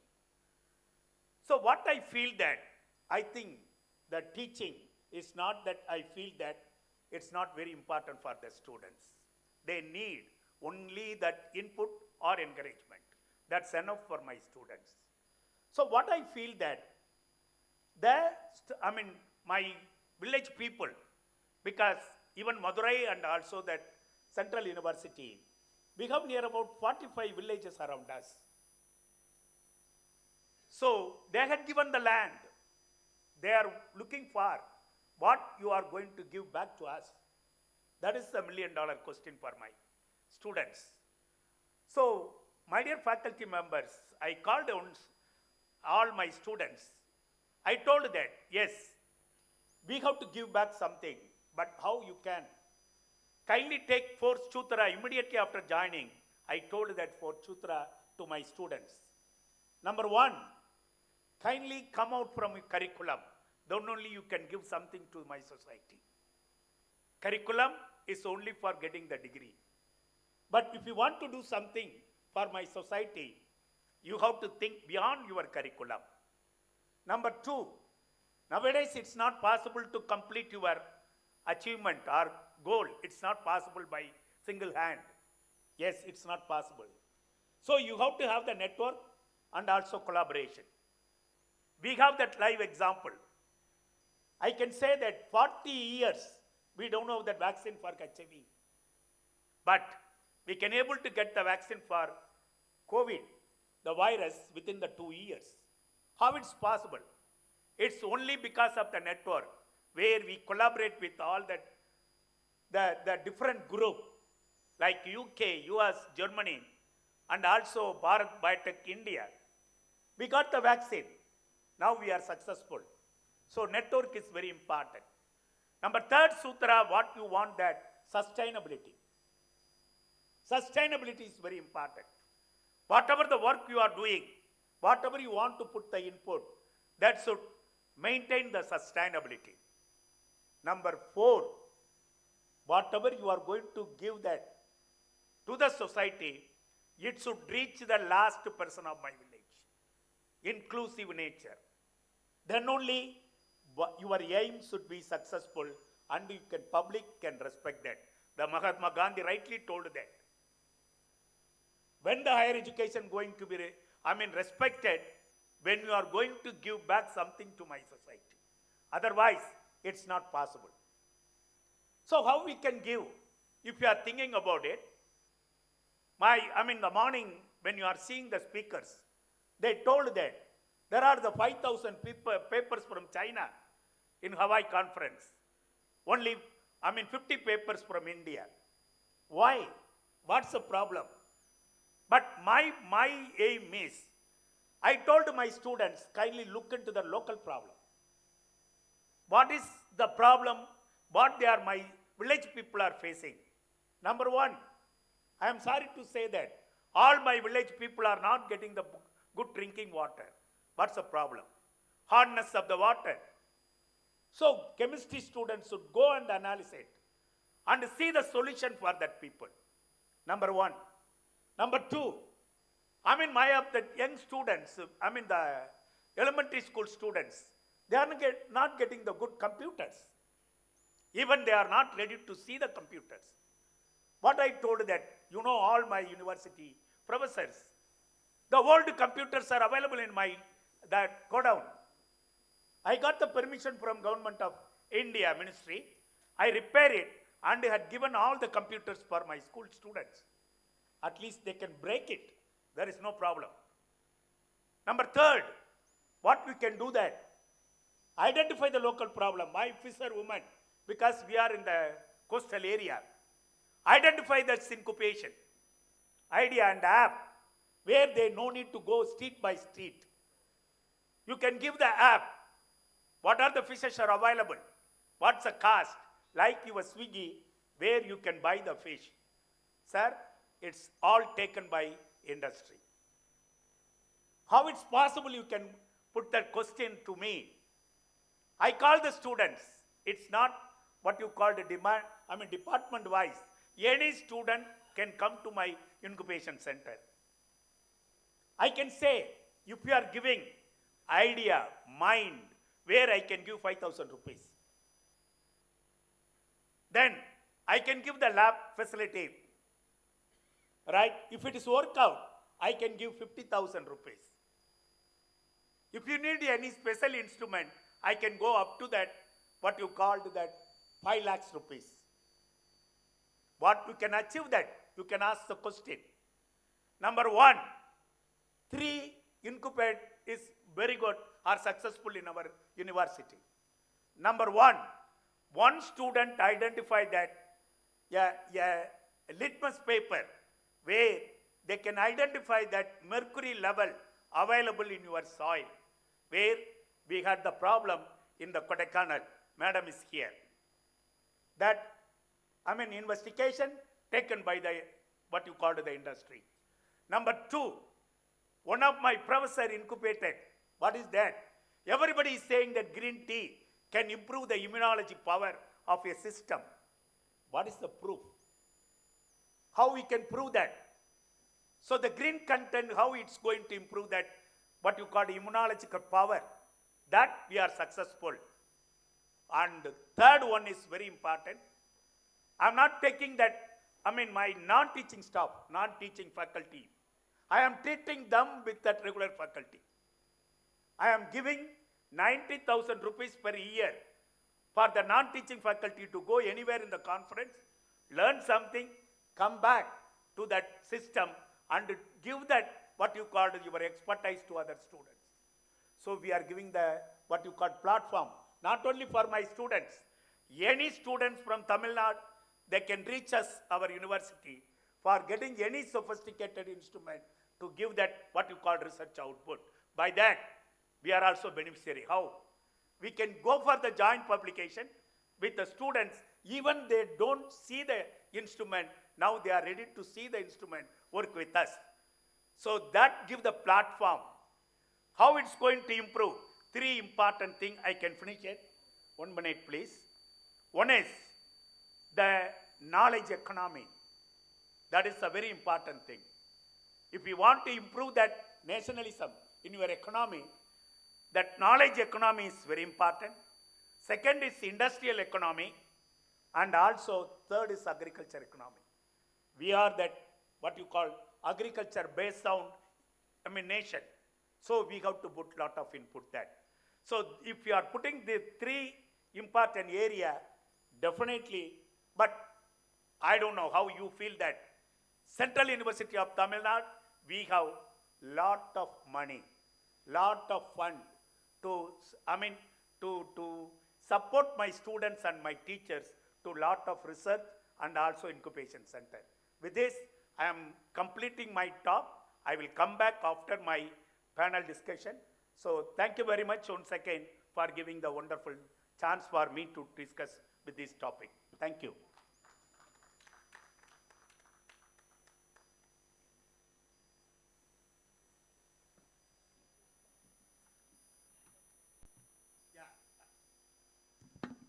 Now I can call Professor Satyanarayana, but after seeing that your biodata, I think you are the right person to talk about incubators and how we can collaborate and how we can earn the money.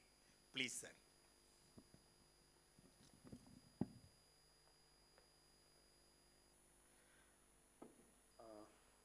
Good afternoon, everyone. I would like to first thank Professor Raina and also AIU for this opportunity to come and share our thoughts here. If ever there was a right time to talk about innovation, entrepreneurship, incubation, I think this is the right time.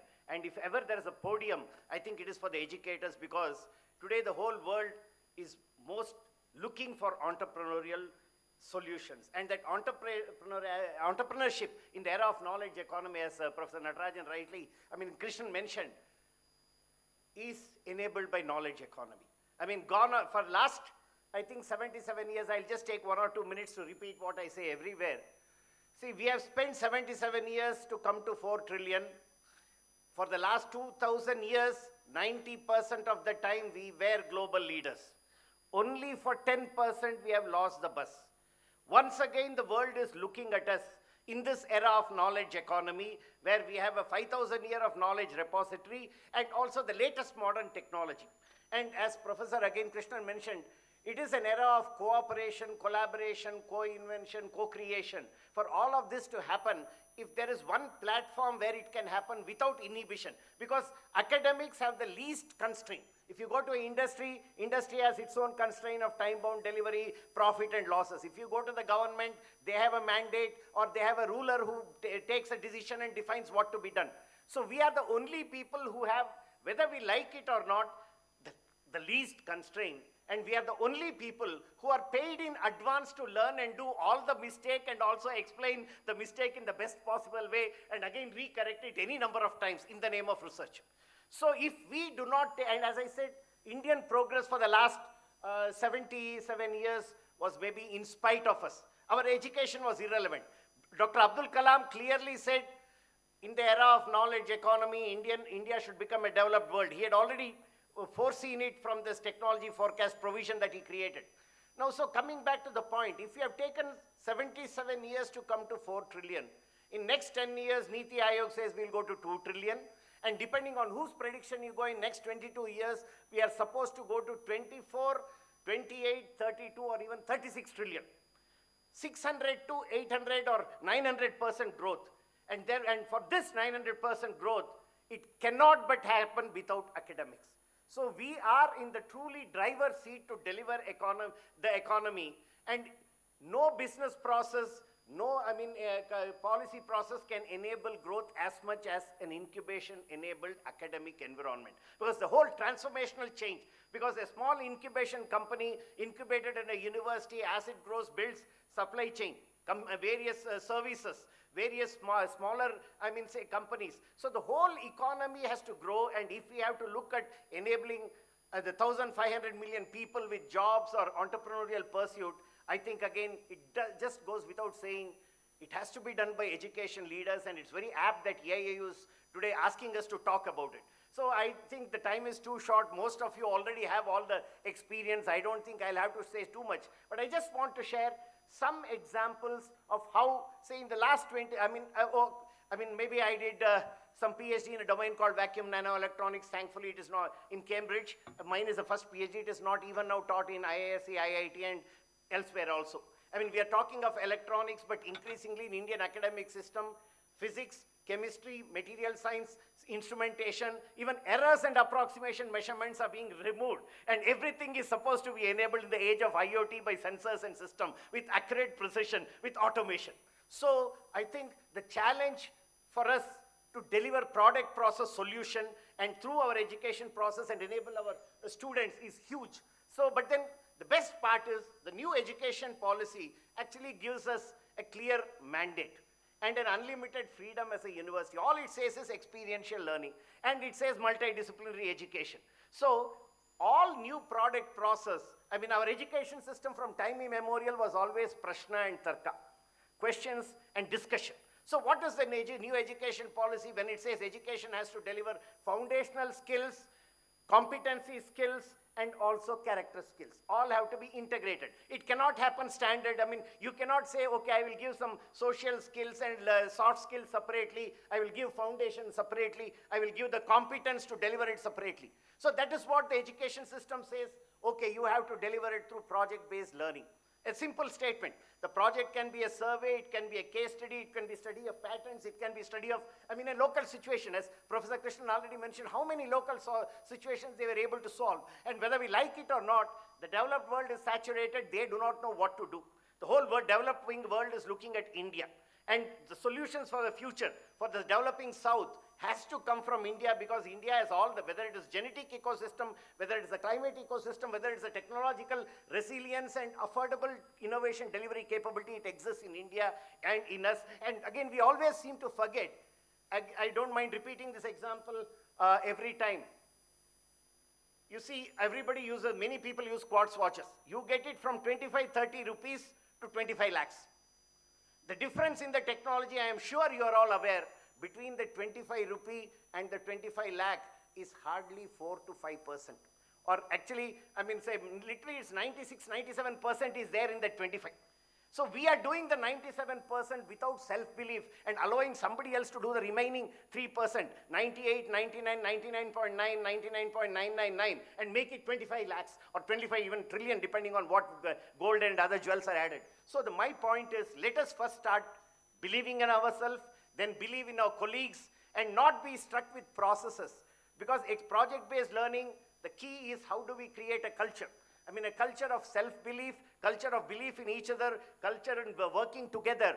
And the moment you start project-based learning, I will just share a few examples of how we were able to do, say in the last 20 years after coming to from England, I went to Japan, set up companies, set up products and process. I also worked in the US Embassy. All that is different, but I just want to share last 20 years of my experience in Indian academic systems, either change management. In Manipal, we were able to create products for Intel and Philip within 2.5 years, when before our arrival, same people, same competence.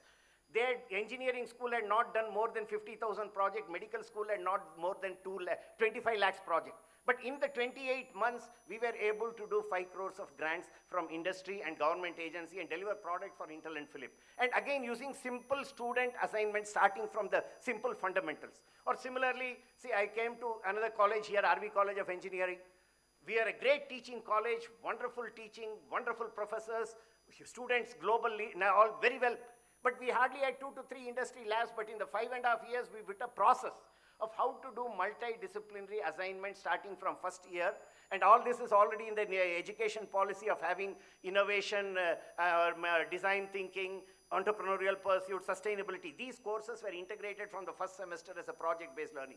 And from there, within the 5.5 years, we had 50 industry-based labs, and the students won awards across the globe. We got 100 crores in a private college. From creating proof of outcomes with student projects, sending proposals and getting grant, or developing, say, a solar car which ran a 3,000-kilometer rally from a first-year assignment.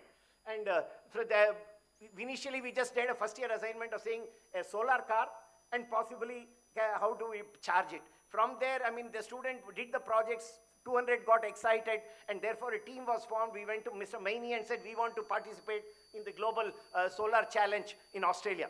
He said, okay, and they said, what is the design we have done within the first and second 1.5 year, second year way.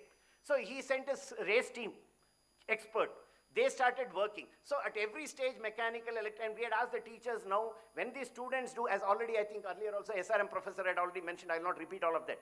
These assignments and projects, we said, now students will do projects in that, you will have to please help them. And also you make the advanced knowledge is publication or patent, but the product development happens. So in 3 years, the car was ready. Our total investment was 25 lakhs. Between 60 industries came, on gratis, gave testing equipment, verification equipment, more money, or say, for example, Wipro gave us a sustainability award for developing a complete car, and it even had provisions of remote driverless working. So part of that robo that we had done in that activity is what today's Wipros knew, a driverless car. So this led to, the vehicle running, and for example, Mr. Narayan Murthy said, if it goes around my campus, I'll give you 40 lakhs for the student to travel. So the point is, from scratch, from knowing nothing, from student-based activities, in the last 15 years, again with 3 startup universities, we were able to generate 500 crores of grants, about 200 plus companies, I mean, again, more 300 plus incubated companies between the institutions, starting from incubation center, but starting with student assignment and project and multidisciplinary activity, or even say create 2,000 crores of revenue. And MSMEs which worked with them for semiconductor, 2 areas we put complete semiconductor facility for doing electronics and glass, paper, plastic, ceramic, textile.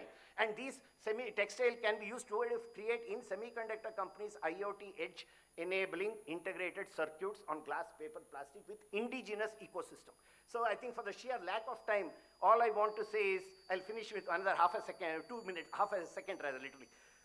Now in Dayanand Sagar University, we understand that from whatever our experience and the university's experience of having done 60 years of teaching learning, we are creating 2,000 crores of infrastructure from AI to AR, VR to digital twinning to cyber security and manufacturing electronic materials, mechatronics. And so we are saying that if India has to go from this 4 trillion to 24, 28, it will not happen alone. We expect we welcome every one of you professors to be our mentors. We will be your ancillary.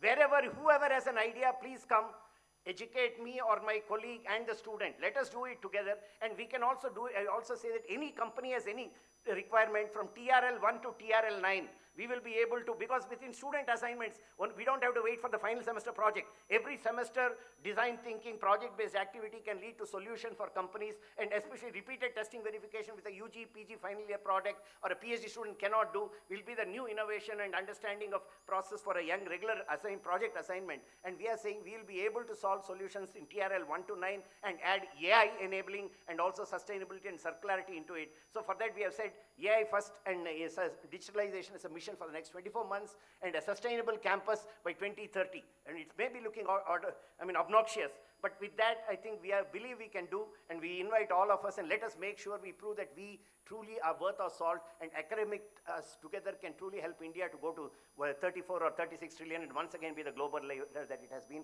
Thank you for giving me an opportunity. Thank you very much. Wonderful, sir. But the two important parts.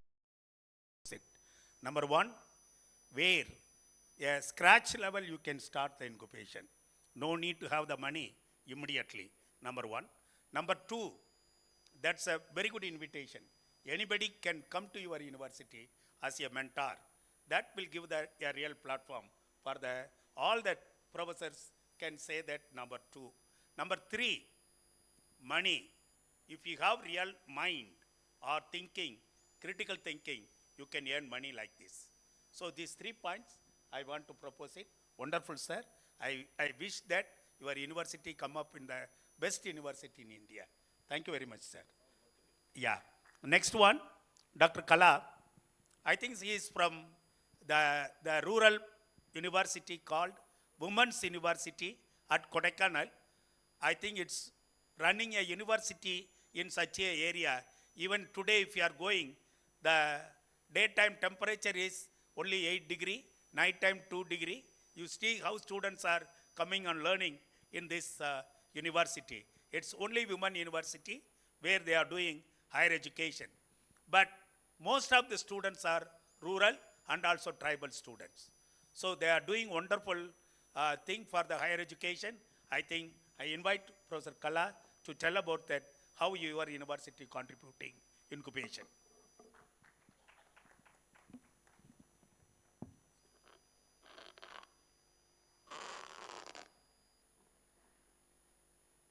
Good afternoon to everyone. This is a wonderful place for me to say something about the new subject, establishing incubation and innovation centers to promote techno-nationalism.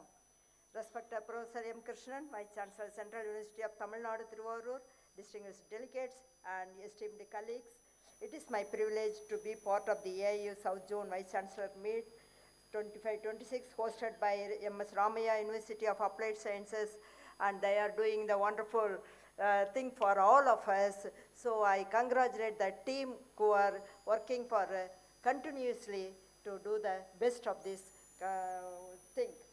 That, at its core, this theme speaks to the responsibility of our higher education institutions to go beyond knowledge dissemination and become active contributors to national capability, economic resilience, and technological resilience. To start with, I invite you all to reflect on a fundamental question, that is, what is the role of university in making a self-reliant nation? Traditionally, universities have served two core missions, teaching and research. However, in the 21st January, a third mission has become essential.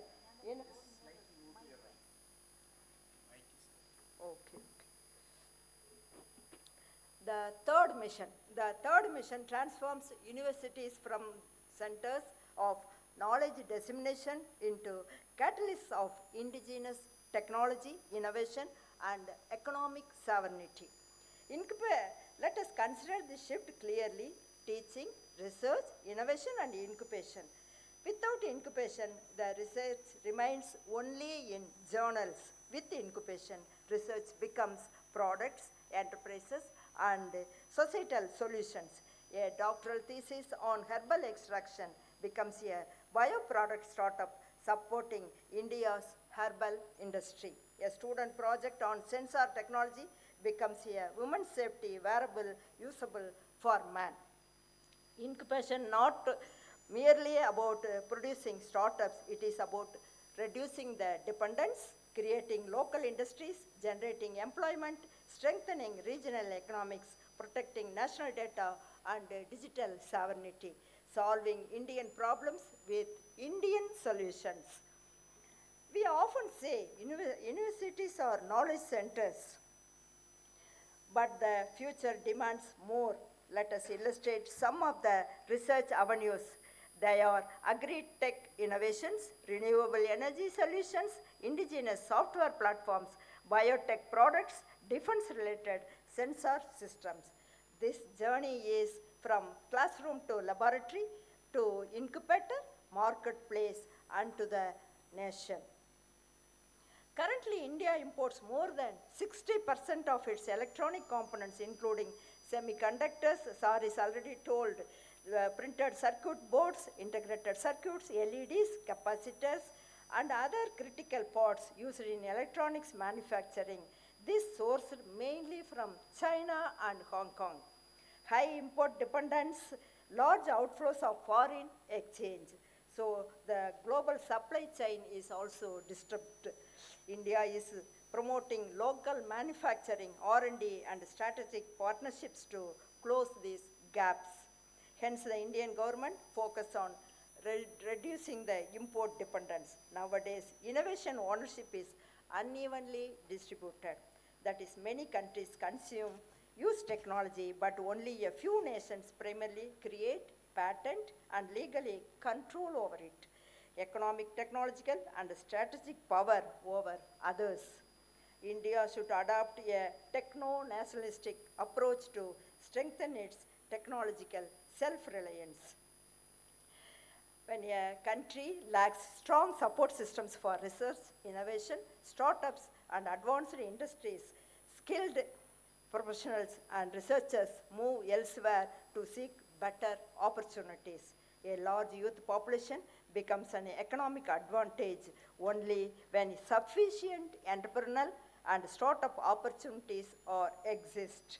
MSMEs, the demographic dividend can turn into unemployment and underemployment. India stands at a critical inflection point in its technological and economic journey in the fields of semiconductor mission, Atmanirbhar Bharat, Startup India, and Make in India. Collectively, these initiatives seek to transform India from a technology consumer into a technology creator.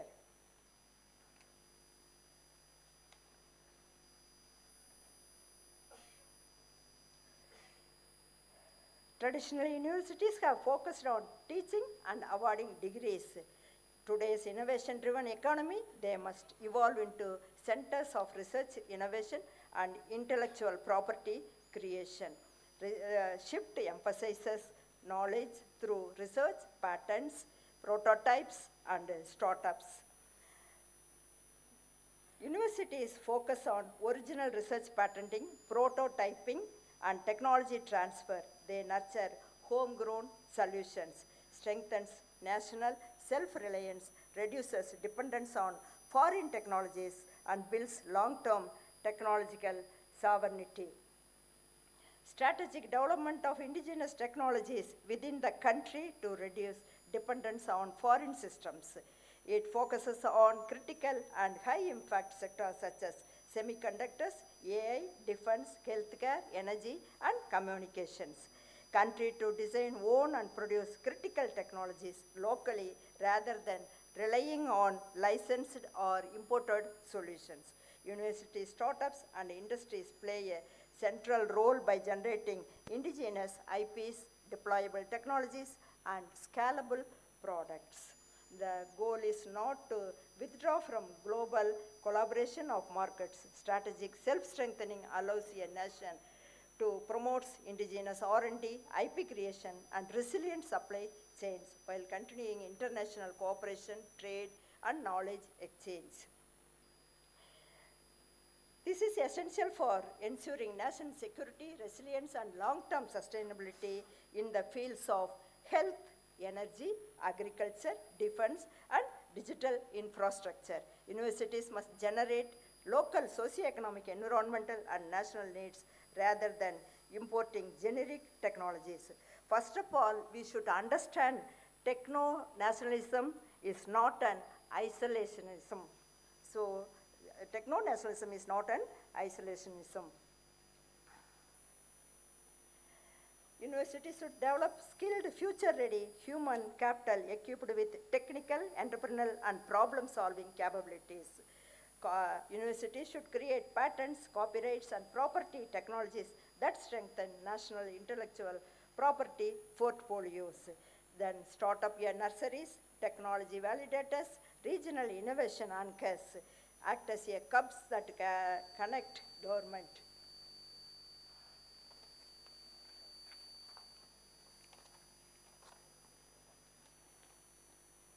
So without incubation and innovation center, without incubation, innovation dies only in files. Incubation is a strategic investment, not an expense. Universities serve as a transnational bridge converting ideas into tangible social economic impacts. Student projects to startups, faculty research to patents and products. They provide safe spaces for experimentation and failure, reduce the valley of death, retain student talents, provide legitimacy.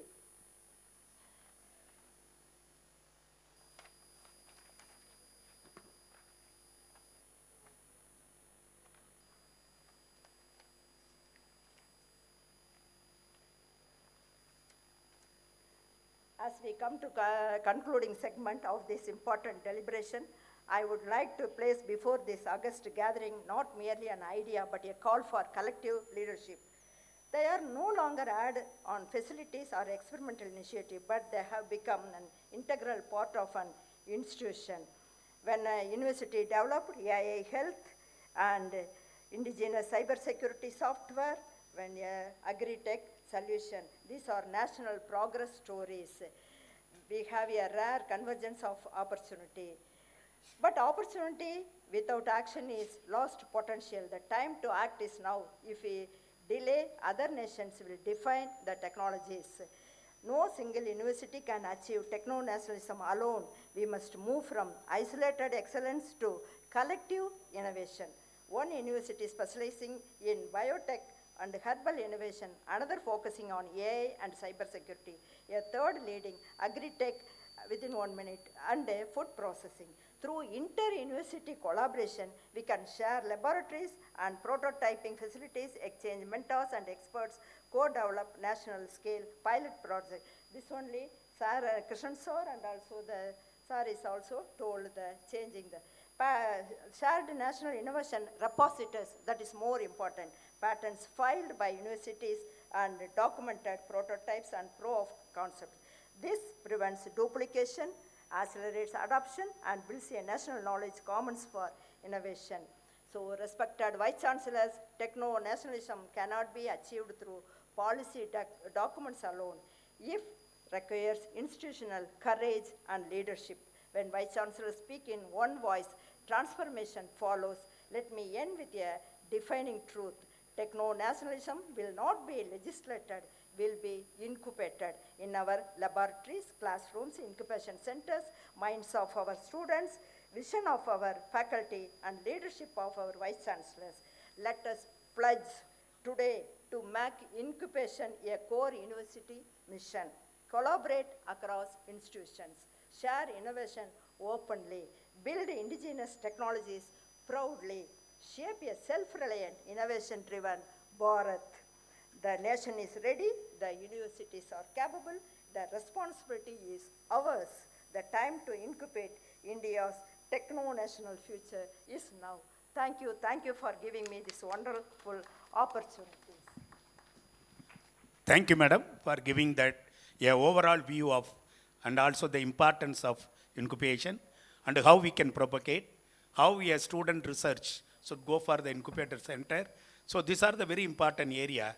Finally, you told that you asked to take some pledge, which is very important, and you need the collaboration. Thank you very much, madam, for giving that wonderful overview about that incubation centers. Thank you very much. Next speaker, Professor Sudarshana Rao is not there.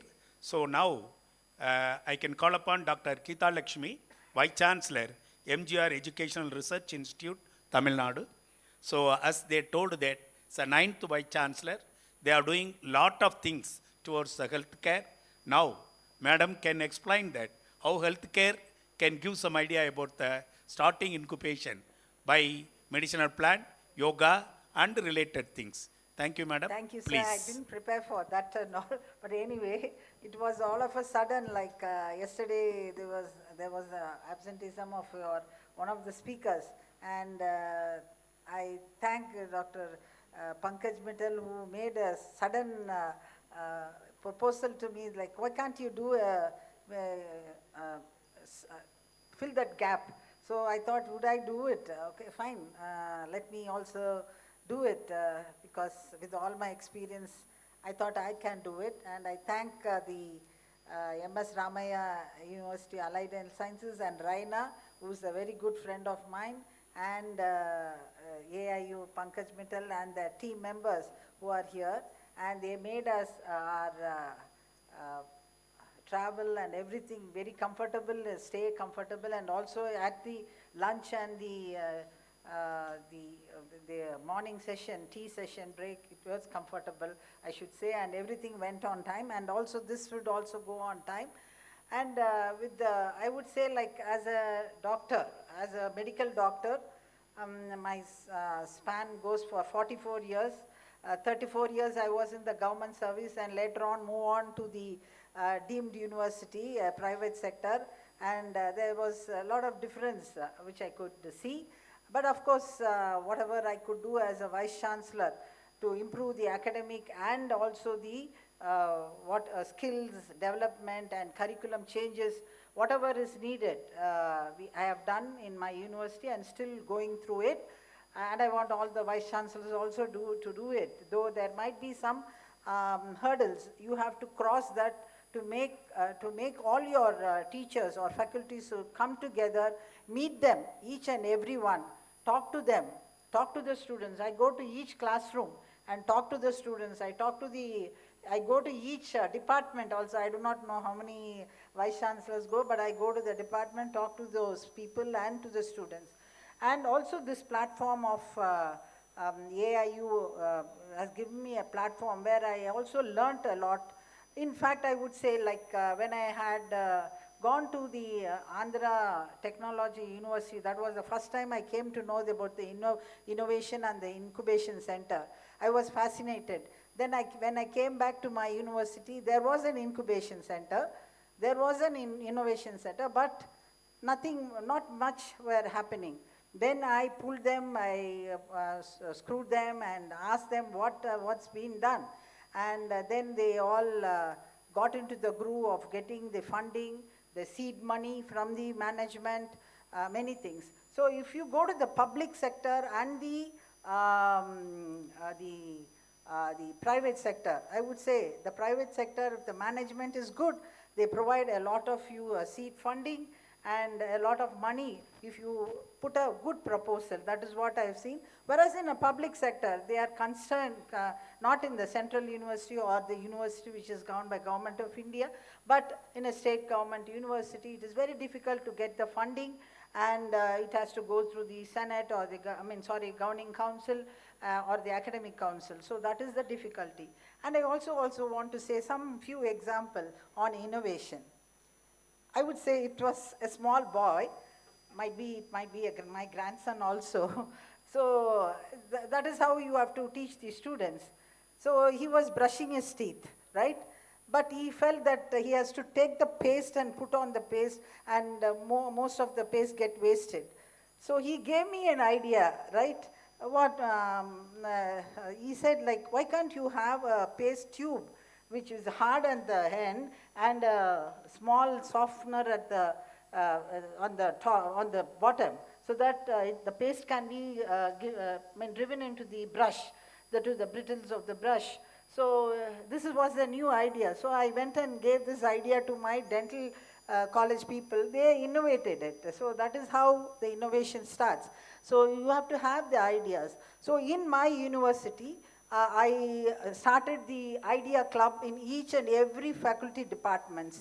So the idea clubs, we call the students, have a talk and ask them, like, whatever, no inhibitions, come whatever you think about, but everything should be a problem solving which is seen or been there in the society to solve those problems or make things easy for us, like what we have, the apps and many things. So that is how we have to solve the problems or make our life easy.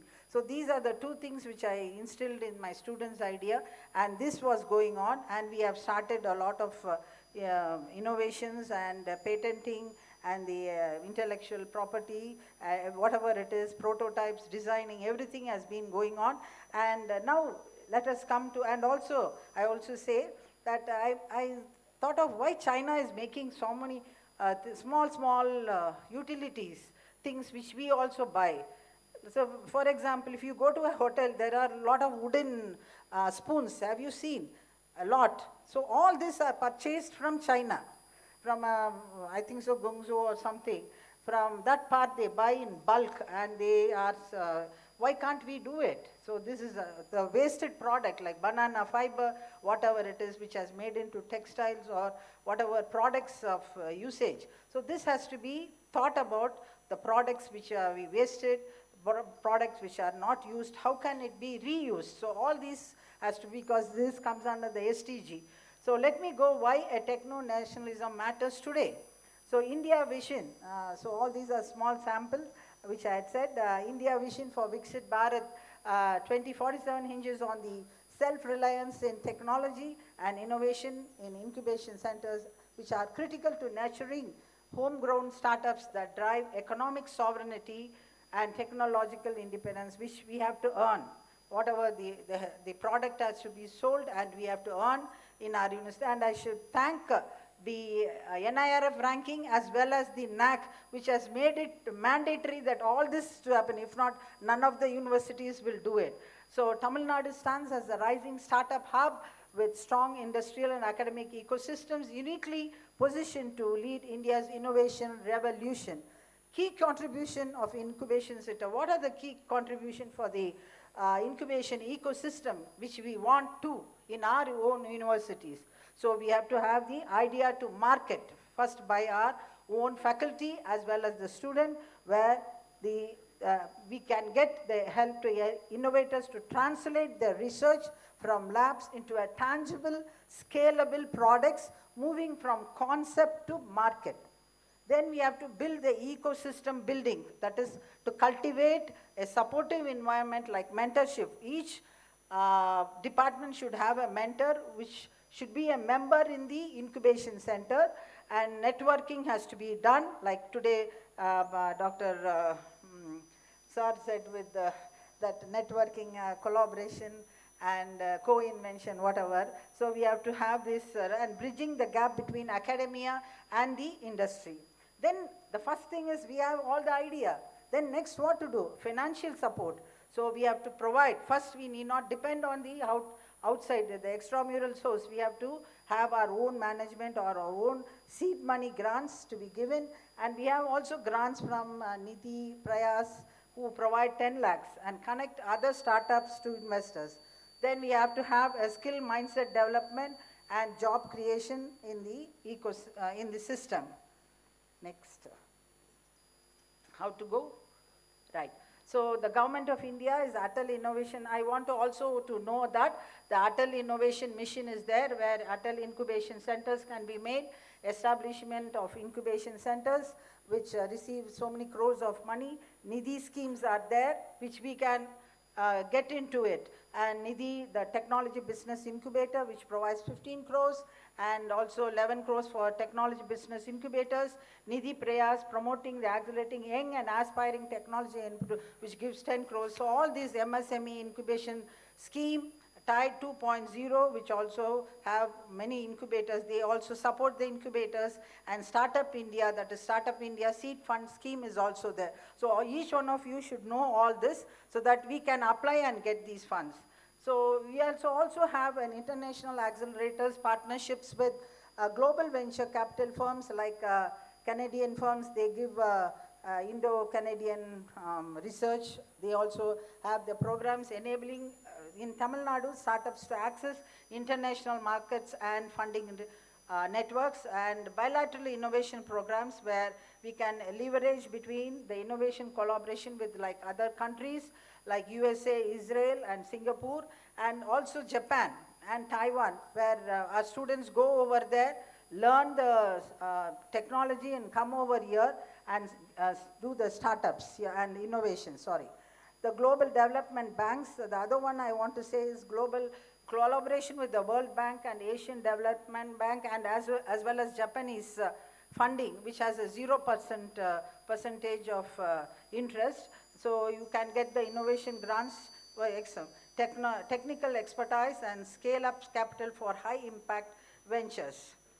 So in a collaborative entrepreneurship, you have the partnerships with academia, industry, investors, and government.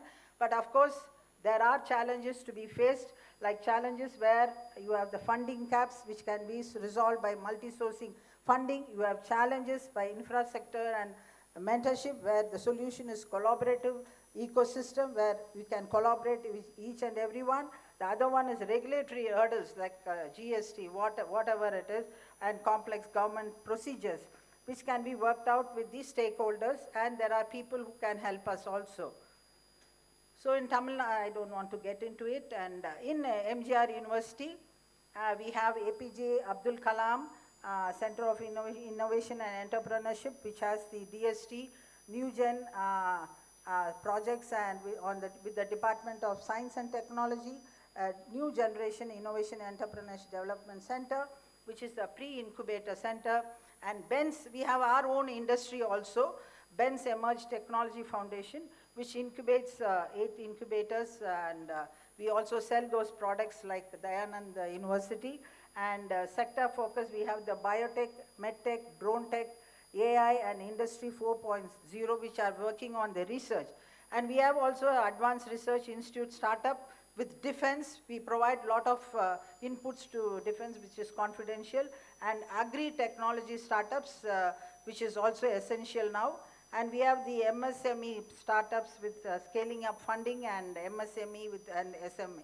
So these innovation and incubation support the stakeholders through Dr. MGR, IIC, Institutional Innovation. We support them also. If you want, we can also support you. Innovation Council, which is a 4-star. We have a patent cell, a technology transfer cell, an industry institute planning cell, innovation clubs, and e-cell of MGR Educational Research, and we have advanced medical research. We go into the research on pharmacy, physiotherapy, and allied health sciences, where we innovate many products which we sell them through our BENS Technology Industries. Thank you. And let us thank once again the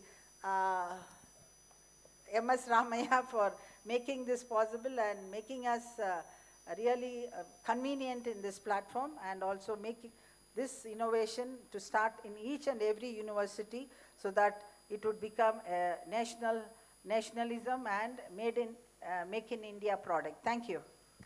Thank you, madam. Thank you, Dr. Kita Lakshmi, madam, for giving overview of that, which one is available in your medical field. Thank you very much.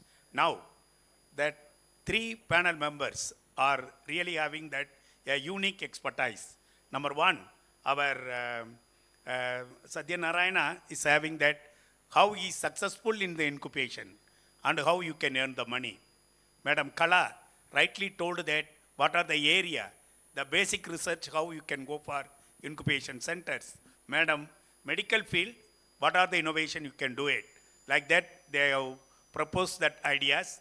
Now, these 3 panel members can answer for that. Any questions coming out from that audience, please.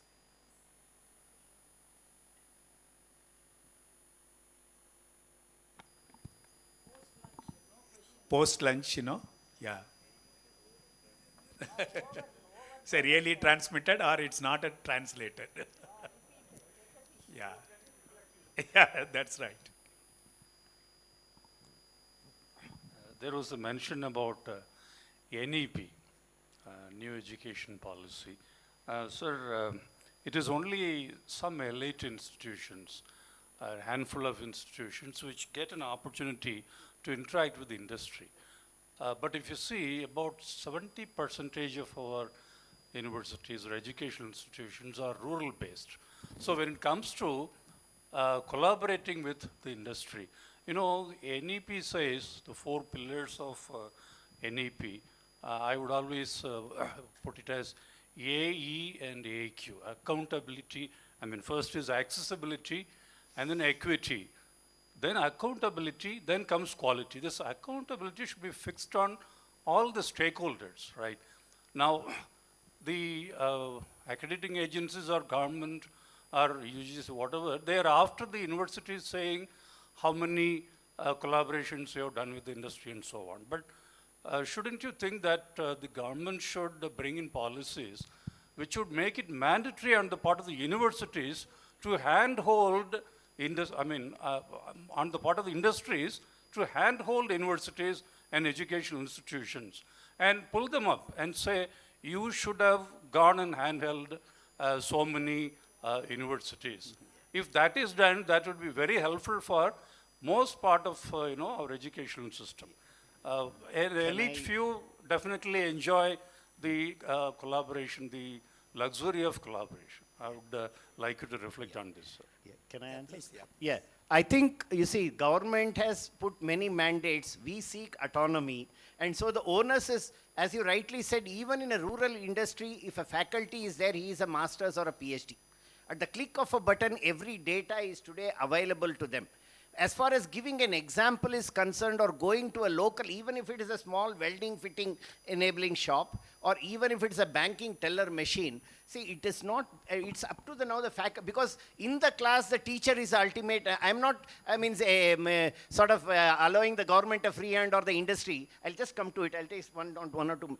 Key is, we, the teachers, have the ultimate authority in the class. Whatever the syllabus, whatever the curriculum, once I know what is the foundational content, correlation, contextual correlation, we will have to do. And today, there is enough information on the web for the teacher to learn and create a contextual correlation. No, they do not, if they have even, because, we are, as I always say, we are in the most of the teaching community are from the VUCA world. Where we are all more linear, vulnerable, anxious, and all that. And we are sort of always looking at linear things, whereas the kids are in the Barney world, brittle, non-linear, anxious, incorrigible world. And they don't do things linearly. They learn what we had learned in 15 years, in 15 minutes, literally from a gaming or from a chat or from a podcast. So, therefore, the key is now, how do we bring them a context and show it to them? And therefore, the project-based learning is the action where we can meet with the student. But that is the only point. Otherwise, they have no patience to listen to us. So, the first point is, how can we improve, because we are the only people who are being paid to learn and also teach and even allowed to do experiment, and errors can be okay. So we should work with our local, even the smallest companies, we could put process, automation enabling, everything can happen. I mean, you don't have to go to a 5-star. So I would say that, or as he mentioned, lot of day-to-day problem if the student has, we say, no, can you apply? I mean, the thought exercises can be done. So one is, can we teachers first start looking at solving problems of what a student or a parent or a teacher or a nearby industry is looking. It may need not be a publication, but the thought process of critical thinking, creative thinking, analytical thinking, correlating the fundamental to a context, and from there developing that competence of critical thinking, can we do, that's one. But as you rightly said, industries have to come, and in the best of the countries, I mean, if you are looking at major companies, unfortunately, Indian industry, for all its money, if you have to blame, for 42 million people in higher education, we don't get 25 cents from industry. But then you see, industry has something else to do now. We cannot blame them. In our classroom context, we are the best judge, and government policies will be done. But I mean, say, as you rightly said, NEP is a great, menu list.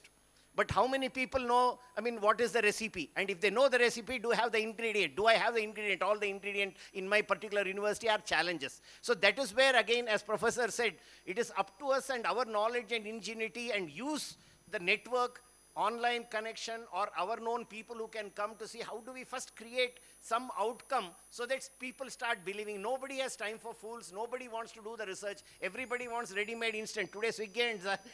So therefore, we will have to create a track record, and that onus, it depends on the teacher. Whatever your institution, if we, with all the provision that is, and whether we like it or not, whether UGC, AICT has also created wonderful content. Lot of information is available. If we do not understand anything, I'd say don't even go anywhere. Go to NEOS, Open Universe, school learning content from every skill to advanced technology, all content is on the web. That is for school dropouts, including skill.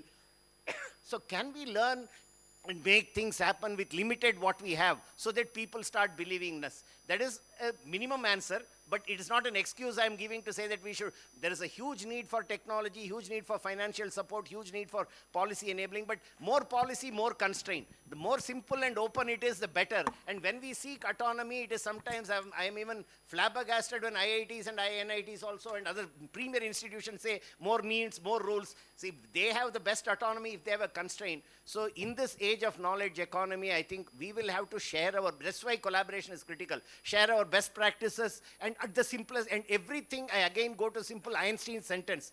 The greatest of experiments, if they cannot be explained in the simplest of way, with simple fundamentals, then we don't understand what we are doing. So therefore, the challenge is how do we do great fundamentals, link it to context, and see, even if an Apple new product comes on the web, the breakdown kit and the way what each functionality does is available within 2 hours. So every product information. So are the teachers ready to take this out, bring it to the class, make the student get excited? Then without even us giving input, they will do product process solution. So I'm not blaming anybody. The challenge is there, actually doing it the way it has to be done with the financial support. India itself doesn't have, as I said, the whole of our semiconductor technology is happening. Government is putting so much of emphasis and saying so many crores. But when government said they are putting 10 billion, Intel, AMD, TSMC, Global Semiconductors, or say 4 or 5 major semiconductor company together for 1 year, they said we are putting 500 billion. India is starting semiconductor and saying I am putting 10 billion, great transformation in semiconductor, and our best technology is 135 nanometer at SEL Chandigarh, whereas the major companies are putting 500 billion. So are we comparing apples and oranges, peanuts and mustards? We don't know. But then the innovation capability, that's what, see, the moment AI came, our adaptation ability was so great. Now, so when we do adaptation, can we do at least 5% on fundamentals and see how does it correlate? I'm just giving one example. See, we are a new 10-year-old university. Last month, there was a contest from ISRO and in space, the industry association. Our students won a contest where they launched a rocket, launched a satellite, recovered the launch vehicle, recovered the satellite, and also got the data at appropriate specified heights. Student assignment projects integrated in 8 weeks led to this with same teachers who had never done a product. So my point is very simple, sir. There is always will be, even the big company has also financial crunch. Financial crunch will be there, but we have unlimited students, best faculty. Now, gold medalists come to some university and suddenly think I'm rotting. A substandard student goes abroad, he becomes a global leader. So the ecosystem is what enabling him. So the point is now, as leaders, can we create that ecosystem within the best or the worst of environment? But if we are trying, I can assure you that, sir, it will happen even in India. And we have all, see, with all the constraint, ISRO is doing, DRDO has demonstrated. So feasibility is there. So let us now start thinking out of the box, not expect me toos and handouts from any agency. Within the problems and within the constraints, because everywhere there will always be, there is no constraint-free environment for any product, any process, any solution. So, I mean, sorry for saying this, because nobody is going to help us, because we have the thankless job of doing no other person. You have to literally do about 35 to 40 jobs, which no other job description says so much. And plus still we are called idiots. So, and as we said, but we are doing 97% of the job. So now we cannot expect others to do. We will have to. No, sir, we are great, madam, but the country still has to import everything. So, I mean, but our substandard student goes abroad and does. So we cannot put everything under the carpet. We are good, but shall we not let us believe in ourselves and not expect any hand-holding and transform from what we have, small things, then others will happen. Sorry for my answer, but this is my simple solution. Any other questions, sir? I have a question here. Yeah, please. Yes. I am Srivatsa here. I'm Srivatsa from Center for Professional Development in Ramaya University here. All right. I have some facts and I also have some questions. Yes. It's a very true story I'm going to start with. One of the American high school principals had asked his students to sell the school annual days raffle tickets. So many of the parents protested. You are making our children sell your raffle tickets in the cold weather. In fact, they went to his office and complained. He said that, look, everybody should know how to sell, everybody should know how to be entrepreneurial, right from young age. It's very, very important. If you look at the IIT systems here, students go for IIT education because they get rubbed into about the importance of getting into IIT, and the aspirations get set at a very early age. If you look at the many of the billionaire entrepreneurs across the world, they don't complete the college. They are all college. Many of them are college dropouts because they would have already known by then that the aspirations would have been set much earlier than the college to get into business and become entrepreneurs. That means to say many of these facts state that, prove that aspirations are set much earlier than getting into the college. Now look at the college aspect as such. Most of our students, most of them have iPhone in their hands. Professors don't have. Most of them come in a 3 lakh rupee motorbikes. Professors come in second-hand cars or preferably a hatchback cars. All right, whatever it is, it depends again. All right. Now, with this state of observations, how do we expect students to become entrepreneurs when they come to the college in the higher education systems? Or is it imperative and necessity that we reach out to the students at the high school and middle school level to train them to be entrepreneurs, like how China coaches the young students to become Olympians? And if this is the case, what is the role of university in this process? Yeah, wonderful. Sir, I can answer for your question. Yes. Actually, students, we are taking the students from higher secondary, right? Not like Ramaya College. We have the integrated students, 4-year students in all the program. When they enter into the first year itself, we are giving that how to collaborate with the industry. For example, in our university, you can come at any time. We have the skill development center where the industries are coming. For example, Johnson Electricals of Chennai, they are coming. They are pick up the students even in the first year, right? They have the knowledge, as the morning they told that, develop the sensor. If they have the knowledge, immediately they can give the fellowship of 9,000 rupees for 4 years, right? They can develop the technology. Like that, We started now, sir, the NEP giving the platform where we can go for that.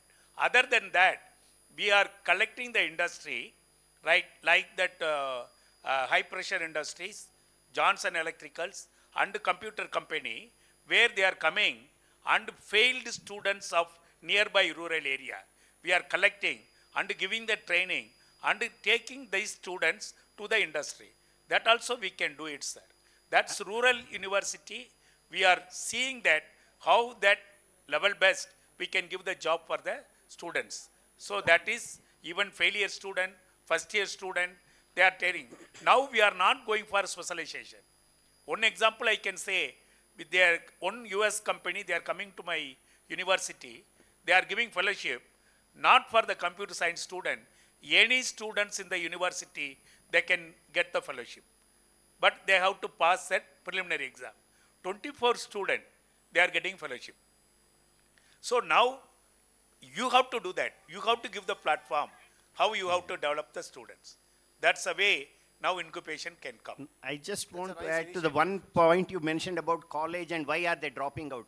You see, those teachers in the first year were so inspirational that, I mean, they could have taken that idea and then also gone out because they had done it so well. So teachers can even create, that's why the first year orientation is so critical. Many of us do it as a ritual, forgetting that especially for India, when say 350 million children in school come and hardly now 40 million are in higher education. So they are coming with some aspiration or force. So the first year orientation has to be such, and if it is so good, if that magic of learning can be created in them, and some of them even because they were so excited with some of the problems, because even those people, they did not, some might have experienced, but many times even in the US universities or other universities, they have experienced unique new opportunity under the professors that has led them to become so obsessed to work also is happening. So we would, and in an Indian context, in knowledge economy, where research also with reduced knowledge life cycles of 36 months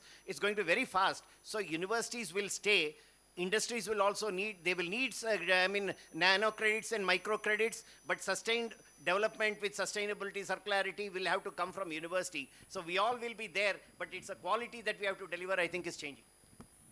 Regarding your school, why the school students, it has to be cultivated from the schooling. See, there was a UGC circular, if you would have gone through it. They have asked the universities to connect with the schools in and around their universities to give them the skill training or put them into the projects. So many of you would not be aware of it. So I would like to tell today, like you can connect with the school students who are from 9th standard, 8th, 9th and 10th standard to connect with your projects and give them the skill training in your own university. That is was also circular, and you can do, which we do in our universities. Thank you. Thank you. Yes, sir. Please, sir. Everything is in the hands of teachers only. If the teachers are act as a mentors for startups and also for incubation centers, skill development centers can be created by teachers. So we are also giving a leave for startups and also patents, everything. And the promotion is according to the prototypes development and also the startups, these things. Then only the staffs are also energized and to do mentor the students. This will be definitely happens. So good afternoon from Srinivas University. I am Professor Satyanarayan Reddy. I have a very simple question, sir. From morning I am seeing people are praising China, right? From morning I am seeing we are doing. But there is no we. That institution is telling that I am doing. Why don't we create a conclave of institutions, one IIT or top-notch institution, under that 3 institutions which are having A grade of NAC, they come together, and 2 to 5 rural institutions under this particular conclave, they share the fund, some share coming from central government, some share of the fund coming from state government, some share of the fund is coming from the institution, and 2 industries of the region. I do not want, two industries, but their CSR funding. Let them contribute 25% of their CSR funding in these, what I mean to say, select centers, which have been identified. And industries, those who are mentoring here, they should also share the industry-based problems. And let us not compete with China and all. We are capable of competing with any institution if we believe our own strength. Thank you very much, sir. Yeah, sir, I think you know that there is a ANRF project where Yes, the sir. system is working. I know, Yeah. but the problem is takers are very few. No, Let sir. it be mandated. Sir, please, last to the year, Yeah. India has given 9 projects Yes, sir. where that mentors are like JNU, IIT Chennai, and that Hyderabad University. Under that, we are the spoke universities working together. Yes. 100 crores No, no. they are giving. Sir, growth in rural institutions and all where I have statistics. I do not want to prolong this discussion, but I have the statistics that rural institutions or semi-urban institutions are not getting any benefit. Sir, they have to get the A+. Yeah, that is That's the what I'm condition. saying. Yeah. So if such conditional things are there, growth will be stunted. But always. they need some outputs, sir, no, sir. No, mentoring can do bring lot of change. That is what my contention is. Thank you. sir. Right, thank you. We can finish it? Okay, right. Anyway, I think, thank you all the, what you call speakers. Wonderful time you spent it, and you had given a wonderful message. I think audience can give the very good applause for that, my speakers. And even still you have any questions, I think they will be available, so you can interact with them. But my request is, it's not like just we are having the discussion is going away. Real collaboration and interaction should continue forever. With this, I am concluding. Once again, thank you AIU and also that Ramaya Institute for giving wonderful opportunity. I think the topics are real attractive. We have to come with a good conclusion and recommend to the Government of India. Thank you very much. Pankaj, for Thank giving you. me Thank the you. opportunity today to have my speech here. Thank you. The visionary insights shared in this session. Sir, please be seated. Ma'am, please be seated. The visionary insights shared in this session are immensely appreciable.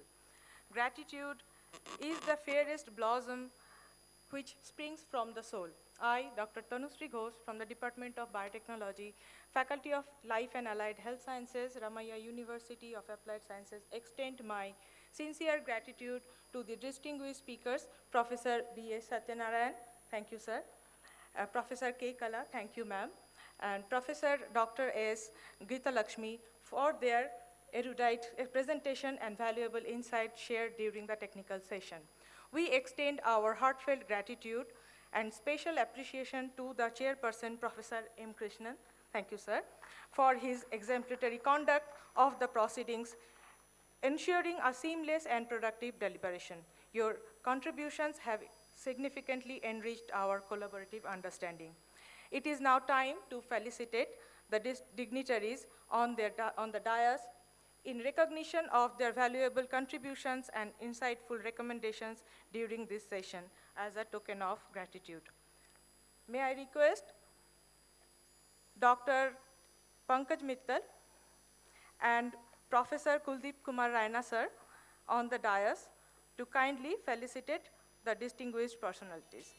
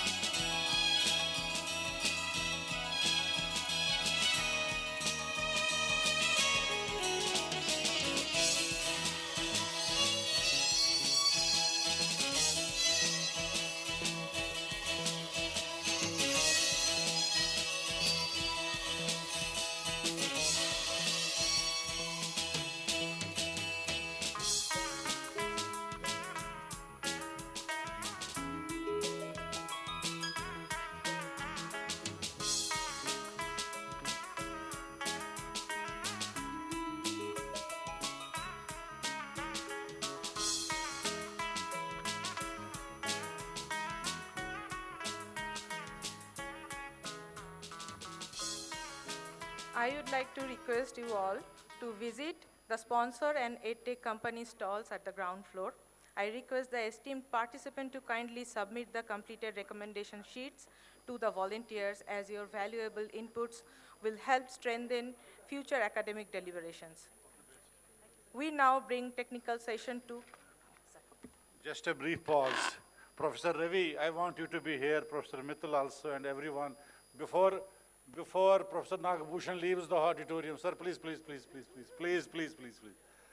Friends, listening to each one of you has been really enthralling, and a lot of learning from each body's discussion. We want to have a change in the template tomorrow morning. With the permission of the chair, Professor Ravi, if he permits me to so, and the permission of each one of you, template has been set. We want to slightly improvise it. We want to have the fire chat tomorrow morning. Are you ready? Pakka, sure? How many of you are with us? Great. Dr. Ravi, we solved your puzzle. Let us go ahead with that. Let us try to think how we can make this meet different, one, and also come with a resolution after the discussions. This is the roadmap for us. I think that would be the South Zone declaration of the VC meet. There has to be some concrete steps for which we shall be having an action plan. I thank you all for accepting my request to be on the fire chat. Each one has to throw a missile. Lady is here.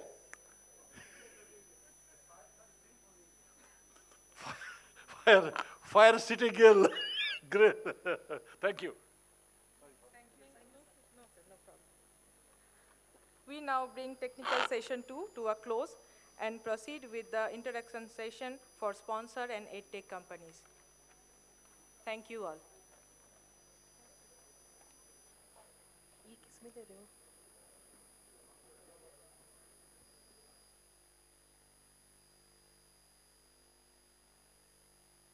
Are in every city across the world. Elevators, escalators, hydraulic lifts, and multi-level parking systems. Vertical transportation systems are a crucial Good evening, everyone.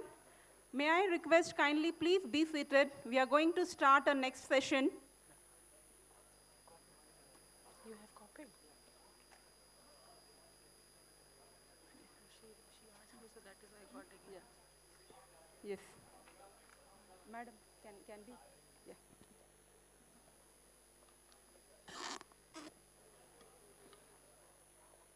Good evening.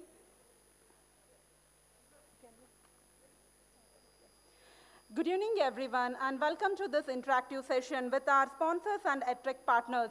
This session is an opportunity to exchange ideas, explore collaboration, possibilities, and understand how industry and education can work together to support entrepreneurship and innovation in higher education.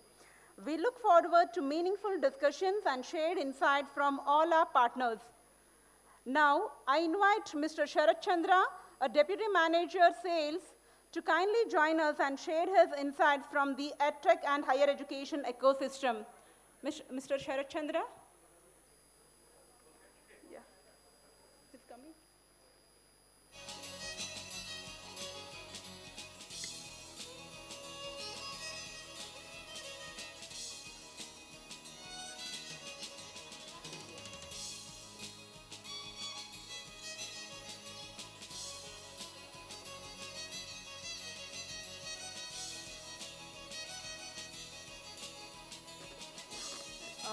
Other partners and industry delegates, if you have your PPT, kindly please talk to our technical team. They will help you to upload the PPTs.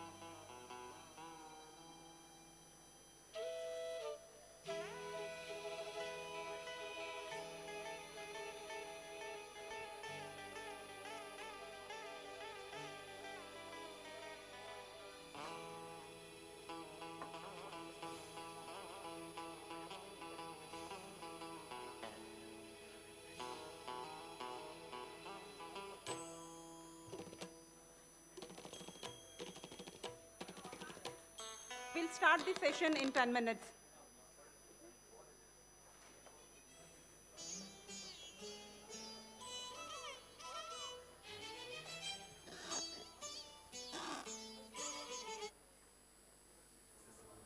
Toward a future shaped by young Indian innovation. Articulous surgical. Listen, evolve, perfect.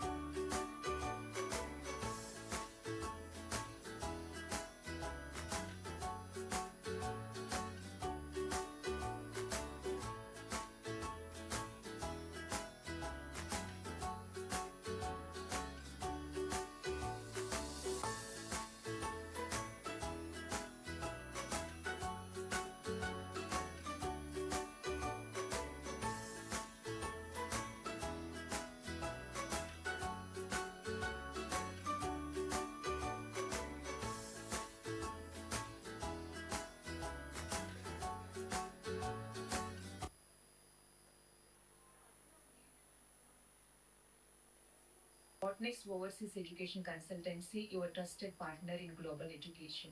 We specialize in guiding and helping students achieve their dreams of studying abroad in top destinations like the US, UK, Canada, Australia, or any country across the globe.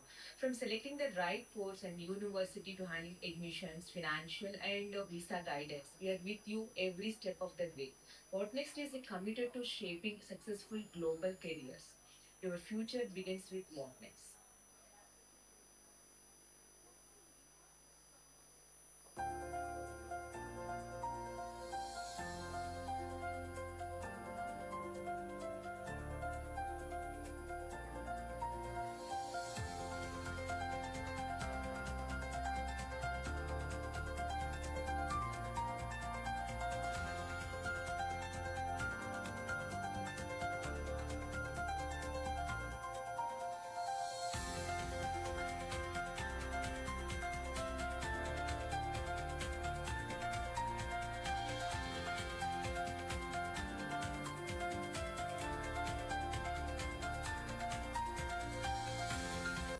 In 1969, there were only 25 buildings with a height of 200 plus meters worldwide.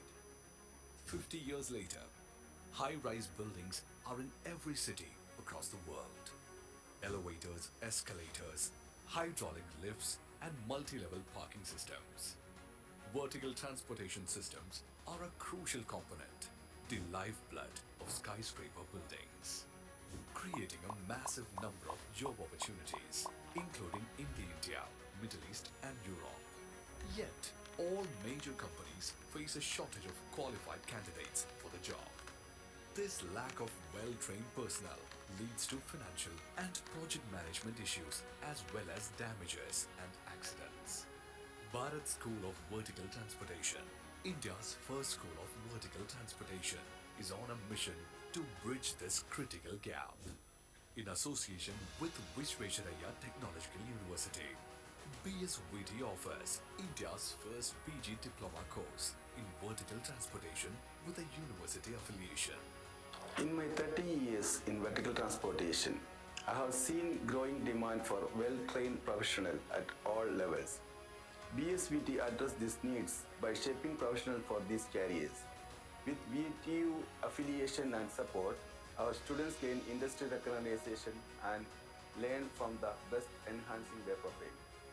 Bharat School of Vertical Transportation, BSVT, is affiliated with Visvesvaraya Technological University and industry partner of Skill India. Consequently, the certificates issued by BSVT are recognized both in India and internationally.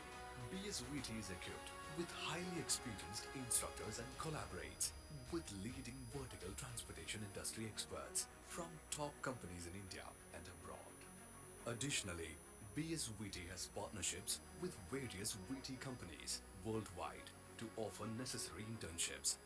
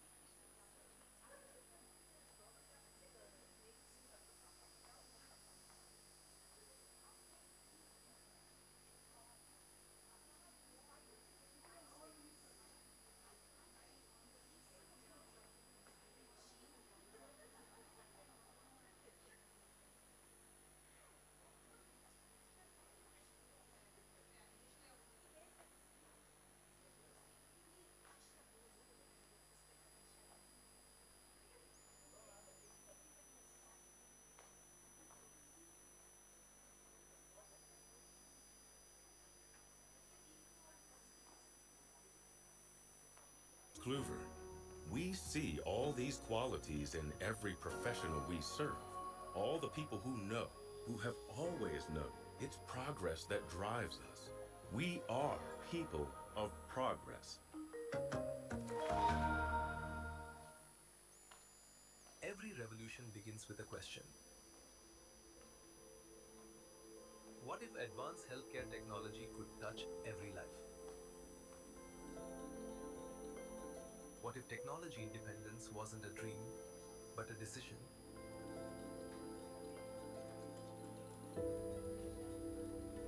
At Articulus Surgical, we made that decision. Here in India, a young team of innovators is rewriting the rules of robotics, designing, manufacturing, and assembling world-class surgical robotics entirely at home. Not by following global trends, but by setting them. Our team comes from everywhere: engineering, design, robotics, and medicine. Different stories, different skills, one purpose: to make cutting-edge robotic surgery accessible to every hospital, every surgeon, every patient. The biggest thing that we should know about Articulus is that as a company we are driven by one fundamental truth, that all great and era-defining technologies should transcend all socio-economic barriers. We believe that every single patient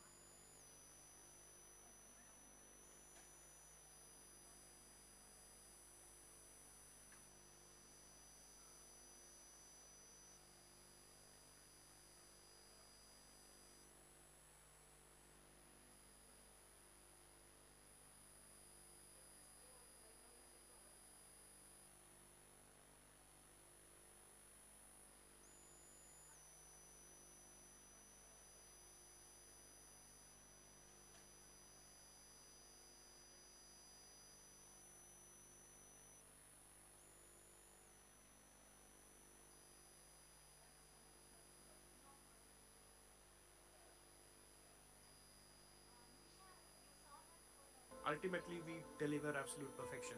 This is India's innovation engine at work. Precise, reliable, intelligent.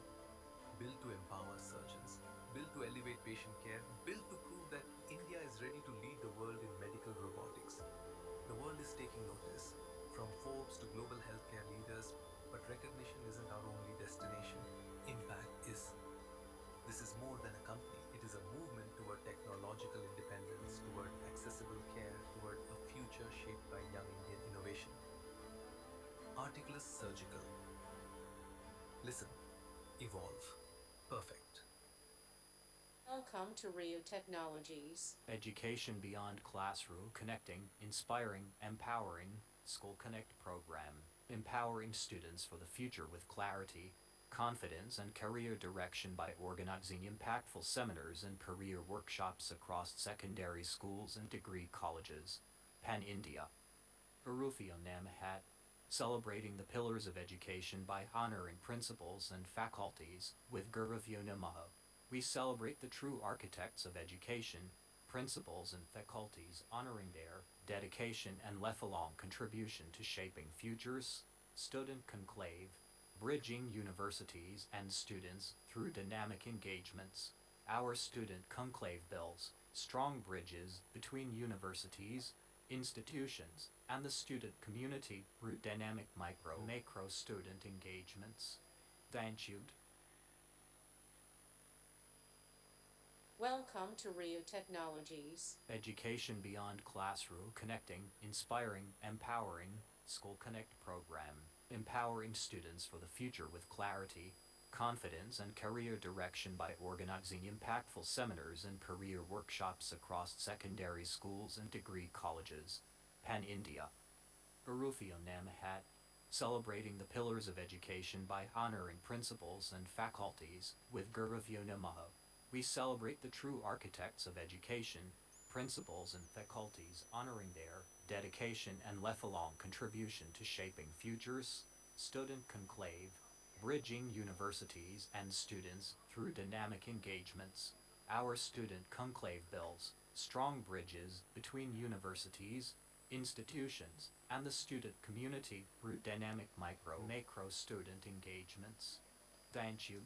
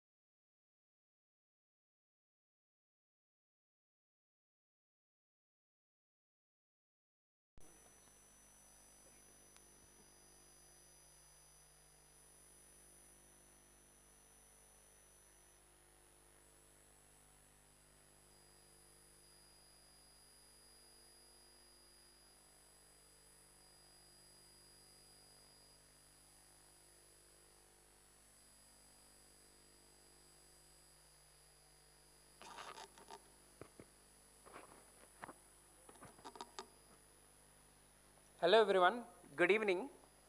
I understand there is a slight delay that is actually going on in the event. Okay, so I represent Merito from the house of no paper firms. You might actually hear about NPF in the market. Okay, so I represent no paper firms under which we have multiple product lines like Merito, which actually automates your complete admission process. Starting from your raw data, lead, application, enrollment, everything would be completely automated. First thing. And second thing, there are a couple of use cases that we actually solved, particularly in education as a vertical. And we are a vertical SaaS company, and we only work with educations. Currently, we work with majority of the Indian private universities and colleges in India, where we have solved a lot of particular use cases regarding the admission process. And we have streamlined and then automated the complete admission process for the universities. And not only that, with Merito, we completely also have post-application as well. So where the students' GD process, interview process, and then we also can do an exam integration with a couple of other third-party vendors, and then the complete journey of a student would be automated over here at Merito. So going forward, so this is what we have actually solved for all our customers. So whatever you imagine in the world of admissions, okay, starting from the lead management, okay, the lead nurturing, the application automation, and then also the post-application automation. And then the payment module is also being configured through Collexo, which is the other vertical and then product line of no paper firms itself. Okay, not only that, we also recently launched our agentic AI product line, which actually is an killer product, which completely helps you to automate your admission process over here. This has the ability, so we currently launched 2 agents. So here one agent is like guide, which completely converse in your regional languages whenever a student is coming to your website, or the chatbot kind of thing, which is directly integrated to OpenLLM. And not only that, the second interesting thing is the Mio calling, where this has the ability to dial the student by itself, understand the conversation, have a conversation with the student, and then it also has the capabilities to completely score the sentiment analysis of the student. And tell the admission person or like admission director whether the student will take the admission or not. What is the sentiment that student actually has, okay? And not only that, this can converse in regional languages as well. So currently this has been configured in South Indian languages like Telugu, Tamil, Kannada, Hindi, and then multiple other languages as well, okay? And we are also building a lot of other products across this, and there are also multiple agents tagged to this, okay? So here, your dependency on human would be completely reduced, okay? And not only that, your dependency on the student would also be reduced, okay? Like how would it directly impact your admissions is that this has the ability to directly interact with the students in their regional language, and then this would completely gather the information from the student, and then also leaves a notice or like leave a complete remark to the counselor stating that this particular lead is very much interested. Please connect with him and then close this particular lead. So like that, we have collaborated, and then we have spent 2 more years like to build this particular product, understanding more use cases, working with universities, leaders everywhere, and then understanding particular use case, and then we have built this particular product. Okay, Mio calling is one other interesting product. You can actually reach out to me like on further updates and then also features for this particular product. Okay. So like you can also try out calling on this particular number, and then you can see how this particular bot can actually speak to you in different languages. Currently we have configured as Merito University, and then you can try it out on this particular thing only. And not only that, you can also scan this QR code and then build your own chatbot. You need to just give your university college's website name, that's all. Within 60 seconds, it will crawl the complete website, and then it would understand the website, what exactly is there, and then it would create a chatbot by itself within 60 seconds. This is the power of agentic AI that we have built, and immediately you can also start conversing with the chatbot as well. Anything you ask, what is the fees, how far is it from airport, or like the specific location, anything that you wanted to understand. Within 60 seconds, this can completely build a chatbot which can sit on your website, and we are also planning to build a chatbot which can directly talk to you on WhatsApp and then Facebook as well. So this is the level of agentic AI usage and use case that we are trying to build majorly for all the universities and colleges as well. Apart from this, we also have Merito Amplify, where I guess like you might like get a call directly. Nana Sidramaya Madartini, like you will get a call near time elections, right? So we try to deploy the same technology over here, which is called Merito Amplify, where you can reach multiple students across India, stating that, hi, this is Sharath calling from Merito University in regional language. You can blast this, and then you can capture the response of the student. If you are interested, please press 1. If you are not interested, please press 2.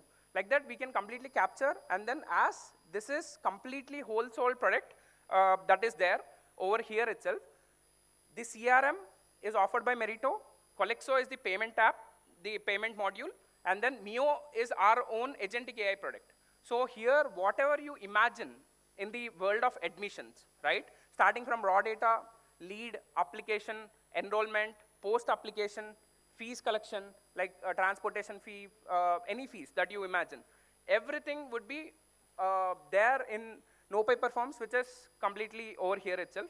Not only that, we are also launching multiple agents also in Mio. This is a very in-depth product completely, where we are also trying to get in touch with education leaders like you, and then also collect use cases. What is the use case that we can solve particularly for different universities? Okay, so there, not only that, we also have a lot of other interesting tools as well, so that we are actually present in booth number 19, okay? So whatever you imagine in the world of admissions, which can be automated, which can be completely streamlined, and then also, we also help to scale your admissions as well. So if you are actually struggling with your admissions or like the numbers, everything, Merito is one-stop solution for you, where you can reach out to us and we can streamline and then automate your complete process and help you to scale your admissions. Thank you. So this is a couple of customers that we actually have. Okay, we are also present globally as well. We have an office in Dubai and then also Malaysia and Singapore, and we recently entered US market as well. Okay, and so feel free to reach out to me. We are there in booth number 19. Yeah, thank you so much for taking out time.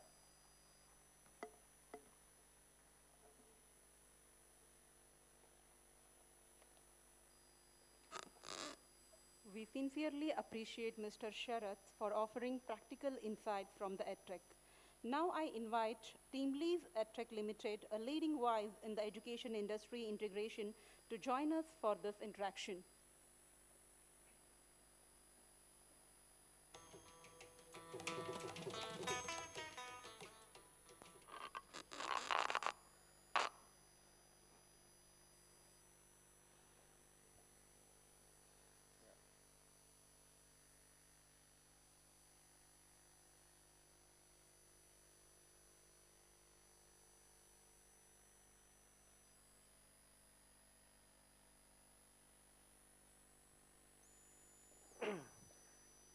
So good evening, everyone. My name is Rohit, and with me is Apurv. We represent TeamLease EdTech. My CEO Shantanu had to come for this presentation. He couldn't come because of medical issues. So there's an audio presentation he sent.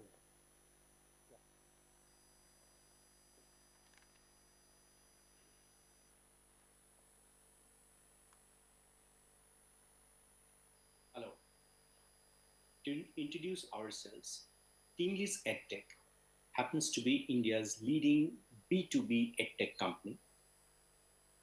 We work with multiple universities across the country and help them design, develop, and deliver engaging and employable online degrees.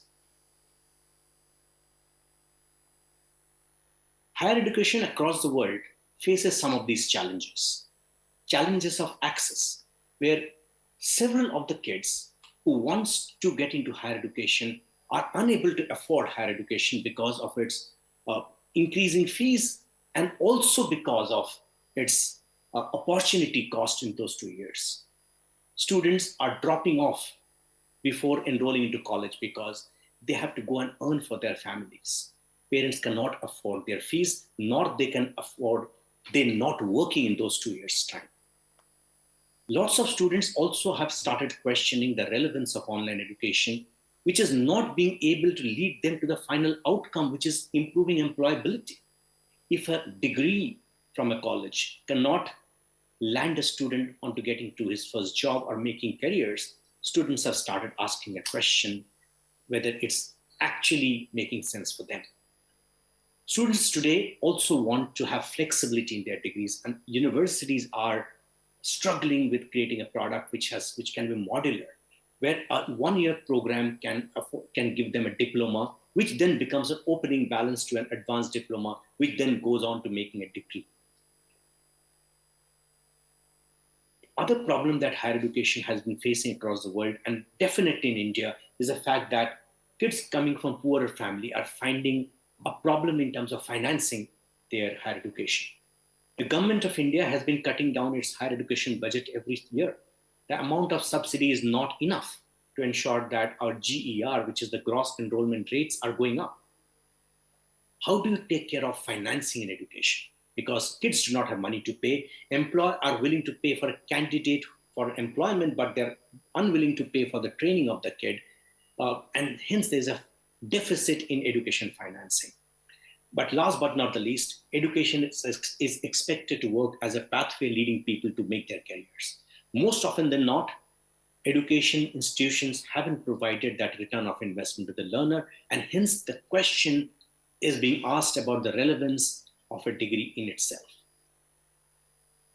Teamlease EdTech works with multiple universities through this interesting and innovative initiative called Work Integrated Degree Program. Sometimes we also call them apprenticeship embedded degree programs. These are online degrees launched by multiple universities in the country, which is a hybrid of an online classroom and an on-the-job classroom. If a student takes enrollment into a 3-year or a 4-year degree program in a university in the online format, it's a no-brainer that the student doesn't have to go to a physical classroom because he's studying online. We use this time of the student to send him to an on-the-job classroom, like a trainee in a corporate. 3 years degree, simultaneously and concurrently, the student does a 3 years of internship or apprenticeship in an employer of his choice. He learns the theory and the academics from the university, and he learns the practical hands-on skills from the employer. Combining these two formats of learning and two different pedagogies, the student definitely learns not only academic knowledge, but also humongous amount of hard and soft skills, learning by doing. This program also provides flexibility to the students. Universities are offering this program in a modular format. Students have multiple points of entry and exit. He can enter a university and exit at the end of 1 year with a diploma.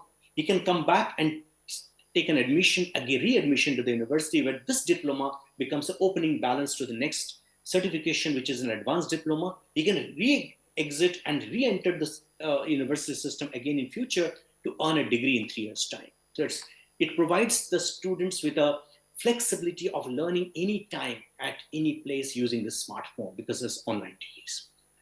This program also embeds a basic philosophy of earning while learning. The students who are working as trainees and apprentices in corporates also get a monthly stipend every month, which is more than sufficient to take care of their academic fees in universities, as well as to take care of their mundane expenses of the student.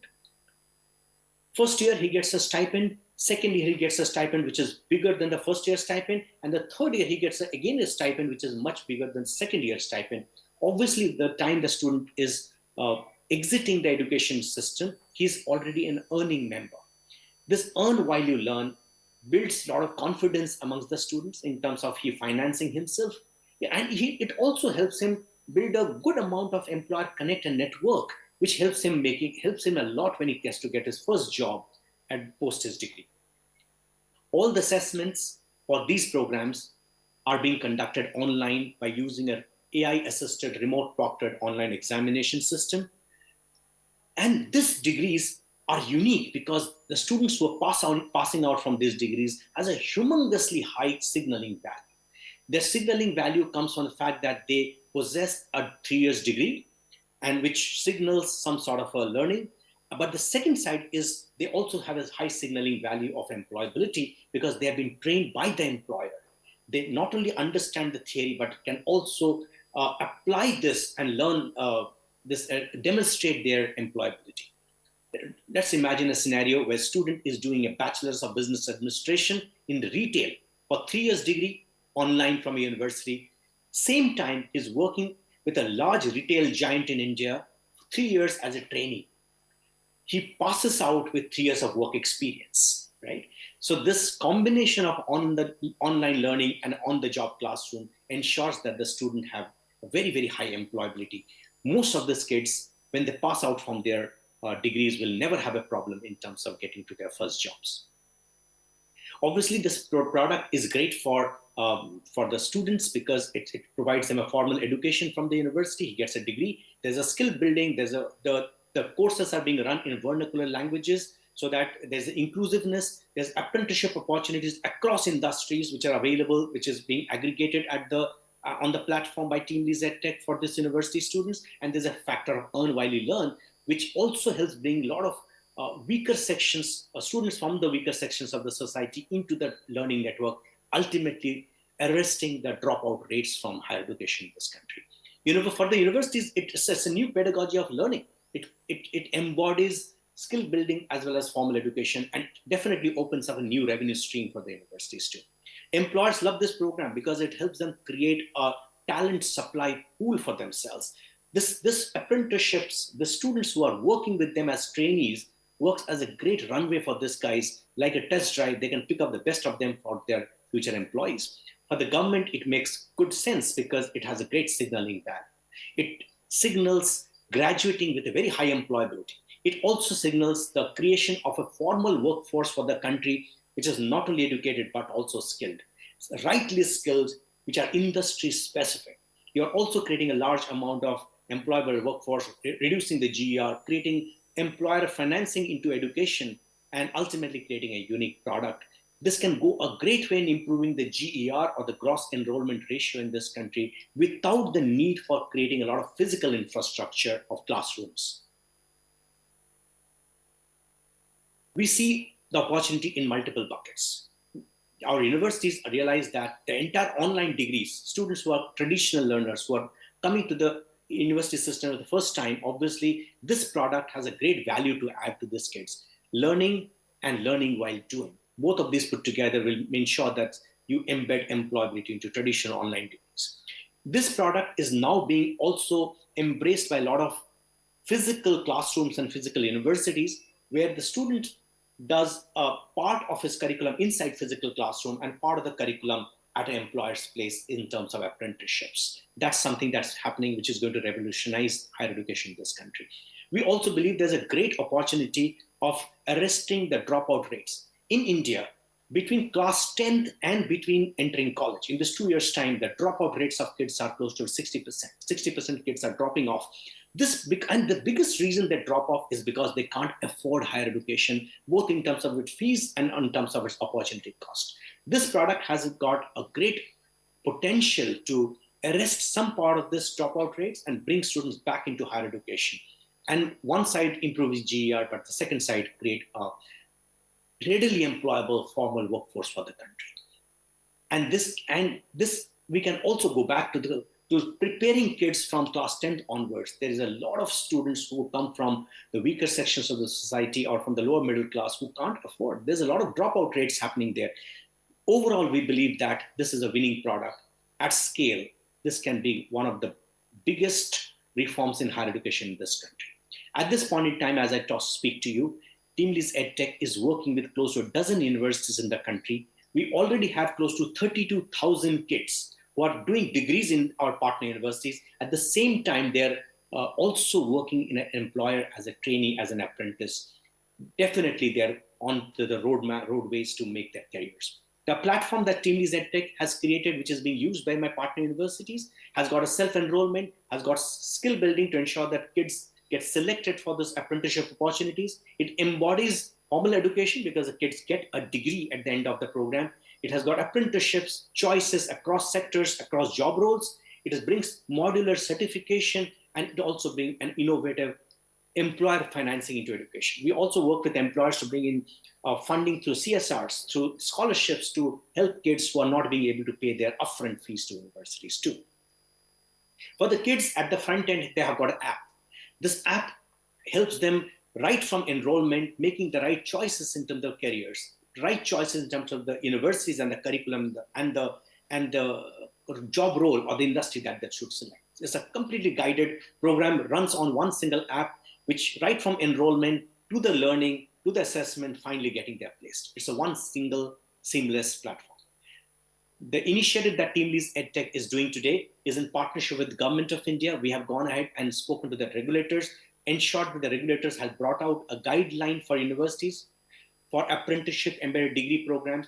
We have worked now currently with about a dozen universities as our partner, more than 650 employers across 17 different industry segments have partnered with TeamLease to ensure that they're open to taking apprentices, and this number is going up day on day.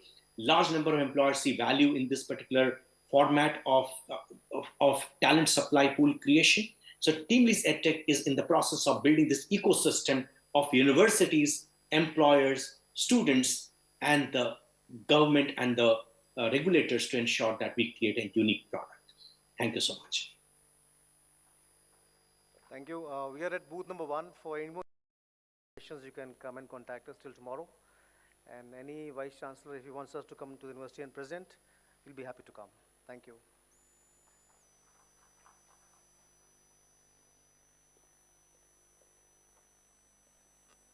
Thank you, sir, for introducing your product with us. Now I invite Mr. Manish Kumar, MD and CEO, Roman Technologies Limited, to join us and share your thoughts on technology-driven learning and industry collaboration.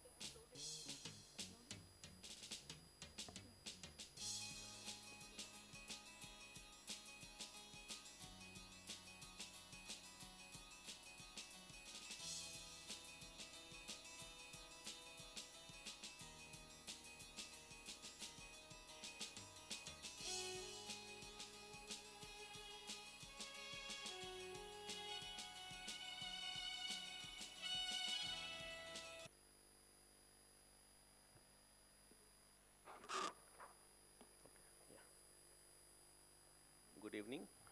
So I will straight away go to the point, what we are, who we are. So basically, Ruman, we are 26 years old company, and basically what we do is when the best of your students, they get selected in the campus. Best of your student attend 5 of the interviews and they get the job. But afterwards, when they don't, in that case, we take care of them. So we do the skill training, and it is all placement linked. So we started in the year 1999, and till date, we have trained more than 1.2 million students. We have the presence in 100+ location, and placement, we do it in 300+ different companies. So here, the agenda is like, I have something which I would like to offer. So it's not to sell the product, but how we can collaborate with you to make the ecosystem better. So we are into the global certification training. So we started with global certification training, that is with Microsoft, Cisco, AWS, and all this. So we are the authorized training partner of theirs. And then once NSDC started, we also tied up with them, and we got into the skill development. Then we are also having our IT services vertical and staffing division. So these are the 4 different verticals what we work on: training, IT services, staffing. And one of the recent activities what we are into is the smart city. So if you see in Karnataka, like we have set up the smart city of Shimoga, Davangere, so all the, and apart from that, Goa, Tirupati, and all that we are doing. So basically, we always believe that if I need to teach, we need to know what exactly is the industry, what exactly industry expects from the students. So it's only the IT part of smart city. So suppose if you are traveling in Davangere and you are finding that there is a traffic fine applied to you, or you without helmet you are going, and so all that automation and all, so you can curse us for that. Complete video analytics is being done by us. We monitor the whole city. Complete city surveillance is taken care by us. So yes, a lot of things are happening in smart city.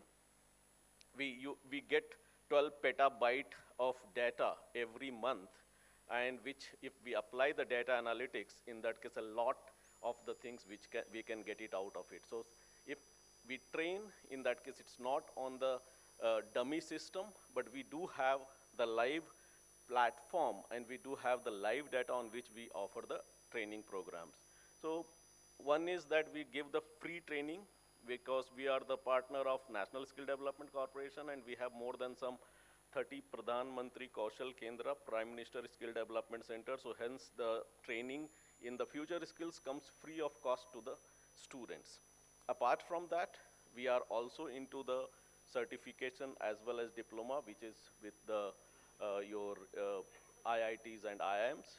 And the third one is the global certification program, where we work with Microsoft, IBM, Cisco's of the world. And this is for the last 20 years we have been offering their certification program. So the uniqueness is we know education, we talk about skills, we are into staffing, at the same time we are into technology execution. So we know what exactly industry needs, because we are also working with the industry. We are also a service provider. One of the program, when we talk about, always we talk about industry, academia, and government, how we can come together. So I'm not talking about how we can come, we have done it. Previous year in VTU, it was, I talked to the Vice Chancellor, sir, and I asked that if they don't get internship, what next? Then they go and they search for one or the other shop who can give them a certificate. Then why not we give some skill training? And we called IBM, we called IIT, we called NASCOM. So as you can see here, like we created a program of 360 hours, in which 165 hours we taught core subject. Then we were talking about project-based learning in the morning. So IBM took the project-based learning on the topics what we trained. IBM has given the project to the students. Then after that, IIT has taken a 30 hours of session. And then Vadvani Foundation has come and talked about the life skills and all. So it's not that we came alone. We brought all the industry, and NASCOM has come and they have given the platform on which they can apply for the internship and all. I need some time. No, I think I need 5 minutes time, because I have a lot to cover. So that's about, like, we brought industry, academia, and we have all the student of VTU, last year engineering student, all of them have gone with the internship project with us. So 25,000 students we have given the internship kind of program. So now as we are into the AI, as you know, like, the jobs are changing and all that, and it is always going to be a different kind of jobs which will come. So now we don't need to give them enough of knowledge, but what will happen that they can learn on their own and they can do the startup. So we have come out with something called Startup Varsity, where we are talking about many of the startups, they fail because of the poor finance handling, inability to recruit the people. So here we are talking about, on the day one, we create a company, we make a team of 10 of the candidates, we give them 10 lakh of fund, and we say, you use it. You use the money and you come out with a product. So what we call it as a pre-incubation. Always we talk about incubation, but here, how we can seed the ideas to the candidate, because they don't even have the ideas. So we seed the idea to them, we say 4 months you try, and after that, if you are successful, you continue. If it is not, then we are having the secondary option. So here, we have 4 of the pyramid pillar. We are taking the mentors from the industry. We are taking the visionaries, like who is having 5 to 50 years of experience. Like there are many of the professionals who are working for Microsoft, Google, Wipro. They want to try, like they are working as VPs and all, and they want to try. We say, okay, fine, why not you give your 4 months of time, you come and try. And then we take, so one CEO, that is the visionary, one CBO and CTO from IIT or IIM, And then we are taking the fresh 5 engineering graduate for the developer and 2 from the MBA for the sales and marketing. So this way we create the team and we are giving the complete team for the startup. Now coming back, what exactly we can offer to you? We can give the placement linked future skill training program integrated with your syllabus. We can give the credit-based skill training. We can do the industry-sponsored center of excellence we can set up. Like if you want Microsoft, AWS, Red Hat, we can bring them to your campus and they will set up the center of excellence for you. We can set up the applied AI labs for you. If you want like for humanity or for BFSI, everywhere now AI is required. So we can do that as well. So these are the future skill programs, what we can do. We can do the credit-based skill training where give me 50 hours in every semester and we can put our training programs like business analytics, digital marketing and all that, so that students, they are not only learning the educational skills, but they will be also getting the job skills. Industry-sponsored center of excellence, as I mentioned, like we can work in association with Microsoft, IBM, Cisco, UiPath, Salesforce, and we can set up the lab in your university. Applied AI labs, we can do it for AI. So there we are having further 4 layers. Apply foundation AI layers for everyone. AI literacy for all the students. Then the second semester, we can go ahead with professional, that is AI tools mapped to each discipline, HR or finance and all. And then they can create their own agents so that it will be useful for them how exactly they can, when they go for the job, they can have their own agents. And then live project and internship. We can work on internship if you are having any internship, as well as we are having some CSR funds also, like right now we are working on some CSR funds of Microsoft as well as Capgemini, where they have given us the mandate of training some 2,000 to 3,000 students on cybersecurity and AI. So if it is required, you can reach back to us and we can come to your university. Obviously, as it is sponsored, in that case, you need not pay, student need not pay anything. And all this training is backed with the placement. Incubation and placement support, we can, suppose if in your university you want to set up an incubation center, let us have a barter deal. You give me the space, I give you the mentor. We have the team of mentors. You have the incubation. I can do the kind of like, incubation center we can run by supplying the mentors from our end. And also we will give them the hands-on training. Apart from that, so this is my last slide.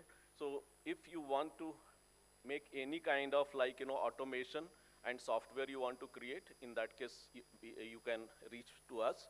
We have created AI tutor where we don't want to, when we talk about AI, in that case, it's always it comes into the mind that it is going to replace the trainer. We are saying that we are not going to replace the trainer, we are going to empower the trainer. So in this AI tutor, what we have done is, like, it will be, you put your lecture to that and it will create the sessions for you, it will create the PPTs for you. Now you go and you take the class, but at the same time, what happens that students will never open up and ask the question. So now they go back to home and they can see the recorded video, and that time they can pause and they can ask, and here we are creating an agent for you. For the same faculty, we create with his face, with his expression, with his way of talking, we create an agent. Now he can pause and he can ask, sir, that topic I didn't understand, can you explain me? Now in the night, this AI avatar will explain the topics to him. And we are noting down the questions what he's asking. So might be a person who was looking very dumb in the classroom, and he's asking very intelligent question that we are passing it to the faculty. So he knows that how to handle which student of theirs. We have the assessment, psychometric test, interview simulator, asset management, as well as it's in the, we have started developing enterprise LLM. So if you don't want to give all your data to ChatGPT, we can bring the LLM, we can put it on the server as per your requirement, we can train, and it is your personal LLM. So it is on-prem LLM we can give you. So you tell us what information you want, that much only it will be taking it. And we can develop the agents for you. So yes, this is our vision to build the, to train 10 million students, because we have already reached 1.2 and we are always there for any of the question. I'm done. Thank you. So if you have any questions, if you can scan, and if you feel that, like, I can do something for your university, in that case, if you can scan it and you can fill the form. Otherwise, we are having the stall there. You can always reach to us, and as well as my team has shared the collaterals with you. So anytime, I'm always available here. Thank you.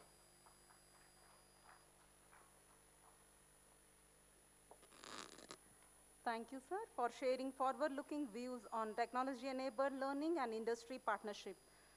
Now I request Mr. Ravi Shankar from Cambridge Institute of Technology to join us and share his valuable academic and industry perspectives.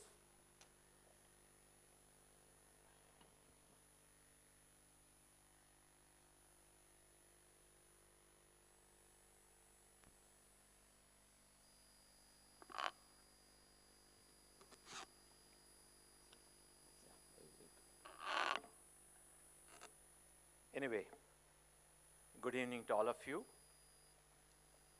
We are not here to promote any products, but however, few months down the lane, definitely we are coming out with many products from Cambridge Group of Institutions, which is located east part of Bangalore near Kyaarpuram.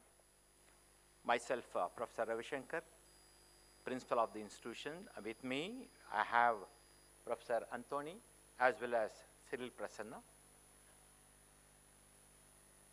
We heard talking about the entrepreneurship, startups, innovations, and so on and so forth.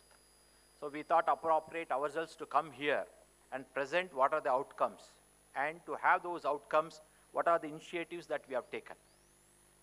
So we have created an ecosystem. Ecosystem consists of the platform, the opportunities, the facilities, hand-holding. All these things are being created in the institution. And it starts from first year. Professor Satnarayan was talking, like anything that you want to initiate, it needs to be initiated from the first year. So we start churning the students from the first year itself. And that too, again, appropriately mentioned about the induction program. So induction program is not just to satisfy the academic requirements or to satisfy the statutory requirements. It is meant for doing something, becoming somebody. And we strongly believe that the Cambridge Institute of Technology strongly believes in doing is what is learning. And we also have the slogan saying that engineering something creativity, and everybody is talking about the everything, everyone should look beyond. That's what we focus on. So in doing so, we have also created a platform, as I said, a creative learning cell. From first year, where the students can come, float their ideas. If not, they can come up with their friends, and we have a mentor specially meant for churning the students and coming out with different ideas. And in doing so, what are the outcomes? Because always we focus on outcomes, and those outcomes need to be measurable and visible. So Cambridge institution, in fact, developed in the year 2007, managed by Umesh Educational Trust, aided by Sri D.K. Mohan, who is an educationist as well as an entrepreneurship. And it's not simply saying, so how we have developed, created the ecosystem. Today, in fact, Cambridge Institute of Technology has many startups, not only funded within the nation, even the outside. And many of our students have become entrepreneurs, where we handhold them, and as also said, like seed money, we have a very strong policy, student enrich policy. All these things are available in our website. Not only for the faculties, usually we talk about the faculty enrich policy, but we have a student enrich policy where we focus on the holistic development of the students and how the students have really developed, what are the outcomes, you name it, startups, entrepreneurship, products. In fact, maybe within few days, we have to come out with many products that you will see and also hear about Cambridge Institute of Technology. And what are the outcomes? I request my colleague, Professor Anthony, to take it forward. Thank you very much.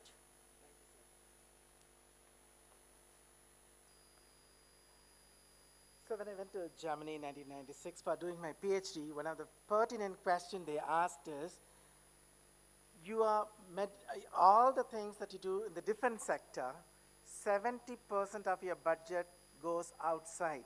What are you doing in your country? So we said that, okay, let us work not only for defense, for others as well, which we'll explain. The scenario was 70% in 1996. Now, after Atmanirbhar Bharat and other things, has come out to almost like 30%, which is what is the best thing.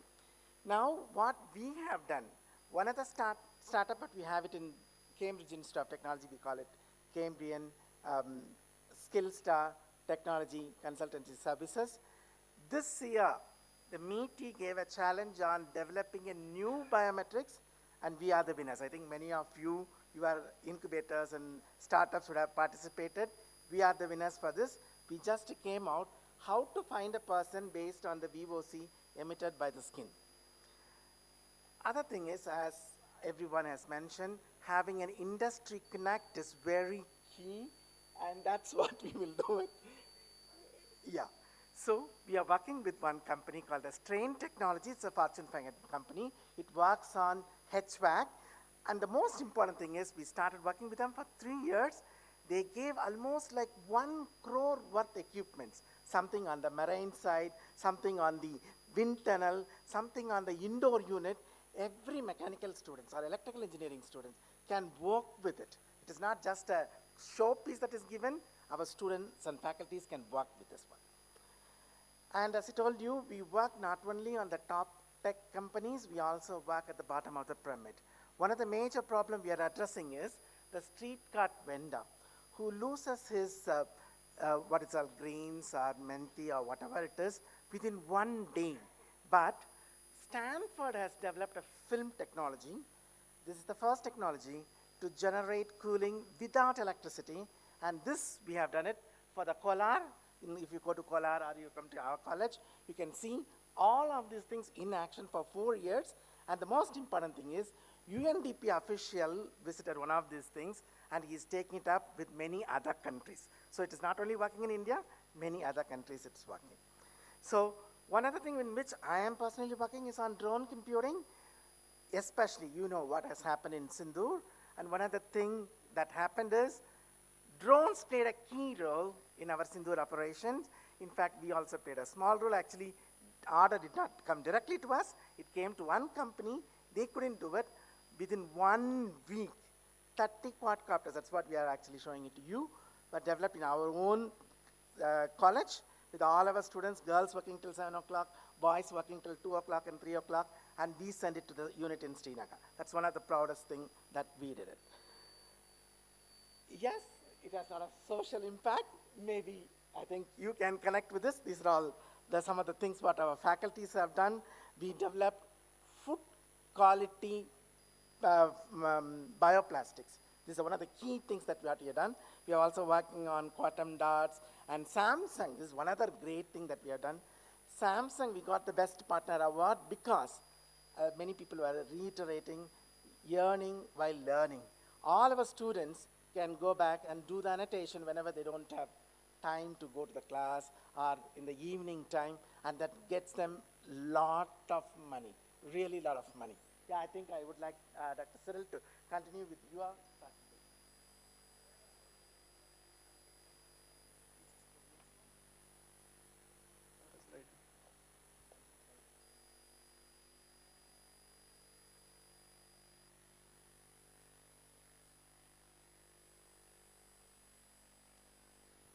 So I have 3 slides to present. Primarily, how Gen Z ready HEI should be actually. So we have developed this system at our campus, and most of the departments at our campus are having labs like that. And it is primarily required that these kind of classrooms, if at all we want to have incubation facility, startup, HEI, everything on campus, I think we have to move towards that kind of classrooms. And most of the departments at our campus are equipped with that kind of an activity, will demonstrate those aspects. The bigger challenge that we face today is we have UG, PG students who are actually Gen Z. Gen Alpha are still in schools. So So we try to graduate, or we are trying to educate the students who are Gen Z. And the professors who are working with us are actually Gen X, or millennials, or Gen Y. So there is at least 25 years of age gap between the professors and the students. On the other side, if you see, industry is 20 years ahead of the institution that we are. So we are trying to ensure that we bridge all this gap, and the institution plays an important role. And to bridge this gap, the infrastructure is primary importance. If infrastructure is not there, whatever may be the professor's qualification, or whatever may be the students coming in, it is highly impossible to ensure that we are able to prepare students to meet the industry requirements. So infrastructure becomes a prime important activity. So to ensure that the infrastructure is within the campus, we started with one company in 2001. Right now, we have more than 6 companies on campus who are able to heavily invest on the infrastructure, and almost some 20 to 30 crores is being invested by these companies on campus. And the industry expects these students to use the facility, get skilled, and ensure that they're able to join the companies. So the bigger challenge for us today is how we are able to educate the faculty members to train the Gen Z students. So the faculties are getting involved in corporate training programs. The faculties are made as mentors. The faculty members are made as startup. They have been made as entrepreneurs. Faculties have their own startup. So I would like to ask how many vice chancellors are having a startup companies? Before you could tell a faculty member, or before you could tell a student to have a startup. How many vice chancellors are able to have incubate companies on your campus? At least you have a startup now. I think first the change should happen. C should be changed as G. So it should be changed less. So you should have one startup which you are getting funds from your management, you start the company. And that is how things can change. So once you are able to duplicate, or you are able to do that, then automatically everything follows. Right now we have all these companies on campus, and the bigger advantage of this was when we went and asked management, can you invest on drone lab? And the investment is around 30 lakhs. We wanted to have software semiconductor company on campus. What is investment? 50 lakhs. And then management asked us, how is it possible for me to invest that amount of money? Then we told management, can you give us a space at least? Then the management told, okay, you go ahead with the space. So we went and spoke to companies like Blueberry, Crane Technologies, Okolo Aerospace, and told them, we'll provide you the space. Come to the campus and have your company set up in the campus. So this enabled us to access all the resources available by these companies. Nearly 30 crores is the kind of investment these companies are able to do, which we were not able to do because of so many constraints. So this has really bridged the gap between the professors, students, and the industry activity, and it has also benefited the institution. Now, what is the requirement by the students? The requirement by student is not a teaching activity, but an experience platform, and that is the biggest requirement now. And students are basically looking into skill and identity creation, and we have mapped the requirement of the Gen Z student, and all the curriculum, all the activities that are happening on campus are on par with the requirements of Gen Z students. And we also have a bigger challenge here. The bigger challenge is we get students from urban as well as students from rural area, and we find there is huge difference between the students coming from the urban area and the rural area. And it becomes very difficult for the curriculum to be delivered to all of them in a similar way. So the bigger equalizer is, in the first year of engineering, as our principal rightly said, incubation is the equalizer that happens in the first year of engineering. We did not have to put emphasis on English language or communication skills. If we're able to ensure that we are able to incubate students, generate idea, so we have the idea lab available, and students are basically starting their entrepreneurship activity. Students are able to come out with innovation in first year of engineering, no matter what is the background is. So once they're able to get that kind of a attitude, that kind of a skill, then automatically all the 3 years is very important, very easy for them to really pursue their higher education. So this is what we are trying to work with. It's a virtuous circle. So ensure that we try to learn. Instead of learning, make it as a product. Product gets connected to research, and then we try to have students as creators, faculty as innovators, and generate revenue for the institution. So this is my last slide. And we have developed all this incubation activity on campus. In fact, we have incubated students, and one of the best example is when we talk to some of the principals or vice chancellors, they tell we ask industries to come and give us the problem statement. See, that is definitely not going to happen. No industry will come forward and tell, this is my problem statement, please work on it.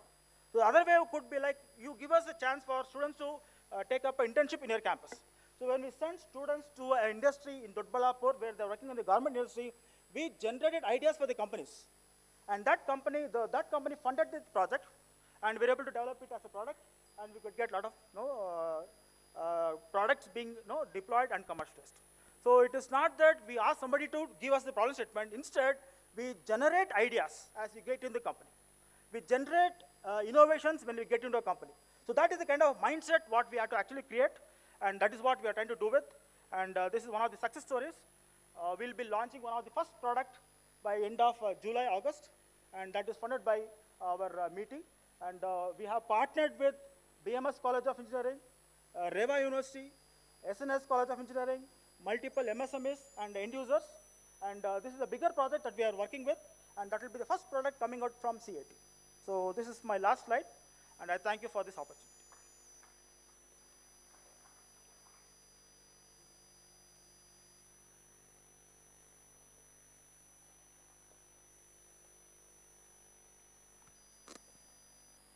Thank you, sir, for thoughtfully bridging academic vision with the industry realities. Finally, I invite Mr. Ayush from BSVT to kindly join us and contribute his views on skill development and entrepreneurship.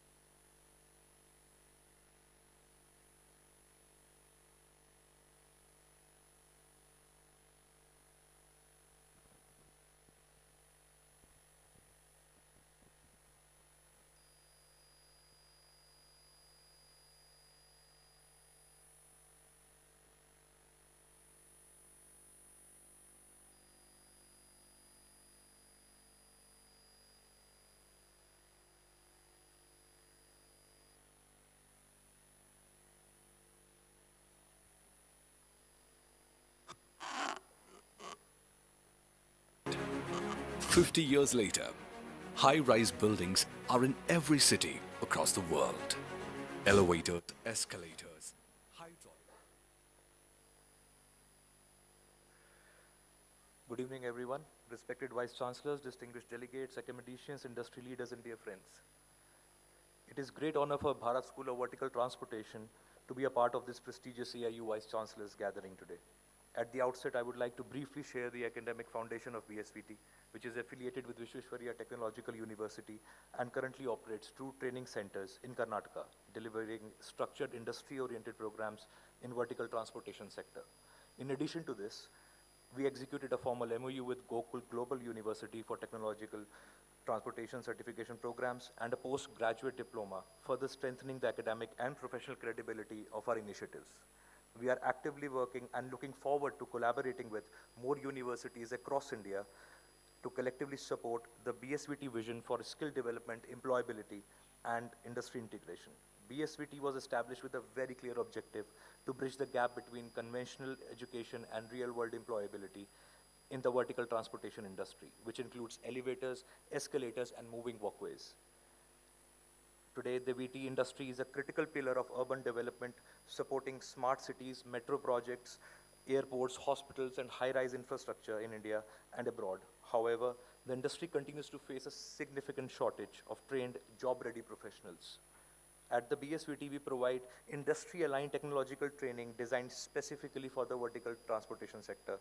Our programs emphasize installation, maintenance, and troubleshoot of elevators, escalators, safety standards, compliance, and practical exposure aligned with real on-site conditions and modern technologies. Our approach is hands-on, practical, and industry-driven. We are actively engaging with VT companies in India and overseas to undertake workforce requirements to prepare students as per company standards, enable faster placements through direct industry connections. As a result, our students are not only certified, but truly job-ready, with many already placed in reputed vertical transportation companies within India and internationally. We are equally committed to inclusive and accessible education. BSVT supports students from diverse backgrounds through flexible fee structures, career counseling and mentorship, continuous academic and professional guidance. At this esteemed gathering of Vice Chancellors and academic leaders, we strongly believe that there is immense potential for collaboration between universities and specialized skills institutions like BSVT. We welcome partnerships for skill-based and industry-linked academic programs, joint certifications and diploma initiatives, strengthening the academia industry ecosystem with employment as the core outcome. Together, we can ensure that students do not just earn qualifications, but secure meaningful skill employment in a global growing industry. In conclusion, the future of education lies in relevance, skill alignment, and employability. BSVT is proud to contribute to this vision by supporting the vertical transportation industry and empowering the youth of our nation with sustainable career opportunities. I thank you all very much. I thank you all very much. Thank you.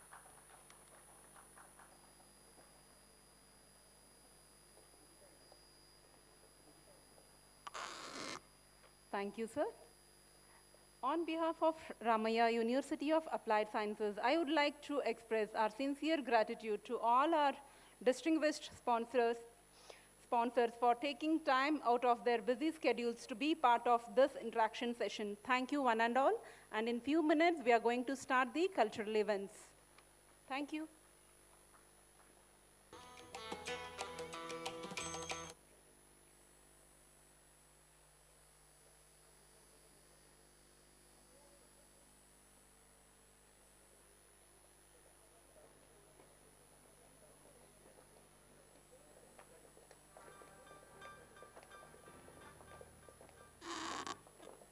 Good evening, distinguished Vice Good evening, Chancellors, distinguished esteemed Vice guests, Chancellors, and everyone present here.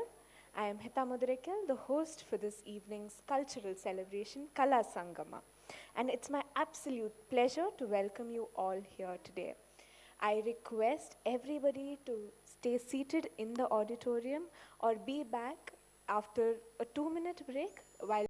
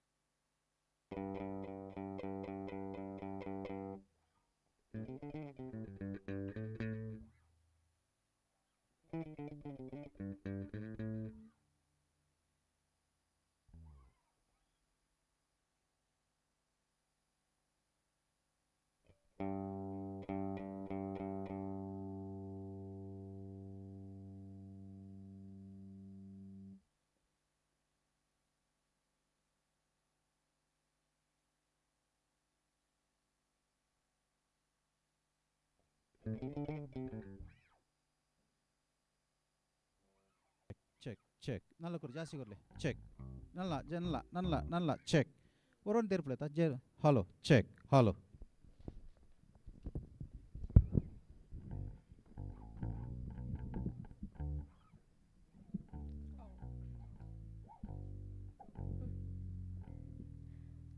Check, check.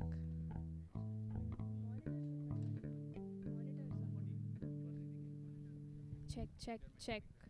check check hello increase check max hello max hello hello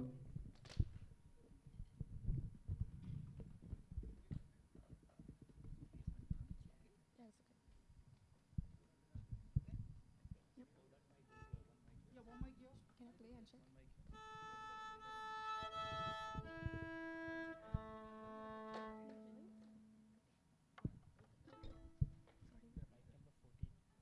Can you get it closer?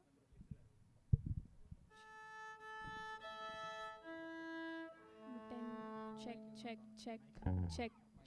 Monitor. Check, check, check, check, check. Check, check, check, check.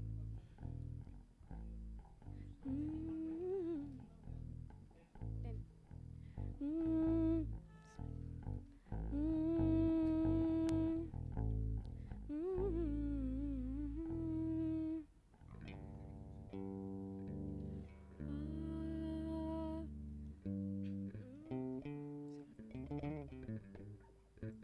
check check mic number 4 in full increase ಮಾಡ್ಕೆ feedback ಬರಡ ತೊಂದ್ರೆ ಇಜ್ಜಿ yeah try now Check, check, not this check. one not fourth one 10th one check hello Check, yeah check, check. increase yeah Check, check, check. little bit increase Check, check. yeah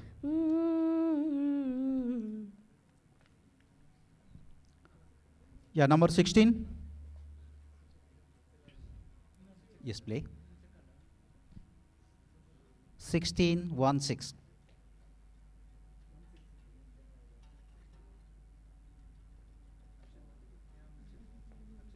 increase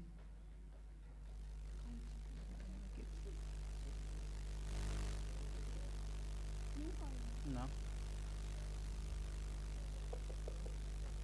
that's not coming try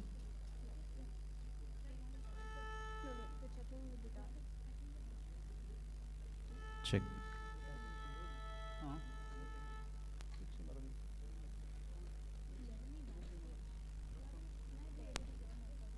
ಮೆಲ್ಟು ಮಾಡೋದು ಕೊರಲೇಬೇಕು sudden ಪೊಚ್ಚಿ ಪಂಡ ದೇಪಲ್ಲ ಕಟ್ಟುವಂಥದ್ದು ಹೊರ ಕಟ್ಟುವಂತ ಬೇರೆ cut ಕಟ್ಟುವಂತ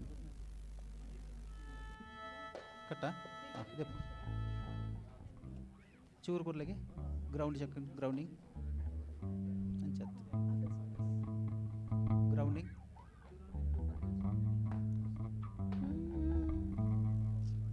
ಬೇಗ ಮೆಲ್ಟು ಬರೋದು okay ಇಂದು number ನೋಡ ಇಂದು number 15 ಜಾಪ್ಲಿ okay number 15 yes play ma'am number 15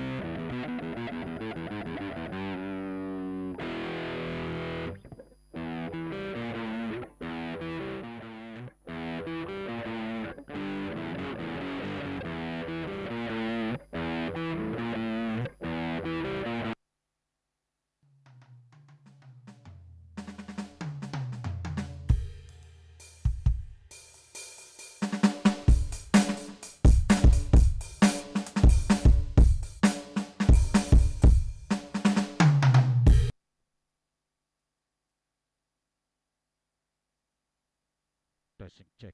Check. Check. Hollow. Check. Increase one. Full increase. Full. Max. Check. Hollow. Yeah.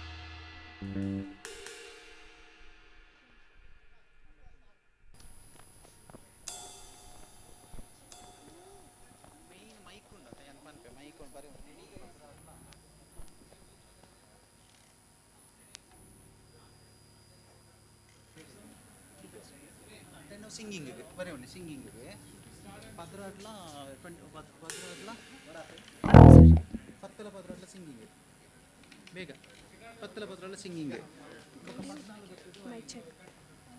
ಅವು ಮೂಜಿ mic ಬುಕ್ಕ ಪೂರ Jack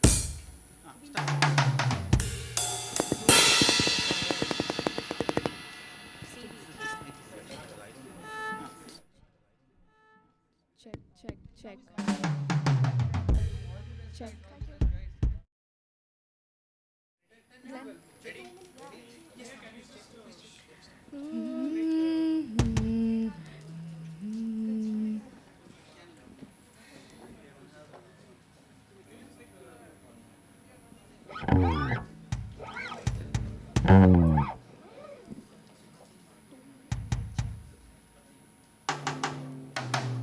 Check. Check. We apologize for today. We were just ensuring that all the meetings in the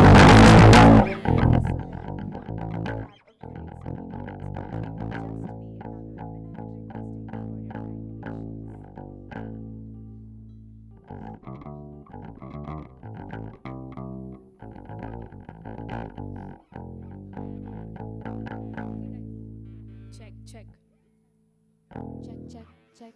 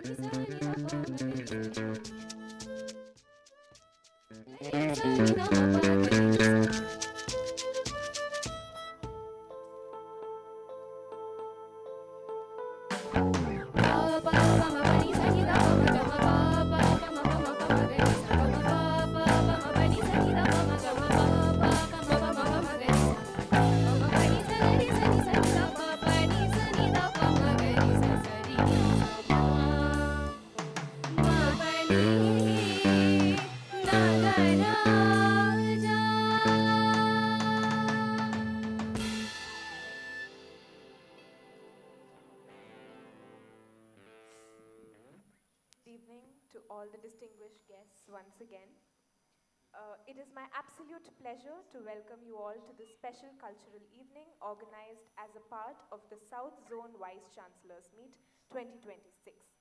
It's our honor to present the cultural excellence of the students at MS Ramaya University of Applied Sciences after what has undoubtedly been a long and very busy day for all of you. We hope this evening provides a delightful respite and time to simply sit back and enjoy. Today, we have curated vibrant showcase of talent that celebrates the rich diversity of our performing arts. To set the perfect and energetic tone, as you all have heard and had a glimpse of, we begin with a melodious yet electric performance by Euphony, the music club, presenting to you Raga and Riff.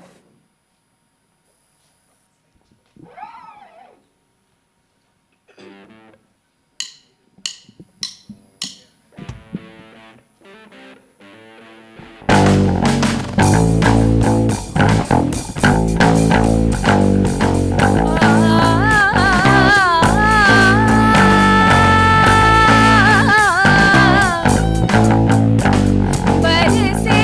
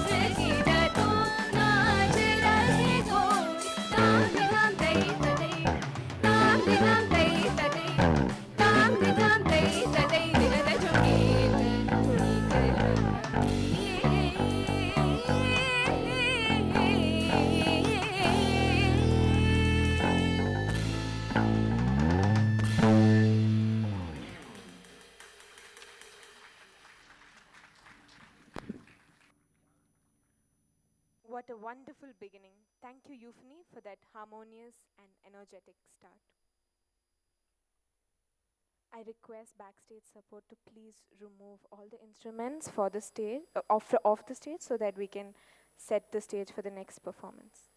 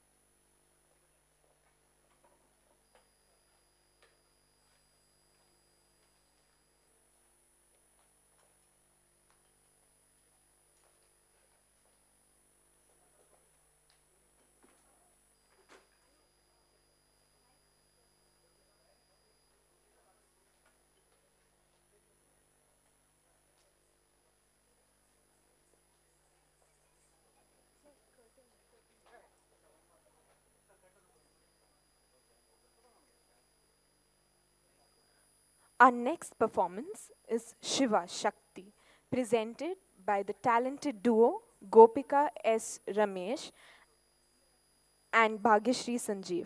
As a powerful expression through Bharatnatyam awaits us, I request the audience to please put your hands together and encourage them.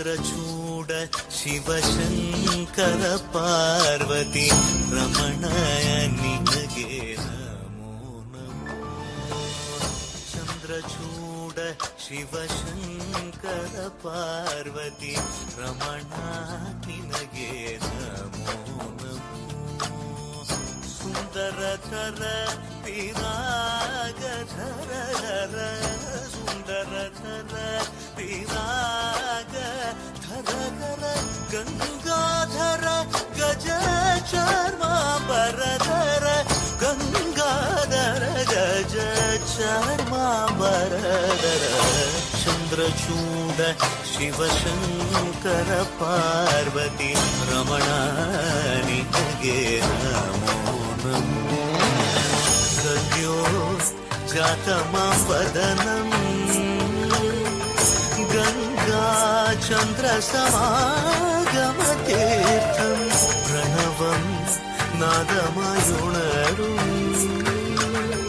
तुडियो वेदकलामृत पुण्यं प्रकृतियुं निन्निल विकृतियुं निन्निल स्वरंगलिलाय लयंगलिलाय शक्ति स्वरूपं ओम शिवोहं श्री शिवोहं ओम शिवोहं रुद्रं शेखरं पुरळलि वसिमरुद्राक्षवु धरिसित परम वैष्णवनु गरुड गमन नम्म पुरंदर विठलन प्राण प्रियनु Chandrachud Shivshankar Parvati Ramana निनगे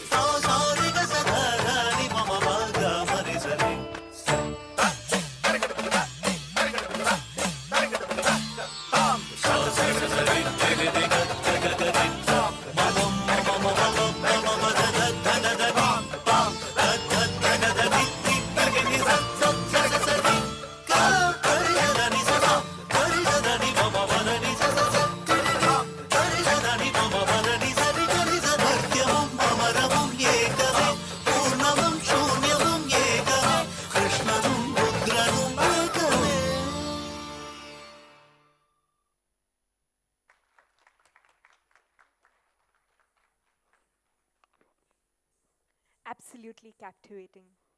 Thank you for that divine performance. Up next, we have Anushri Iyer with Strings of Serenity, prepared to be mesmerized by the tranquil melodies. Let's welcome Anushri to the stage.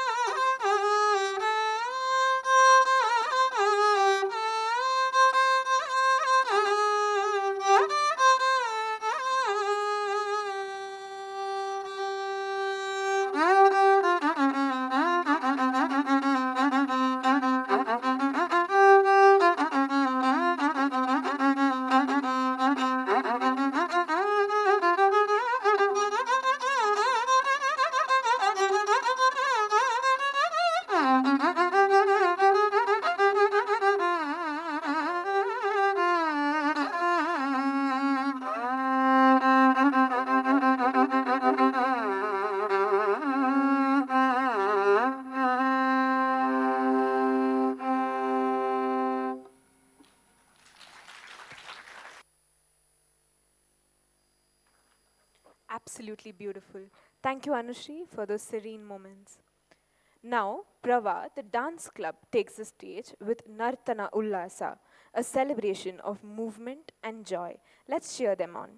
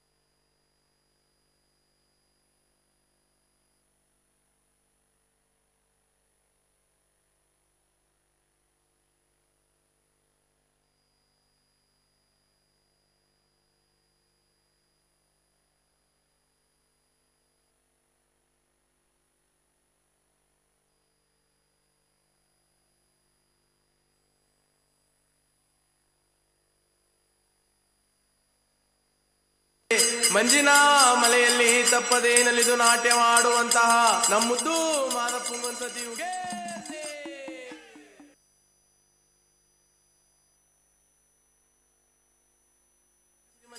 ಮಂಜಿನ ಮಲೆಯಲ್ಲಿ ತಪ್ಪದೇ ನಲಿದು ನಾಟ್ಯ ಮಾಡುವಂತಹ ನಮ್ಮುದ್ದು ಮಾದಪ್ಪುಂಗೊಂದ್ಸತಿಯುಗೆ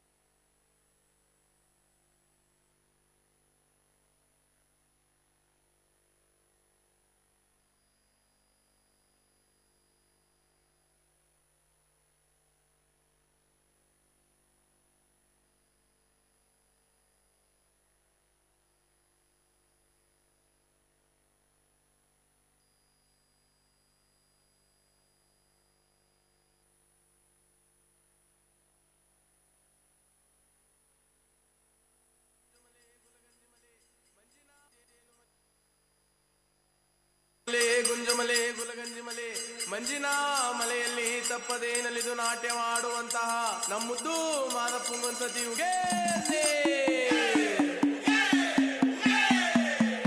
ಅಕ್ಕಯ್ಯ ನೋಡು ಬಾರೆ ಈ ಚೆಲ್ವನ, ಚಿಕ್ಕವಳೆ ನೋಡು ಬಾರೆ,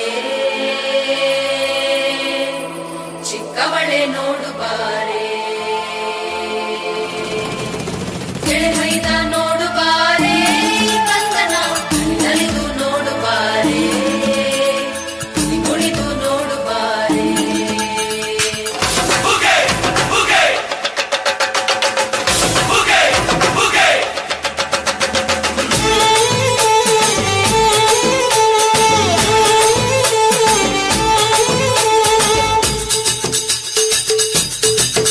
ಕೊಡುವಾಗ್ಲೆಲ್ಲ ಕೊಡ್ತಾನು ನಮ್ಮಪ್ಪ ಶಿವ, ಅವನು ಒಲಿದರೆ ಕೊರಡು ಕೊನರೆ ಬಂಗಾರ ಬಾಳಪ್ಪ, ಅಕ್ಕರೆ ಮಾತಾಡಿ ಪೂಜೆ ಮಾಡಿ ಅಂದವನೇ ಮಾದೇವ.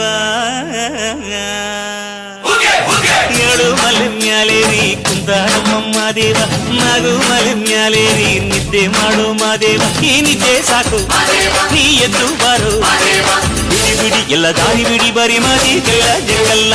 ಹಂಗೆ ಕುಣೀರು ಹಿಂಗೆ ಕುಣೀರು, ನಮ್ಮುಂದು ಮಾದಯ್ಯ ಮುಂದೆ ಬತ್ತಿ ಕುಣೀರು, ಎದ್ದು ಕುಣೀರು ಬಿದ್ದು ಕುಣೀರು, ನಮ್ಮುಂದು ಮಾದಯ್ಯ ಮುಂದೆ ಬತ್ತಿ ಕುಣೀರು.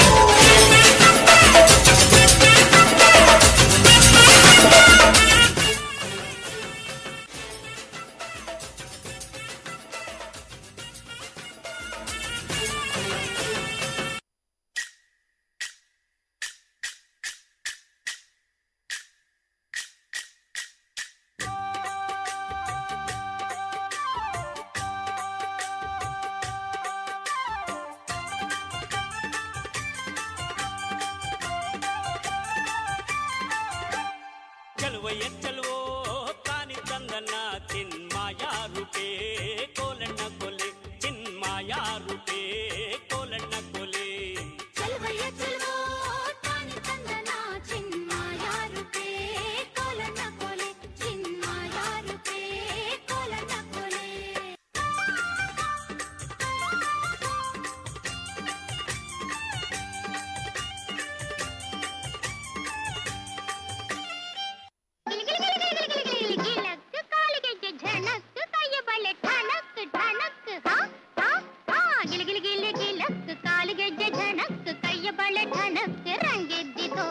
ನಿನ್ನ ಕಂಡು ಹಾರಿ ಕುಣಿಯೋ ಗುಂಗೆದ್ದಿತೋ, ಕೋಡಿಯಂತೆ ಹರಿದು ಬಂದ ಈ ಸ್ಫೂರ್ತಿಗೆ ಜೋಡಿಯಿತ್ತು ಆಡುಬಾರೋ ನನ್ನೊಂದಿಗೆ, ಜೋಡಿಯಿತ್ತು ಆಡುಬಾರೋ ನನ್ನೊಂದಿಗೆ.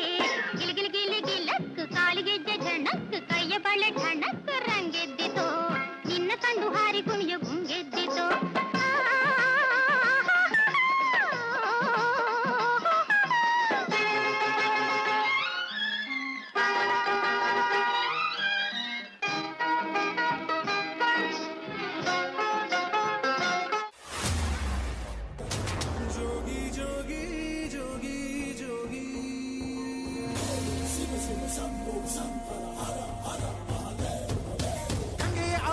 ತಲೆ ಮೇಲೆ ನಗರ ಹಾವೆ ಸರಮಾಲೆ ಕೈಯಲ್ಲಿ ಬೆತ್ತದ ಕೋಲು ಮೈಯೆಲ್ಲ ವಿಭೂತಿ ಸಾಲು ಯಾರೋ ಅವನ್ ಯಾರೋ ಜೋಗಯ್ಯ ಜೋಗಯ್ಯ ಜೋಗಯ್ಯ ಜೋಗಯ್ಯ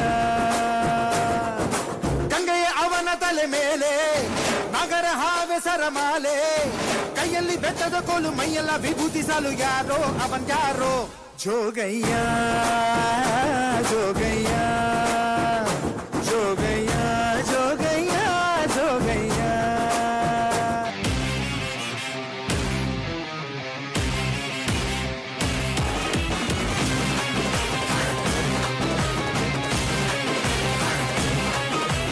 ಆಡುಮಲೆ ಜೇನುಮಲೆ ಕಾಡುಮಲೆ ಕಾಡುಮಲೆ ಪಚ್ಚೆ ಮಲೆ ಪವಳ ಮಲೆ ಪೊನ್ನಚ್ಚಿ ಮಲೆ ಸುರಿದಿದೆ ಬೆಂಕಿ ಮಳೆ ಉರಿದಿದೆ ನೋಡಿಗಳೇ 77 ಮಲೆಯ ಹೆಜ್ಜೆ ಹೆಜ್ಜೆಗಳನು ಪರಶಿವ ನೆಲೆಸಿಹನು ಇತಾನೆ ನಡೆಸುವೆ ಸಕಲವನು ನೀನೇನೆ ಮುಗಿಸು ಈ ಕದನವನು ನಿತಾನೆ ನಡೆಸುವೆ ಸಕಲವನು ನೀನೇನೆ ಮುಗಿಸು ಈ ಕದನವನು ಕಂದಾಯ ದೊಡೆಯನೆ ಮಾದಯ್ಯ ಕಂಡಾದ ಕೋಪವು ತರವಯ್ಯ ಕಂದಾಯ ದೊಡೆಯನೆ ಮಾದಯ್ಯ ಕಂಡಾದ ಕೋಪವು ತರವಯ್ಯ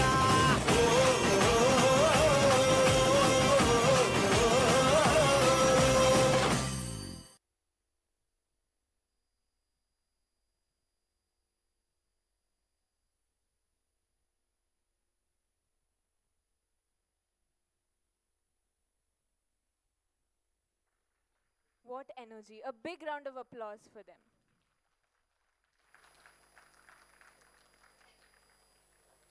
Taking us back to our roots, Shambhavi Hebbar presents Janapada Geete, a beautiful folk song performance. Please welcome Shambhavi.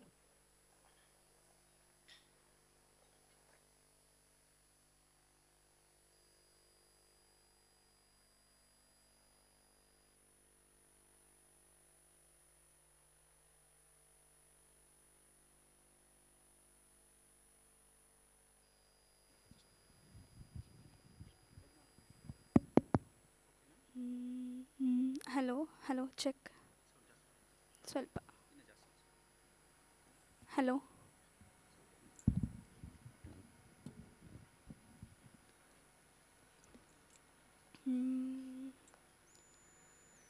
Madeva Madeva Madeva Madeva Madeva Madeva Madeva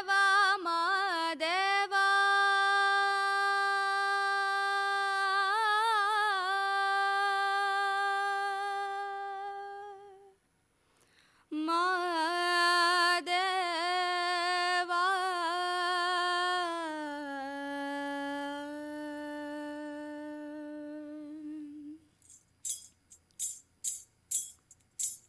ಸೋಜುಗದ ಸೂಜು ಮಲ್ಲಿಗೆ ಮಾದೇವ ನಿಮ್ಮ ಮಂಡೆ ಮ್ಯಾಲೆ ದುಂಡು ಮಲ್ಲಿಗೆ ಸೋಜುಗದ ಸೂಜು ಮಲ್ಲಿಗೆ ಮಾದೇವ ನಿಮ್ಮ ಮಂಡೆ ಮ್ಯಾಲೆ ದುಂಡು ಮಲ್ಲಿಗೆ ಅಂದಾವರೆ ಮುಂದಾವರೆ ಮತ್ತೆ ತಾವರೆ ಪುಷ್ಪ ಚಂದಕ್ಕಿ ಮಾಲೆ ಬಿಲ್ಪತ್ರೆ ಮಾದೇವ ನಿಮ್ಗೆ ಚಂದಕ್ಕಿ ಮಾಲೆ ಬಿಲ್ಪತ್ರೆ ತುಳಸಿದಳವ ಮಾದಪ್ಪನ ಪೂಜೆಗೆ ತಂದು ಮಹಾದೇವ ನಿಮ್ಮ ಸೋಜುಗದ ಸೂಜು ಮಲ್ಲಿಗೆ ಮಾದೇವ ನಿಮ್ಮ ಮಂಡೆ ಮ್ಯಾಲೆ ದುಂಡು ಮಲ್ಲಿಗೆ ತಪ್ಪಾಳೆ ಬೆಳ್ಗ್ಯೂನಿ ತುಪ್ಪವ ಕಾಯ್ಸಿವ್ನಿ ಕಿತ್ತಾಳೆ ಹಣ್ಣ ತಂದಿವ್ನಿ ಮಾದೇವ ನಿಮ್ಗೆ ಕಿತ್ತಾಳೆ ಹಣ್ಣ ಕಿತ್ತಾಡಿ ಬರುವ ಪರಸೆಗೆ ಮಹಾದೇವ ನಿಮ್ಮ ಸೋಜುಗದ ಸೂಜು ಮಲ್ಲಿಗೆ ಮಹಾದೇವ ನಿಮ್ಮ ಮಂಡೆ ಮ್ಯಾಲೆ ದುಂಡು ಮಲ್ಲಿಗೆ ಬೆಟ್ಟ ಹತ್ಕಂಡ್ ಹೋಗೋರ್ಗೆ ಹಟ್ಟಿ ಹಂಬಲವ್ಯಾಕ ಬೆಟ್ಟದ ಮಾದೇವ ಗತಿಯೆಂದು ಮಾದೇವ ನೀವೇ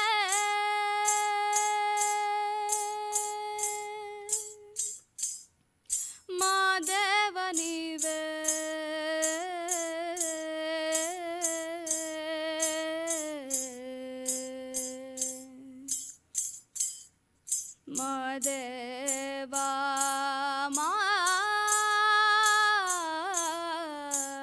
ಮಾದೇವ ಬೆಟ್ಟ ಹತ್ಕಂಡ್ ಹೋಗೋರ್ಗೆ ಹಟ್ಟಿ ಹಂಬಲವ್ಯಾಕ ಬೆಟ್ಟದ ಮಾದೇವ ಗತಿಯೆಂದು ಮಾದೇವ ನೀವೇ ಬೆಟ್ಟದ ಮಾದೇವ ಗತಿಯೆಂದು ಅವರಿನ್ನು ಹಟ್ಟಿ ಹಂಬಲವ ಮರೆತ್ಯಾರೋ ಮಹಾದೇವ ನಿಮ್ಮ ಸೋಜುಗದ ಸೂಜು ಮಲ್ಲಿಗೆ ಮಾದೇವ ನಿಮ್ಮ ಮಂಡೆ ಮ್ಯಾಲೆ ದುಂಡು ಮಲ್ಲಿಗೆ ಸೋಜುಗದ ಸೂಜು ಮಲ್ಲಿಗೆ ಮಾದೇವ ನಿಮ್ಮ ಮಂಡೆ ಮ್ಯಾಲೆ ದುಂಡು ಮಲ್ಲಿಗೆ ಮಾದೇವ ಮಾದೇವ ಮಾದೇವ ಮಾದೇವ ಮಾದೇವ ಮಾದೇವ ಮಾದೇವ ಮಾದೇವ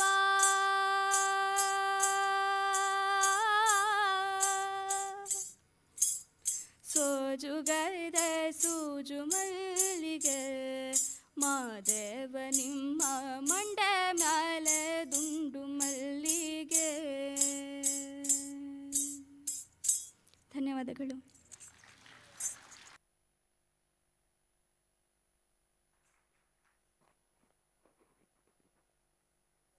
How refreshing.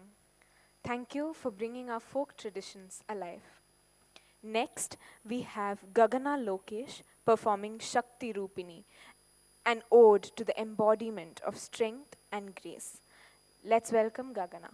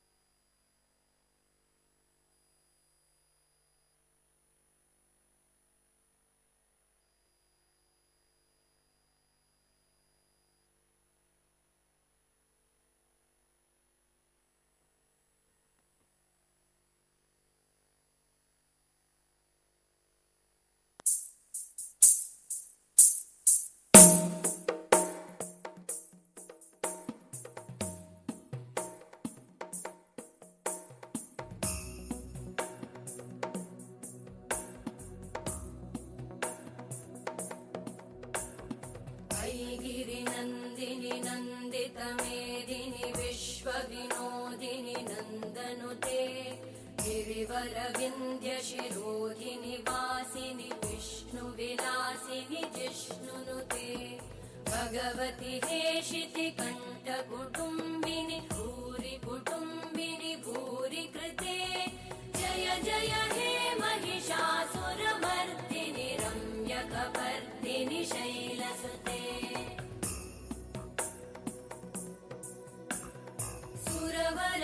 वर्षिणि दुर्धरधर्षिणि दुर्मुखमर्षिणि हर्षरते त्रिभुवनपोषिणि शङ्करतोषिणि कल्मषमोषिणि घोषरते तनुजनिरोषिणि दितिसुतरोषिणि दुर्मदशोषिणि सिन्धुसुते जय जय हे महिषासुरमर्दिनि रम्यकपर्दिनि शैलसुते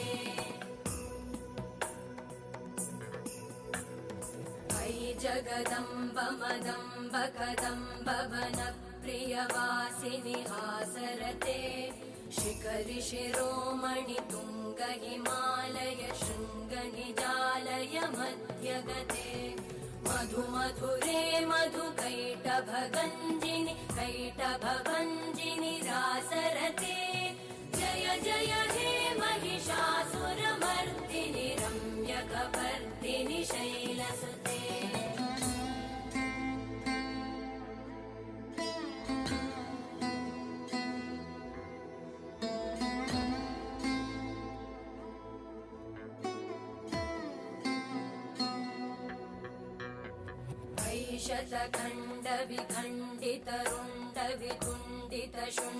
शतखण्डविखण्डितरुण्डवितुण्डितशुण्डगजाधिपते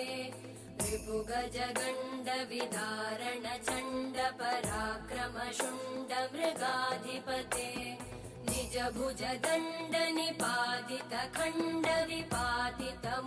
निजभुजदण्डनिपातितखण्डविपातितमुण्डभटाधिपते जय जय हे Mahishasuramardini रम्यकपर्दिनि शैलसुते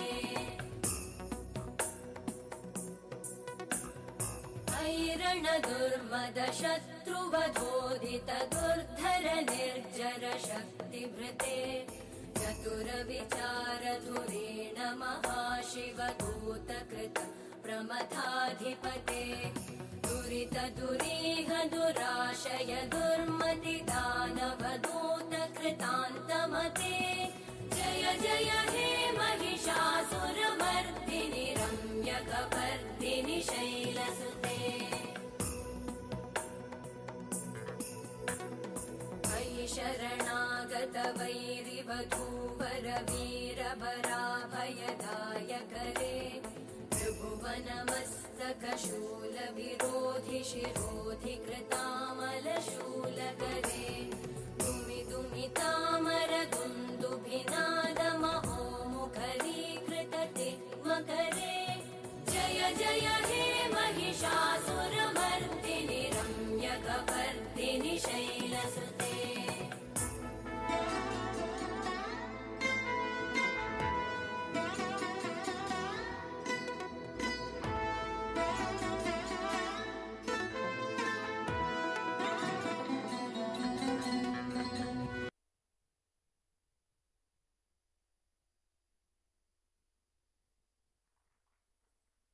Thank you for that elegant performance, Gagana.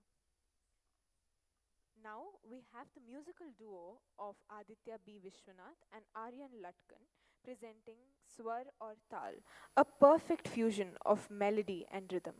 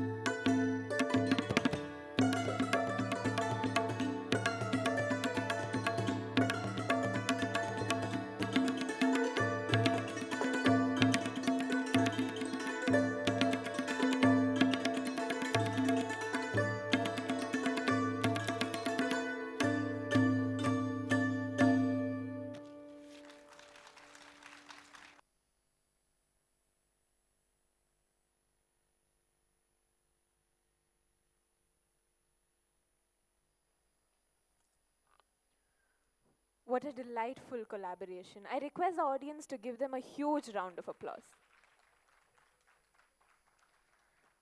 Sakshi Tawla now brings us Tal Sangam, a rhythmic masterpiece in Kathak. Let's give her a big round of applause, please.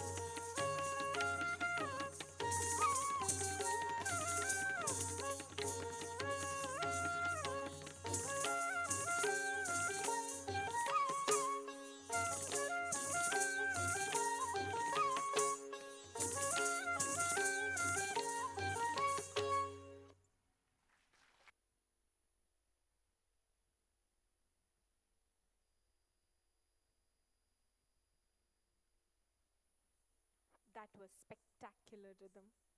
And now for the last performance of this evening and our grand finale, Prava, the dance club, returns with Anandam, pure bliss and celebration. Let's give them an energetic welcome. A big round of applause, everybody.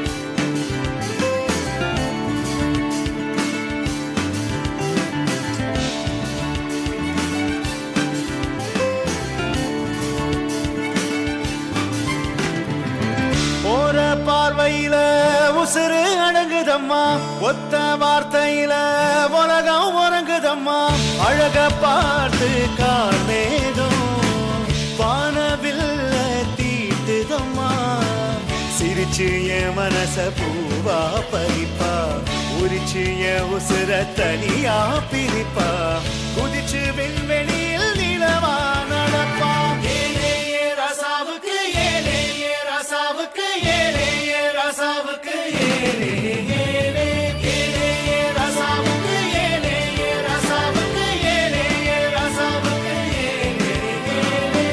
போற பார்வையில உசுறு அடங்குதம்மா, ஒத்த வார்த்தையில உலகம் உறங்குதம்மா, அழக பார்த்து கார்மேகம் வானவில்ல தீட்டுதம்மா, சிரிச்சு என் மனச பூவா பறிப்பா, உரிச்சு என் உசுர தனியா பிரிப்பா, குதிச்சு விண்வெளியில் நிலவா நடப்பா, ஏலே ஏ ரசாவுக்கு ஏலே ஏ ரசாவுக்கு ஏலே ஏ ரசாவுக்கு ஏலே ஏலே ஏலே ஏ ரசாவுக்கு ஏலே ஏ ரசாவுக்கு ஏலே ஏ ரசாவுக்கு ஏலே ஏலே.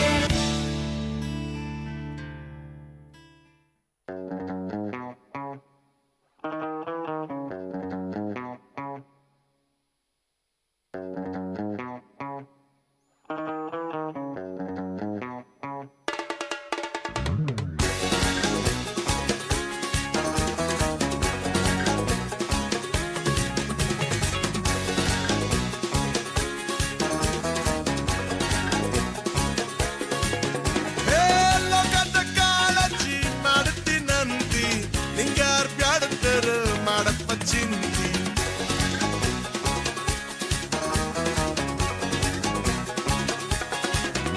ಓ ಲೋಕದ ಕಾಳಜಿ ಮಾಡುತ್ತೀನಂತಿ, ನಿಂಗಾರ್ ಬ್ಯಾಡತ್ತರು ಮಾಡಪ್ಪ ಚಿಂತಿ.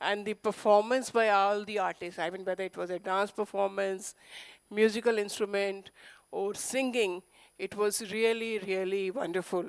So our heartfelt thanks to all the students who have performed today. This dance in the end was really wonderful, very, very apt end of the cultural program. But all the programs were really, really nice, and everybody did enjoy them. So my heartfelt thanks, appreciations for each and every member of the art group. Thank you very much, really.